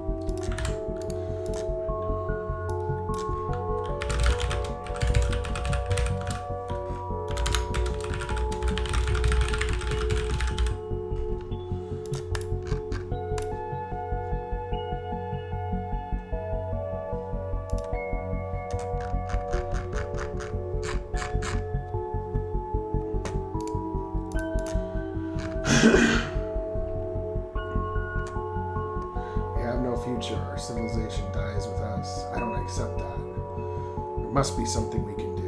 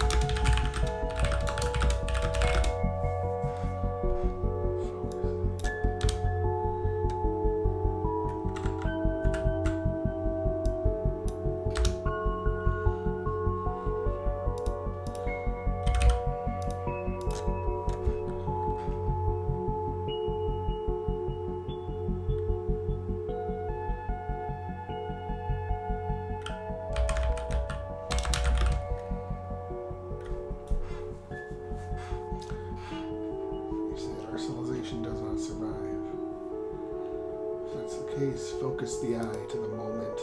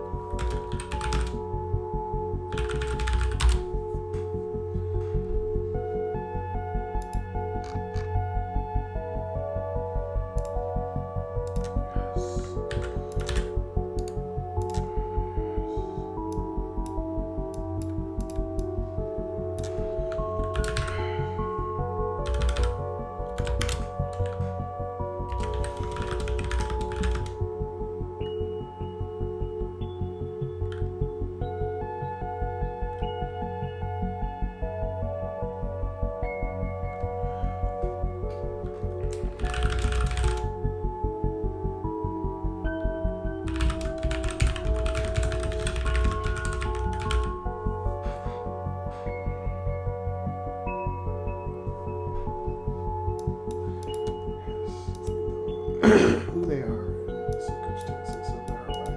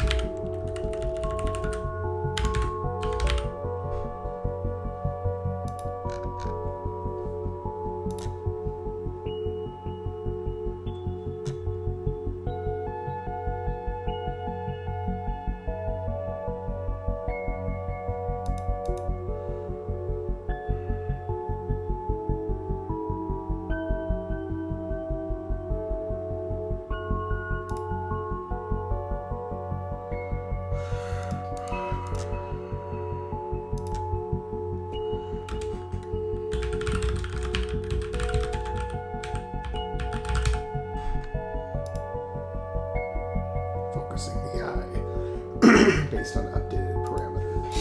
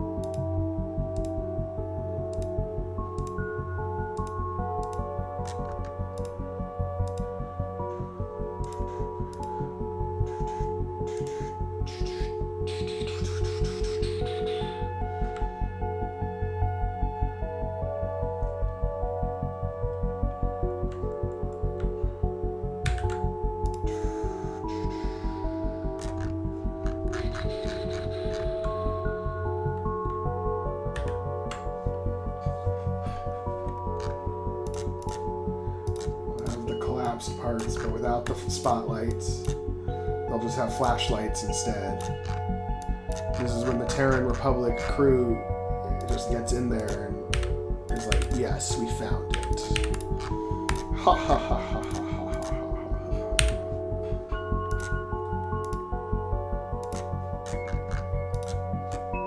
This will change everything. No one will be able to stop us now.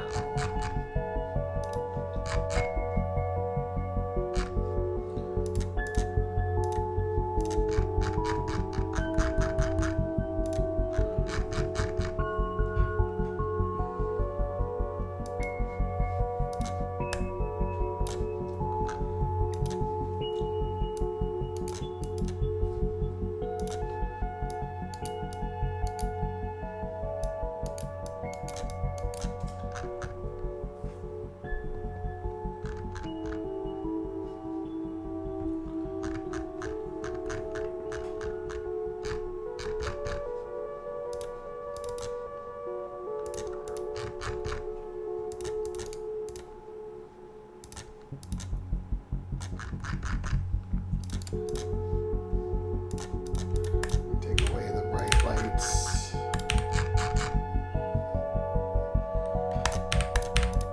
We want it to be pretty dark in here.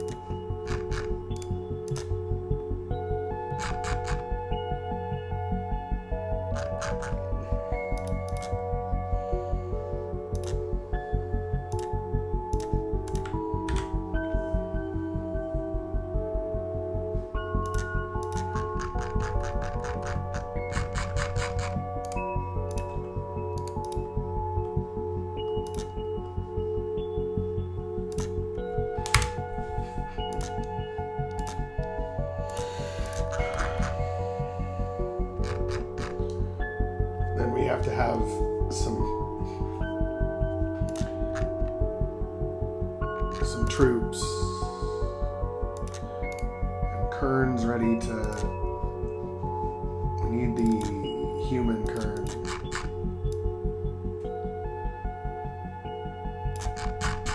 Because he got this device when he was still working for the Terran Republic.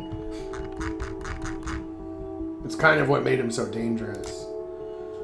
Like, once he got this device, it wasn't like in Origins you think it's just the crystals that he found, but no, it's more than that. He found this too, and this is what made him really dangerous, because he could see the effects.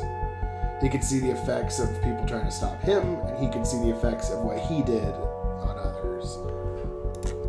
And then it turned into the snake eating its own tail kind of thing, where he had to just keep doing one more thing, one more thing, one more thing, until, you know, it became utterly unrecognizable from what he grew up in. But he can't go back because he's gone all in, you know, that kind of thing.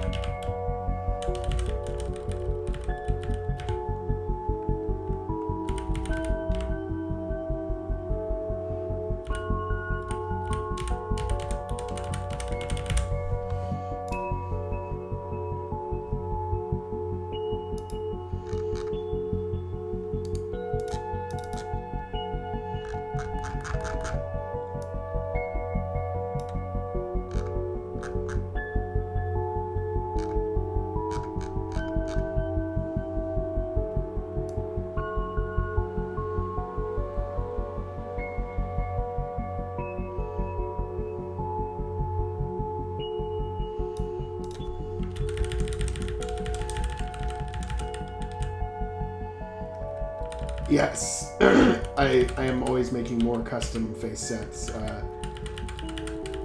It's not one of my. It's one of my weaker areas actually, but with practice I get better.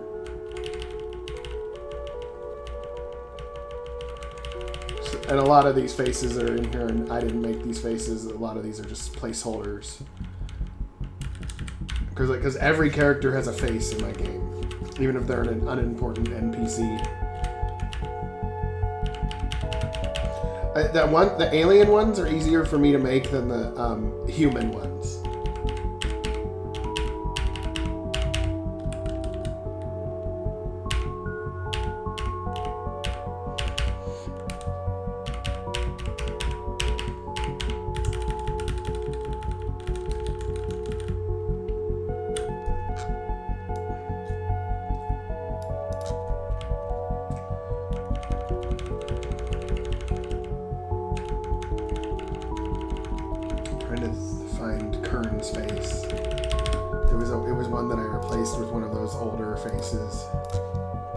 Go to the scene where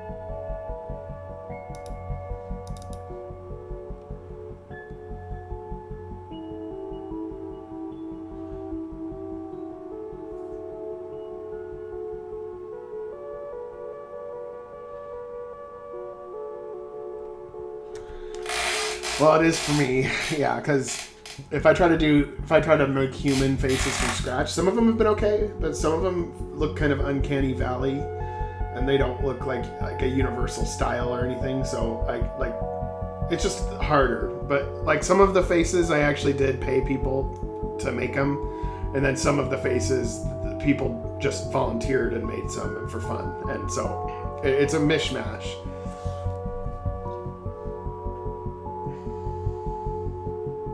And then I made a fair number of them as well, but I made mostly the alien faces and not the human ones. A few of them, though.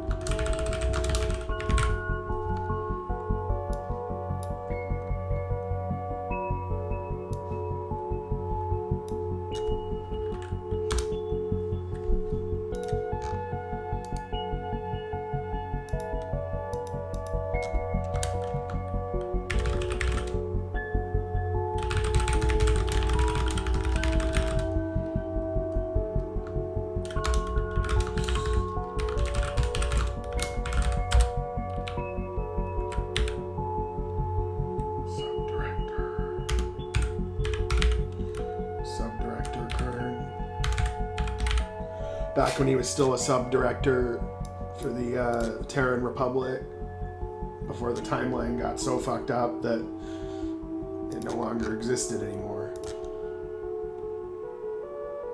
But Kern certainly knew what he was doing.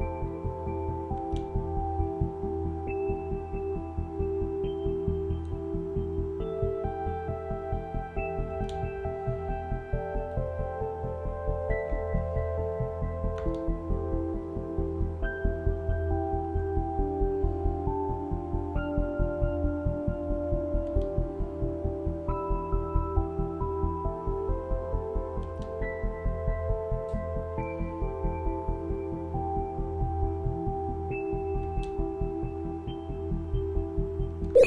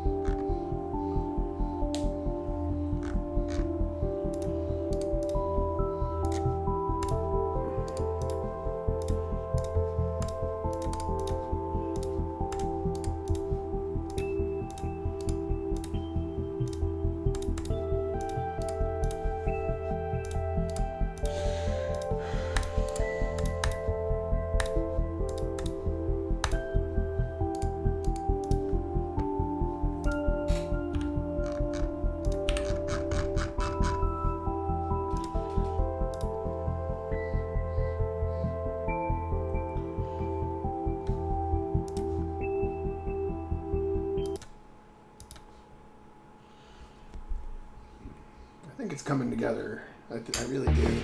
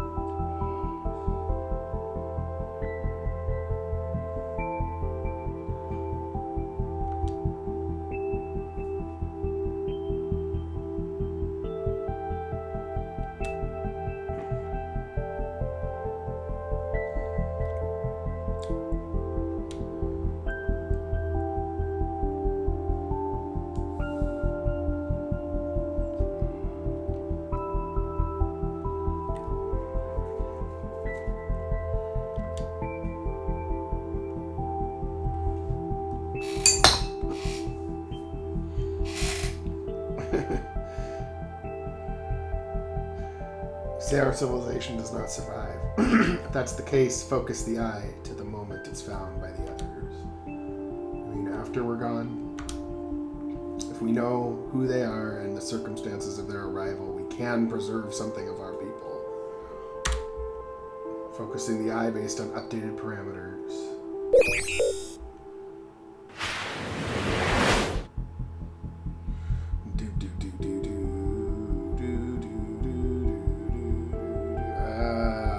Still direction fixed like that.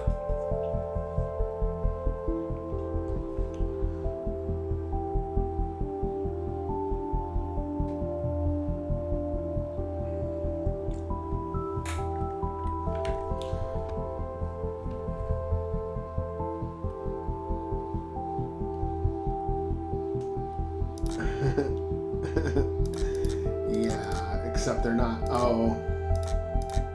Hmm. I have to set them to fixed.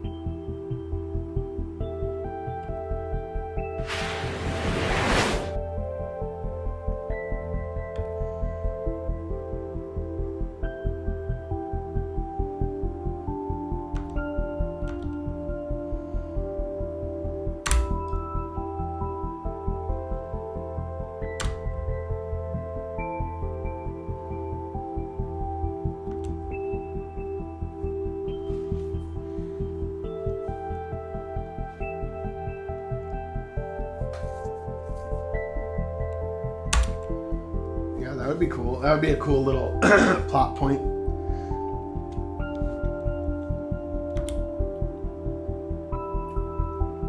Where he'd be like, did you know that this table is made out of the former K-Knight Alpha? Like he's just like kind of psycho like that.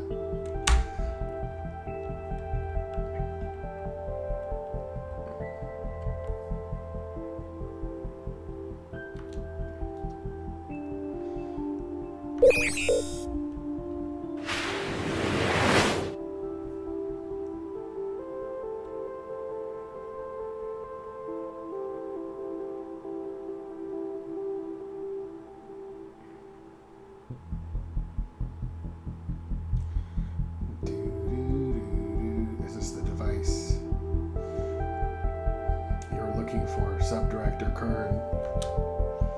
The Eye of Providence. We found it. I thought it had been destroyed in the attack. Luckily, that was not the case.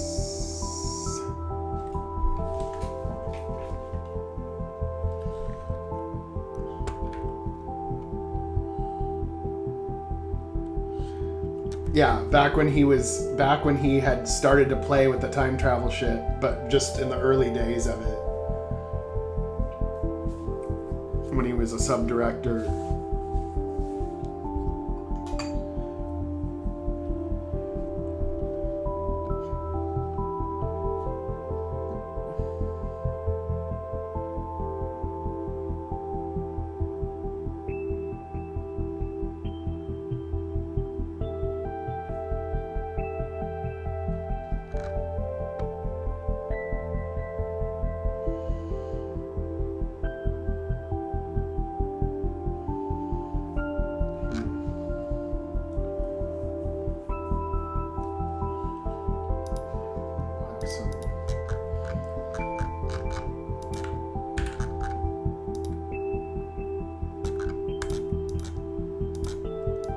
Some soldiers that are just pacing back and forth.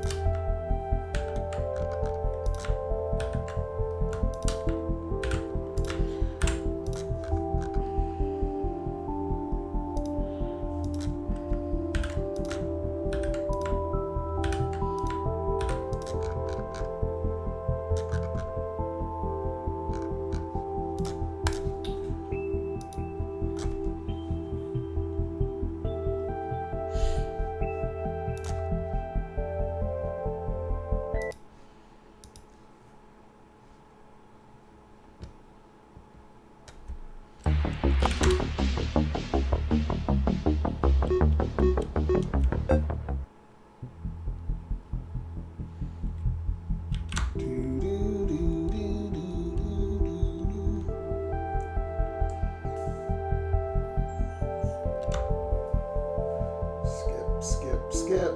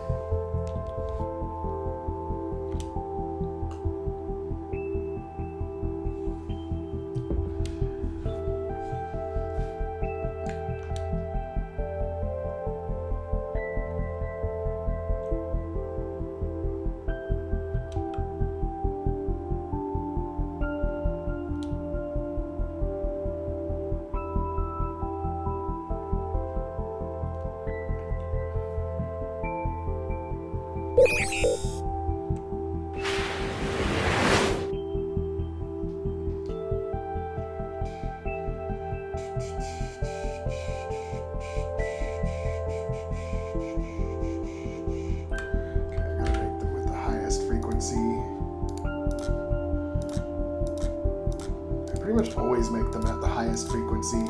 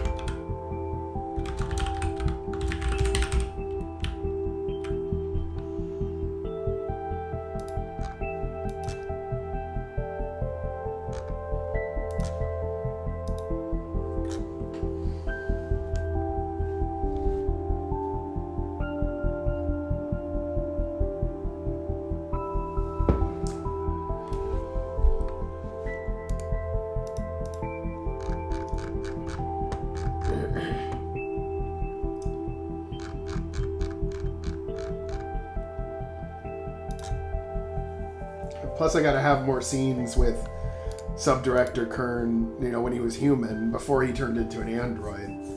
Like, it was such a nice face set, I gotta use it somewhere.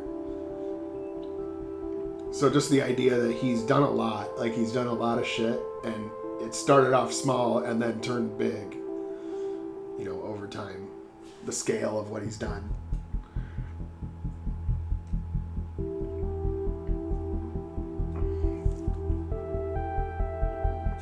It really went out of control when that alien AI merged with him.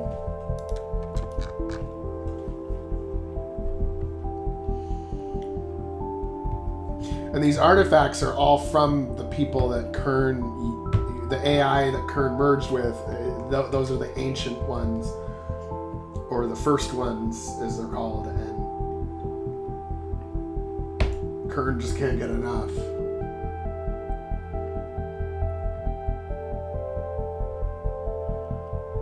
Well, Kern thinks he's the hero. He's trying to bring back his people.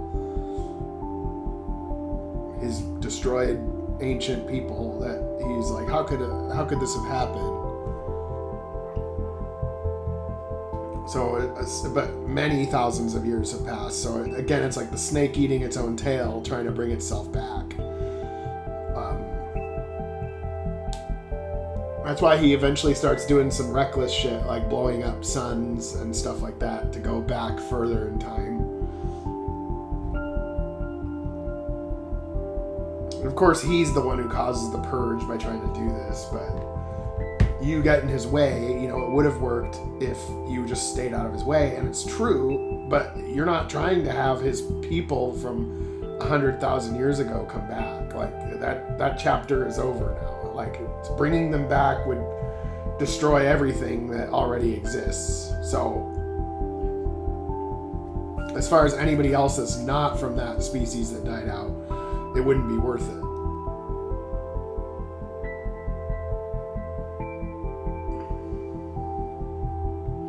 Yeah, you know, we could add that in. We could really add that in.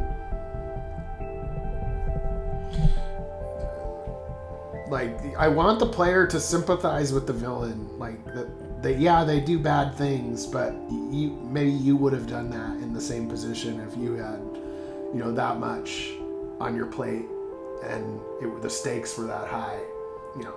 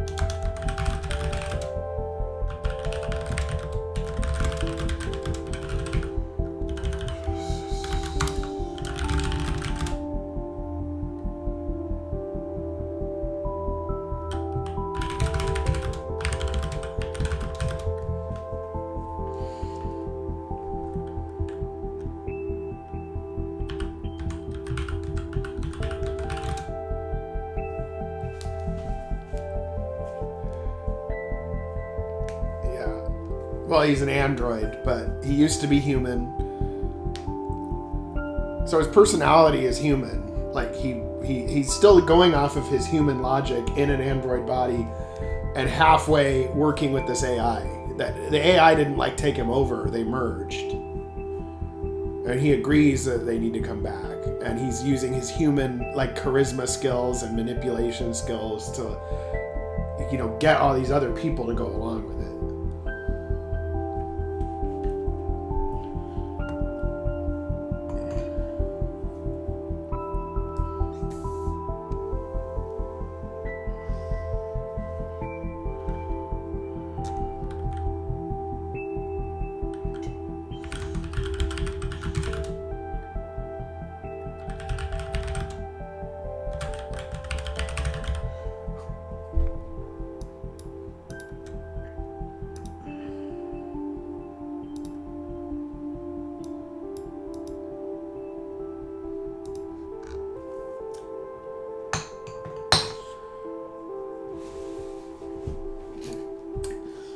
Well, here, I don't want him to be, like, a classist or anything. Let's just have him say something like, you know, let's just have him answer the question vaguely rather than saying it's above your pay grade. Let's just say the device will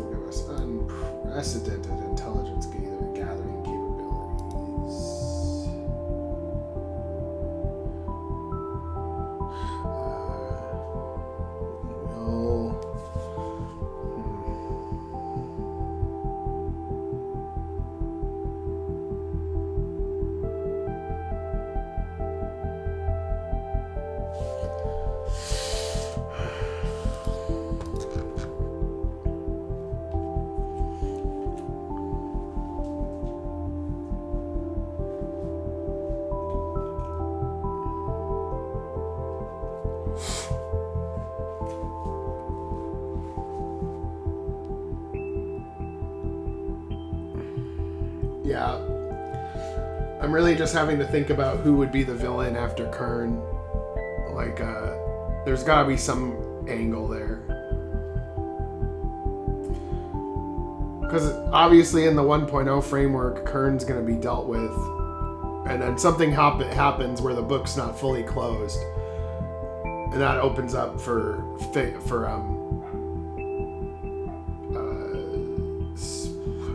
2.0 framework. Maybe the 2.0 framework is like a long time in the future. Like it happens all over again because the battle was fought. Everybody thought it was over. It was done. But no, there was a little piece that was missing, and that opened the floodgates in the future.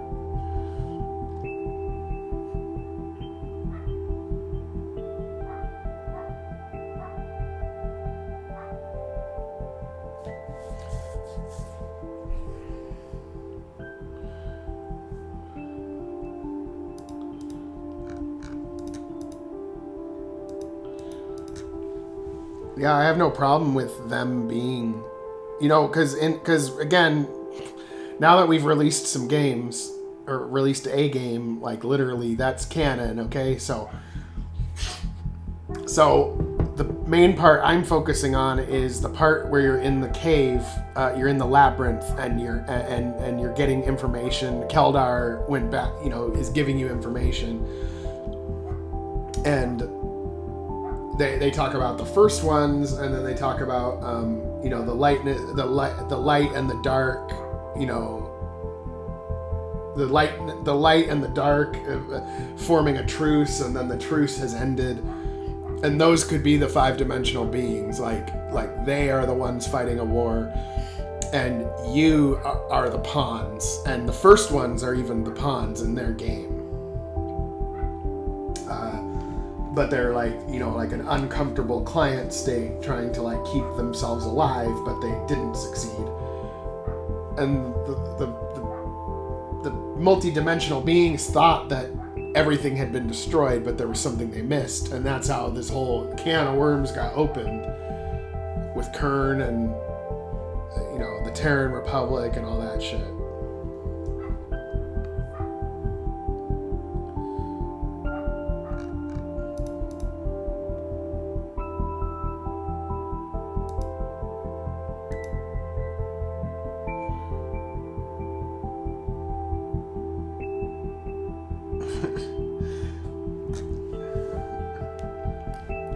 Yeah, well, there's a lot of ideas. I'm open to anything, and I'm just trying to create an interesting story.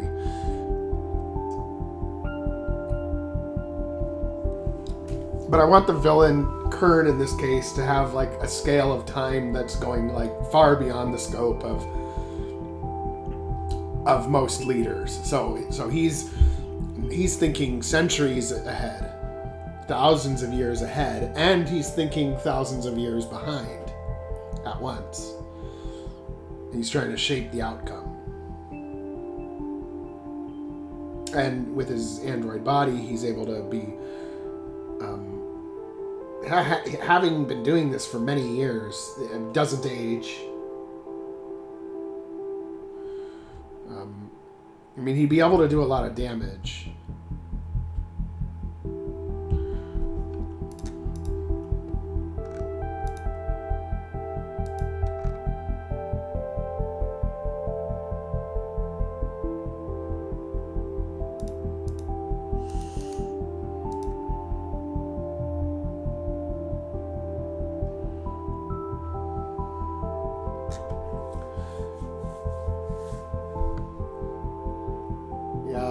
I wouldn't be surprised if we were in a black hole. Think about what it looks like the Big Bang, right? Is like the universe explodes or something, right? And then it just, and I know that's an oversimplification, and then it's just expanding faster and faster and faster and faster and faster. Okay, well, if you were inside a black hole, the opposite of a black hole, let's say a white hole, where a black hole forms for the first time, and then what's inside that is a new bubble that blows up, and it would look like a Big Bang, And if you were in it, it would look like everything's going faster and faster and faster, but really, it's just a matter of perspective.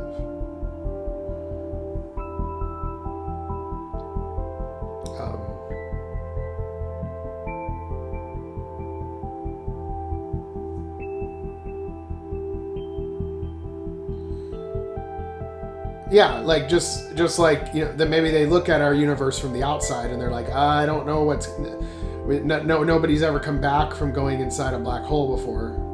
And it's not like it's a portal. It's literally like an infinitely dense thing. Like, you can't go through it and survive. Like, you're gonna die if you try to go through a black hole. But because of the gravity well being so intense, it can literally create this weird ass fucking bubble inside of a pocket of space-time and just expand like blowing a bubble. And that's probably what our universe is. And I mean, it makes sense to me, and we're trying to figure out where this extra energy is coming from. You know, like, we're talking about dark energy and dark matter, and we've never detected it. And it's like, well, but our calculations are off. There's no way that it's there needs to be extra energy coming from somewhere for it to be expanding this fast. But no, it might just be a matter of perspective. It might look like it's expanding that fast from the perspective of being in it, and things are slowed down for you so much that you assume everything's the same speed as you look further out around you. But in reality, you're the one in the slow motion trap while everything else is expanding so fast. And so why go into that type of time bubble? You're going to be fucked if you do from the outside. I mean, I'm just speaking bullshit. I mean, it's probably I don't know what I'm talking about, but all I can say is that throughout all of human history, we always thought we had the answer. Our greatest minds always thought that they knew exactly how it worked, and they came up with so many beautiful equations to illustrate that they knew exactly how it worked. And in reality, something new comes along all the time and just makes it go, oh, like, we have to throw away everything we thought was true now that we have this new reality. And I have no doubt that that's going to keep happening. Like, that 100 years from now, we're going to discover something that's like, oh, like, the universe didn't work like we thought at all. And this is now possible, now that we know how it really works. And that's just going to keep happening. Like, humans have somehow figured this out. Like, the universe is so huge, and yet we've figured out the formula, really? I mean, we're like ants. I don't know. That's my point of view. All I know is that we don't know. That's it. Like, no matter how smart we are, there's pieces missing. We're trying, and that's good. Let's keep trying. But don't think that you've got it all figured out. Don't think that we've cracked the code or anything about how the universe works.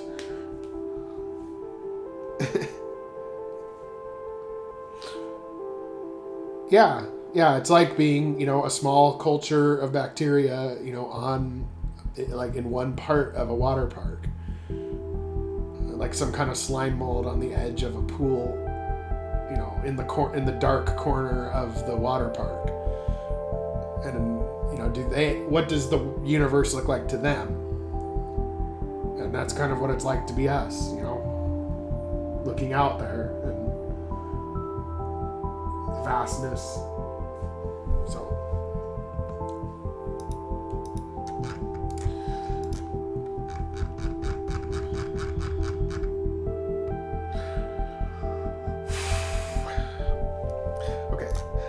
I am at 9 hours. I think I'm good for now. I'm gonna keep working on this tomorrow, the day after that. I'm gonna keep binge developing, and I'm gonna try to get as much done in this next few weeks as I can. And I think I'm gonna get through the plot relatively quickly if I just keep this pace up. Like, so, if I put 5 hours in tomorrow and I put 5 hours in the day after that and 5 hours in the day after that, I will be able to get it done in about a month or 2 months. And I have to do that because my schedule is going to start getting really busy soon. So like I know in like a month and a half it's going to start getting really busy. So I have to get this like out of the gate before that hits so that it's not another 2 months of delay. So thank you for everybody who joined today. I think this is my second longest stream that I've ever done. The longest one was like 10.5 hours. But I am at my limit right now, and I will keep working on this. I think we made some good progress today, and you all have a wonderful weekend, and good luck out there. Goodbye.